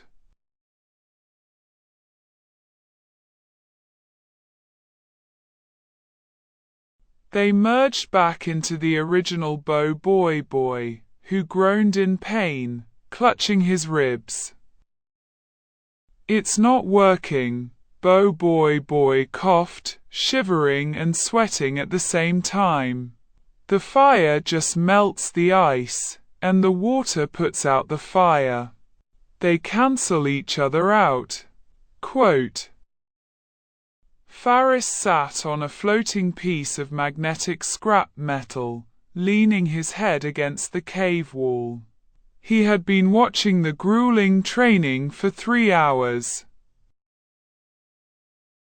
"You're thinking about them as two separate elements fighting for dominance," Faris said lazily, tossing a small pebble of ice into the air and vaporizing it with a tiny spark of blaze energy from his fingertip. "Fire expands. Ice contracts. You're trying to smash them together. That's just going to create steam and give you a headache." Quote. BOBOIBOY sat up, wiping sweat from his brow. "Then how do I do it?" Quote. Faris hopped down from the scrap metal, walking slowly toward the center of the ring. "Don't smash them together. Layer them. Use the ice as a containment vessel to hyper-pressurize the fire. The cold holds the shape, the heat builds the explosive force. It's a thermal paradox. You have to be furious, but completely, utterly calm about it." Quote. Hankasa stroked his white beard, looking at Faris with deep respect. "The boy is a prodigy. He understands the fundamental laws of the elemental matrix better than I do." Quote. Before BOBOIBOY could process Faris's advice, the entire crystal cave violently lurched. It wasn't a minor tremor. It was a massive, planetary earthquake. The glowing green crystals lining the cave walls flickered, their ambient light dimming as if their energy was being forcefully sucked away. "What's happening?" Fang yelled, rushing into the sanctuary alongside Coco C and Tarung. Hankasa's eyes widened in sheer terror. "He is here. Ritakar has landed on the surface, and he is plunging his roots into the planet's core." Quote. Faris's eyes instantly turned a chilling, icy blue. He's trying to absorb the crystal energy to reinforce his armor. Quote. "We have to stop him before he drains the planet dry," BOBOIBOY shouted, pushing through his exhaustion and running toward the cave exit. The surface of planet Quebec was a scene of apocalyptic devastation. Hovering high above the scrap metal canyons was Ritakar. The ancient tyrant was glowing with a sickening, chaotic aura. Massive, ethereal tendrils of toxic yellow and dark green energy extended from his hands, plunging deep into the planet's crust. The ground was cracking open, and rivers of pure, glowing green crystal energy were being forcefully ripped from the earth and siphoned directly into Ritakar's body. "Yes," Ritakar roared, his voice echoing across the desolate wasteland. His jagged armor was expanding, becoming thicker, sharper, and heavily reinforced with dark crystal plating. "The absolute defense. The missing piece of my matrix. I can feel the power returning." Quote. Ritakar, Hankasa yelled, stepping out of the canyon with his staff raised. "Stop this madness. You will tear the planet apart." Quote. Ritakar paused his absorption, looking down at his old ally with a sneer of pure disgust. "Hankasa," Ritakar mocked. "Still hiding in the dirt? I see. You were always too weak to understand true power. I am taking back what is mine." Quote. Ritakar raised his right hand. Ritakar crystal. Quote. A massive barrage of razor-sharp, dark green crystal spears rained down from the sky, aimed directly at the TAPOPS team. Earth wall. BOBOIBOY slammed his hands down, raising a thick rock barrier, but just like before, Ritakar's reinforced crystals shattered the earth effortlessly. Shadow shield. Fang added his dark energy to the defense, barely managing to deflect the deadly barrage, but the sheer kinetic force sent the entire team skidding backward. "He's too strong," Admiral Tarung grunted, his kinetic energy struggling against the sheer weight of the crystal bombardment. "His physical durability has doubled." Quote. Faris stood completely untouched, his system automatically calculating the trajectory of the falling crystals and allowing him to gracefully sidestep them without moving more than an inch. Faris looked at BOBOIBOY. "His armor is made of raw crystal now, BOBOIBOY. Earth and shadows won't dent it. You know what you have to do." Quote. BOBOIBOY looked at the reinforced tyrant laughing in the sky. He thought about Faris's words. Use the ice as a vessel. The cold holds the shape, the heat builds the force. I'm not going to let you destroy this planet, BOBOIBOY yelled. He didn't split into two. He tapped his elemental watch, standing his ground as a massive surge of elemental energy enveloped him. Elemental fusion. Quote. The watch dial spun wildly, flashing between crimson red and icy blue. The air around BOBOIBOY distorted violently. A massive ring of blazing fire erupted around his feet, while a localized blizzard of freezing snow descended from above. Ritaka stopped laughing. His toxic yellow eyes widened as he sensed a completely foreign, impossible energy signature forming on the ground. What is that brat doing? Ritaka demanded. You cannot hold two elements at once. Your body will tear itself apart. Quote. I'm not holding them. BOBOIBOY's voice echoed from within the vortex, carrying a strange, jewel-layered resonance. I'm forging them. Quote. The fire and the ice violently slammed into each other, but there was no steam. There was a blinding flash of cyan and orange light. When the vortex cleared, BOBOIBOY stood transformed. His outfit was a sleek, asymmetrical masterpiece of combat armor.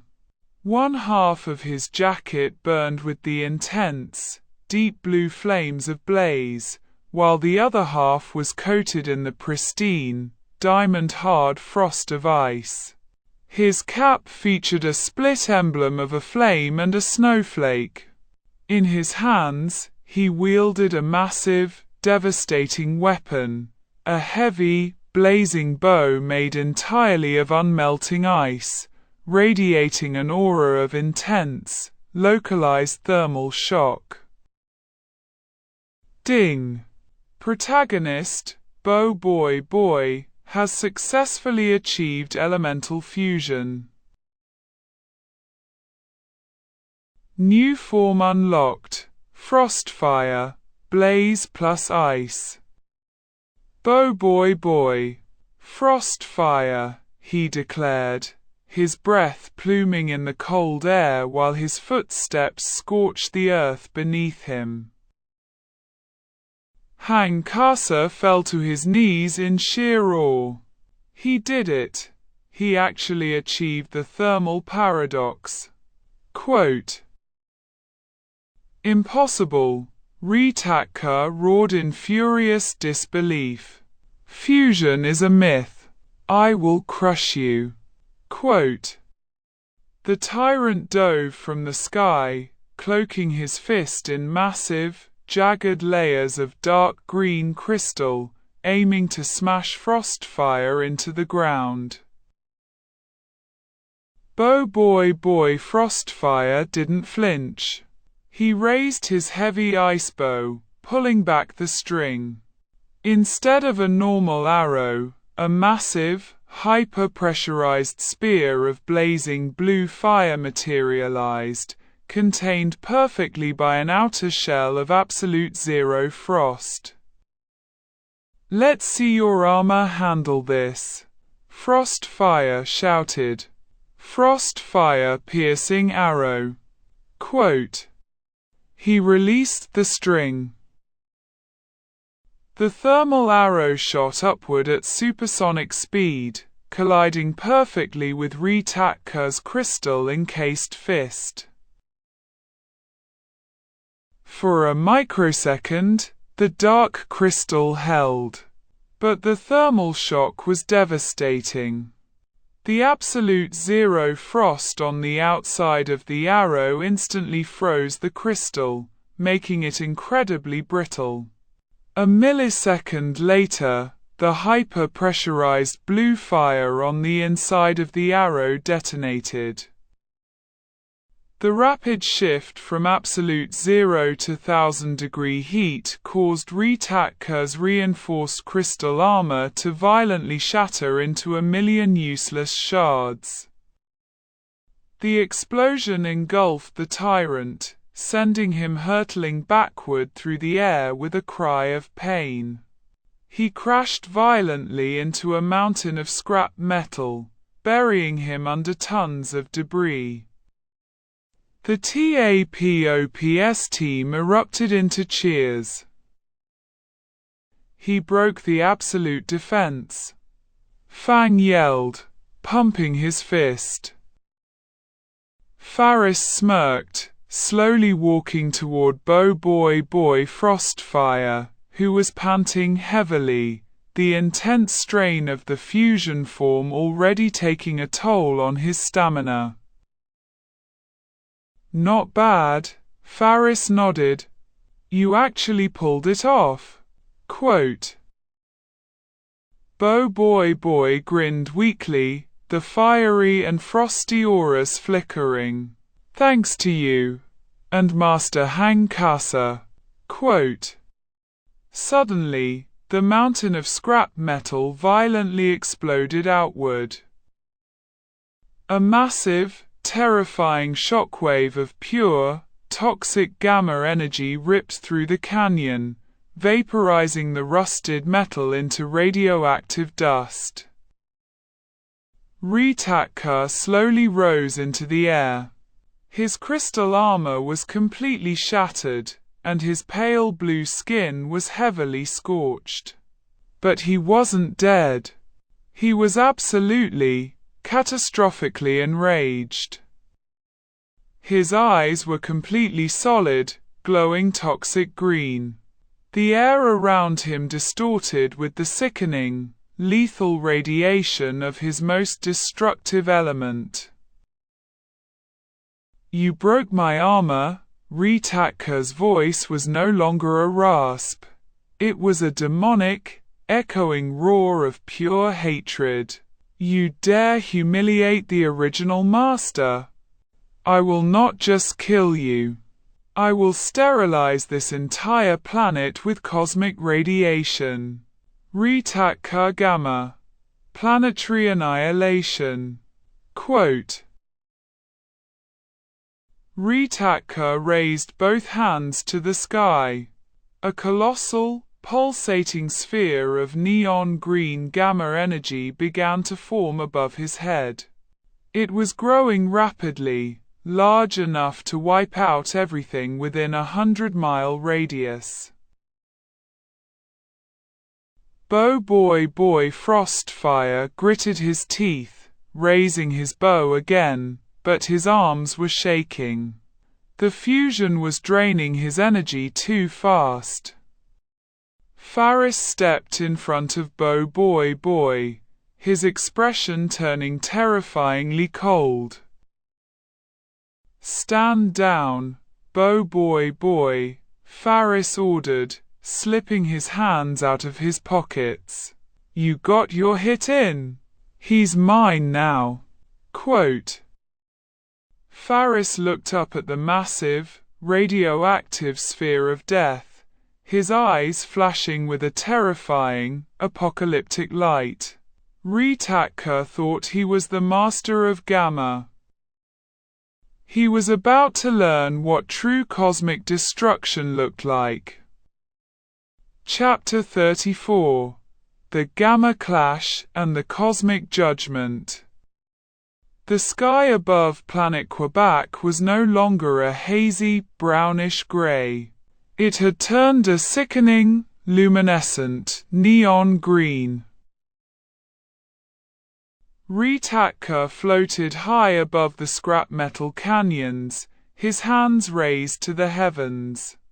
The colossal sphere of toxic gamma energy forming above him was pulsing with lethal, apocalyptic radiation.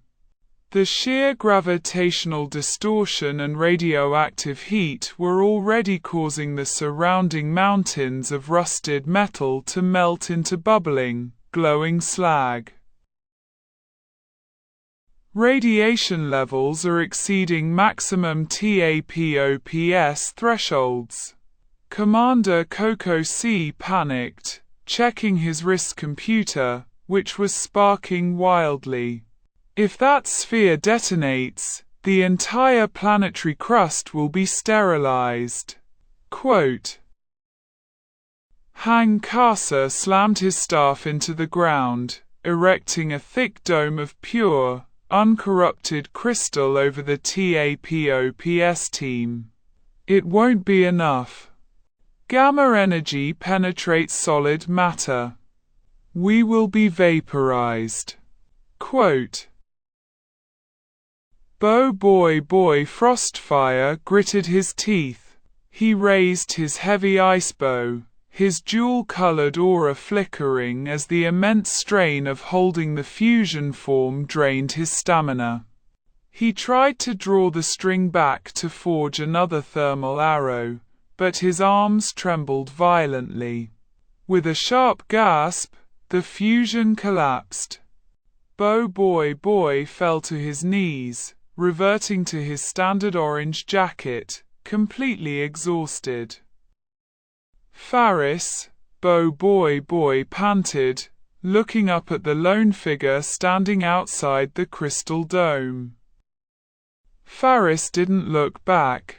He kept his hands in his pockets, his gaze fixed on the laughing tyrant in the sky.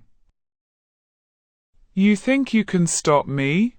Ritakka's voice boomed, distorted by the crackling radiation. I am the original. I am the end of all things. Planetary annihilation. Quote. Ritakka hurled the colossal, pulsating green sun directly toward the canyon. It descended slowly, completely silent, a terrifying orb of pure, molecular death. Faris took a slow breath. He didn't tense his muscles. He didn't strike a martial arts pose.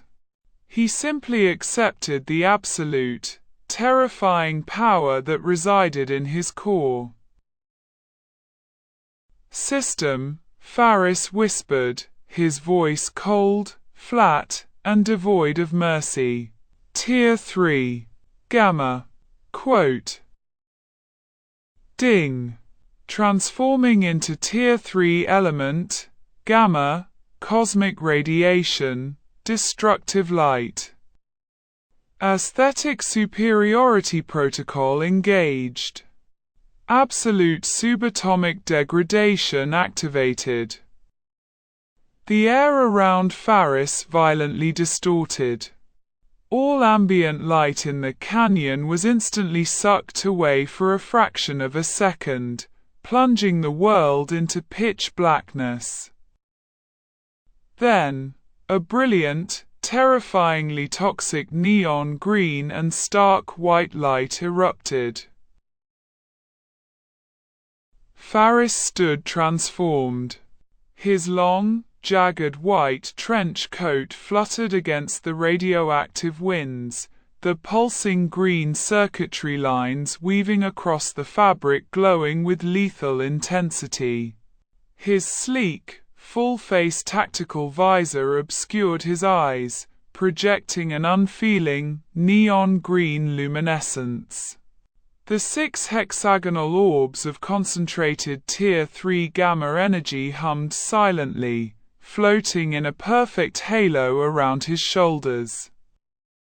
Ritakka's massive gamma sphere was less than 100 feet away, threatening to consume everything. Faris slowly pulled his right hand from his pocket.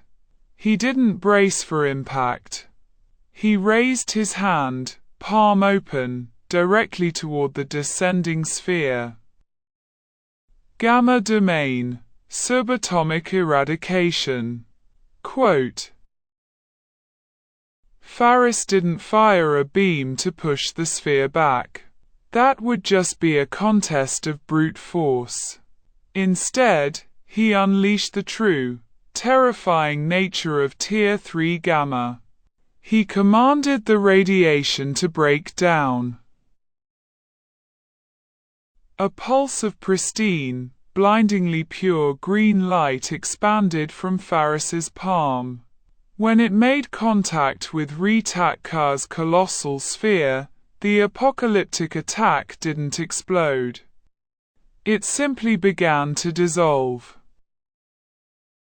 Ritatkar's toxic, chaotic radiation was forcibly rewritten on a subatomic level. The massive green sun started to flake away like ash in a breeze, the lethal energy breaking down into harmless, glowing particles of inert light. What is happening to my attack? Ritatkar screamed, his yellow eyes wide with absolute terror. You're decaying my gamma energy. That's impossible. Gamma is the ultimate decay. Quote, Your gamma is just dirty light. Ritatkar, Faris's synthesized, multi-layered voice echoed from behind his visor, striking directly into the tyrant's mind. You emit radiation like a leaking battery. I command the very bonds that hold atoms together. Quote, In less than 5 seconds, the colossal sphere of death was completely gone, reduced to a gentle shower of harmless, glowing dust that drifted peacefully onto the scrap Etal Canyon. The silence that followed was deafening. Inside the crystal dome, Hang Kasa dropped his staff. Admiral Turung's jaw was completely slack. They had just witnessed a boy casually erase a planet-killing attack with a wave of his hand. Ritatkar floated in the sky, trembling. His absolute defense had been shattered by a child's fusion, and his ultimate cosmic attack had just been casually deleted. For the first time in centuries, the ancient tyrant felt a cold, paralyzing dread. He had to flee. He needed to find another planet, another source of power. Ritatkar turned, his body beginning to dissolve into light to teleport away. No, Faris stated. The 6 hexagonal orbs floating around Faris instantly vanished, reappearing in a perfect circle around the fleeing Ritatkar. Gamma lock. Quote, The orbs projected a high-intensity, radioactive containment field. Ritatkar slammed into the invisible wall, the teleportation sequence violently cancelling out. He was trapped in the sky, suspended like a rat in a cage. Let me out! Ritatkar roared, slamming his fists against the containment field, but the Tier 3 energy simply burned his hands, causing his skin to sizzle and smoke. Faris didn't fly up to him. He simply bent his knees slightly. Boom! The ground beneath Faris shattered as he launched himself upward at supersonic speed, moving faster than the eye could track. He appeared directly inside the containment field, floating inches away from the ancient tyrant. Ritatkar threw a desperate, wild punch cloaked in red Voltra lightning. Faris lazily caught the tyrant's fist with one hand. The red lightning grounded out harmlessly against Faris's white trench coat. "You stole these powers," Faris said, his glowing green visor inches from Ritatka's terrified face. "You hoarded them. You corrupted them. You don't deserve the Matrix." Quote. Faris placed his free hand flat against the center of Ritatka's jagged chest armor. "Wait, no, please," Ritatka begged, his ancient pride completely broken. Matrix Purge. Quote. Faris unleashed a concentrated micropulse of Tier 3 gamma directly into Ritatka's core. The pulse didn't harm the tyrant's physical organs. It surgically targeted the corrupted elemental pathways that allowed him to wield the stolen powers. Ritatka's body violently convulsed. A blinding explosion of multicolored light, red, yellow, blue, green, orange, cyan, and white, burst from his chest, scattering into the atmosphere like a dying rainbow. The ancient elemental matrix holding Ritatka's powers together was completely, irreversibly eradicated. Ritatka's glowing yellow eyes instantly dimmed to a dull, lifeless gray. His jagged armor turned to brittle dust and blew away in the wind. Faris released his grip. Powerless, broken, and stripped of the elements he had lorded over the galaxy, Ritatka plummeted from the sky. He crashed heavily into a pile of soft, rusted cables at the bottom of the canyon, groaning in pathetic agony. Faris floated down slowly, passing through his own dissipating containment field. As his boots touched the dusty ground, he willed the gamma transformation to drop. The glowing tactical visor and the radioactive coat dissolved into harmless motes of light, leaving him in his casual jacket. Faris walked over to the edge of the crystal dome and tapped on it. "You can let it down now, old man. The sun's out." Quote. Hankasa snapped out of his trance, hurriedly dispelling the crystal barrier. The TAPOPS team rushed out, staring at the motionless, defeated form of Ritatka in the rubble. He's still alive," Fang observed, summoning a small shadow tendril to check the tyrant's pulse. "But his elemental aura, it's completely gone." Quote. "He's a normal alien now," Faris shrugged, picking up a piece of scrap metal and tossing it aside. "Commander, I believe TAPOPS has a high-security prison for retired warlords?" Quote. "Why yes, absolutely." Coco C saluted frantically, pulling out a pair of heavy-duty stasis cuffs and slapping them onto the unconscious Ritatka. "The Galactic Court will ensure he never sees the light of day again." Quote. BOBOIBOY walked over, his legs still slightly wobbly from the immense strain of the frost-fire fusion. He looked down at Ritatka, then at Faris. "It's over," BOBOIBOY breathed a sigh of relief. "The original master is gone." Quote. "He was a fraud," Hankasa said, walking up and placing a hand on BOBOIBOY's shoulder. "He stole the elements to conquer. You, BOBOIBOY, use them to protect. And you even push them to a level he never could. Frostfire. You have truly become a master. Quote.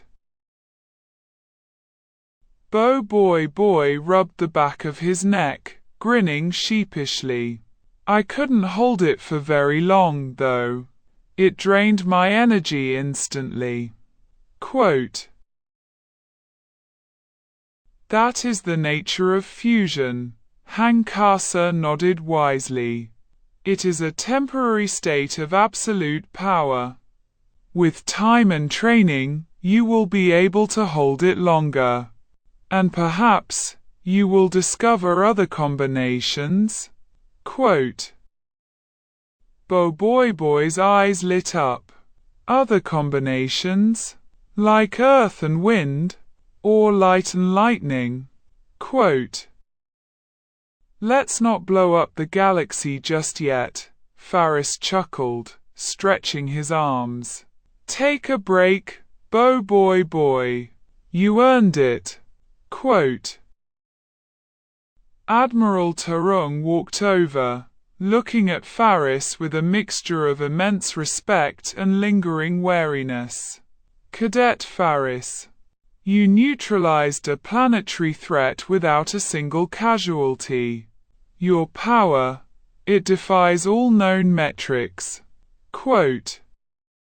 Just doing my job, Admiral, Faris replied smoothly. Ding. Retaka arc complete. System note. The original elemental matrix has been neutralized. Host's dominance over the elemental hierarchy is absolute. Initiating passive phase.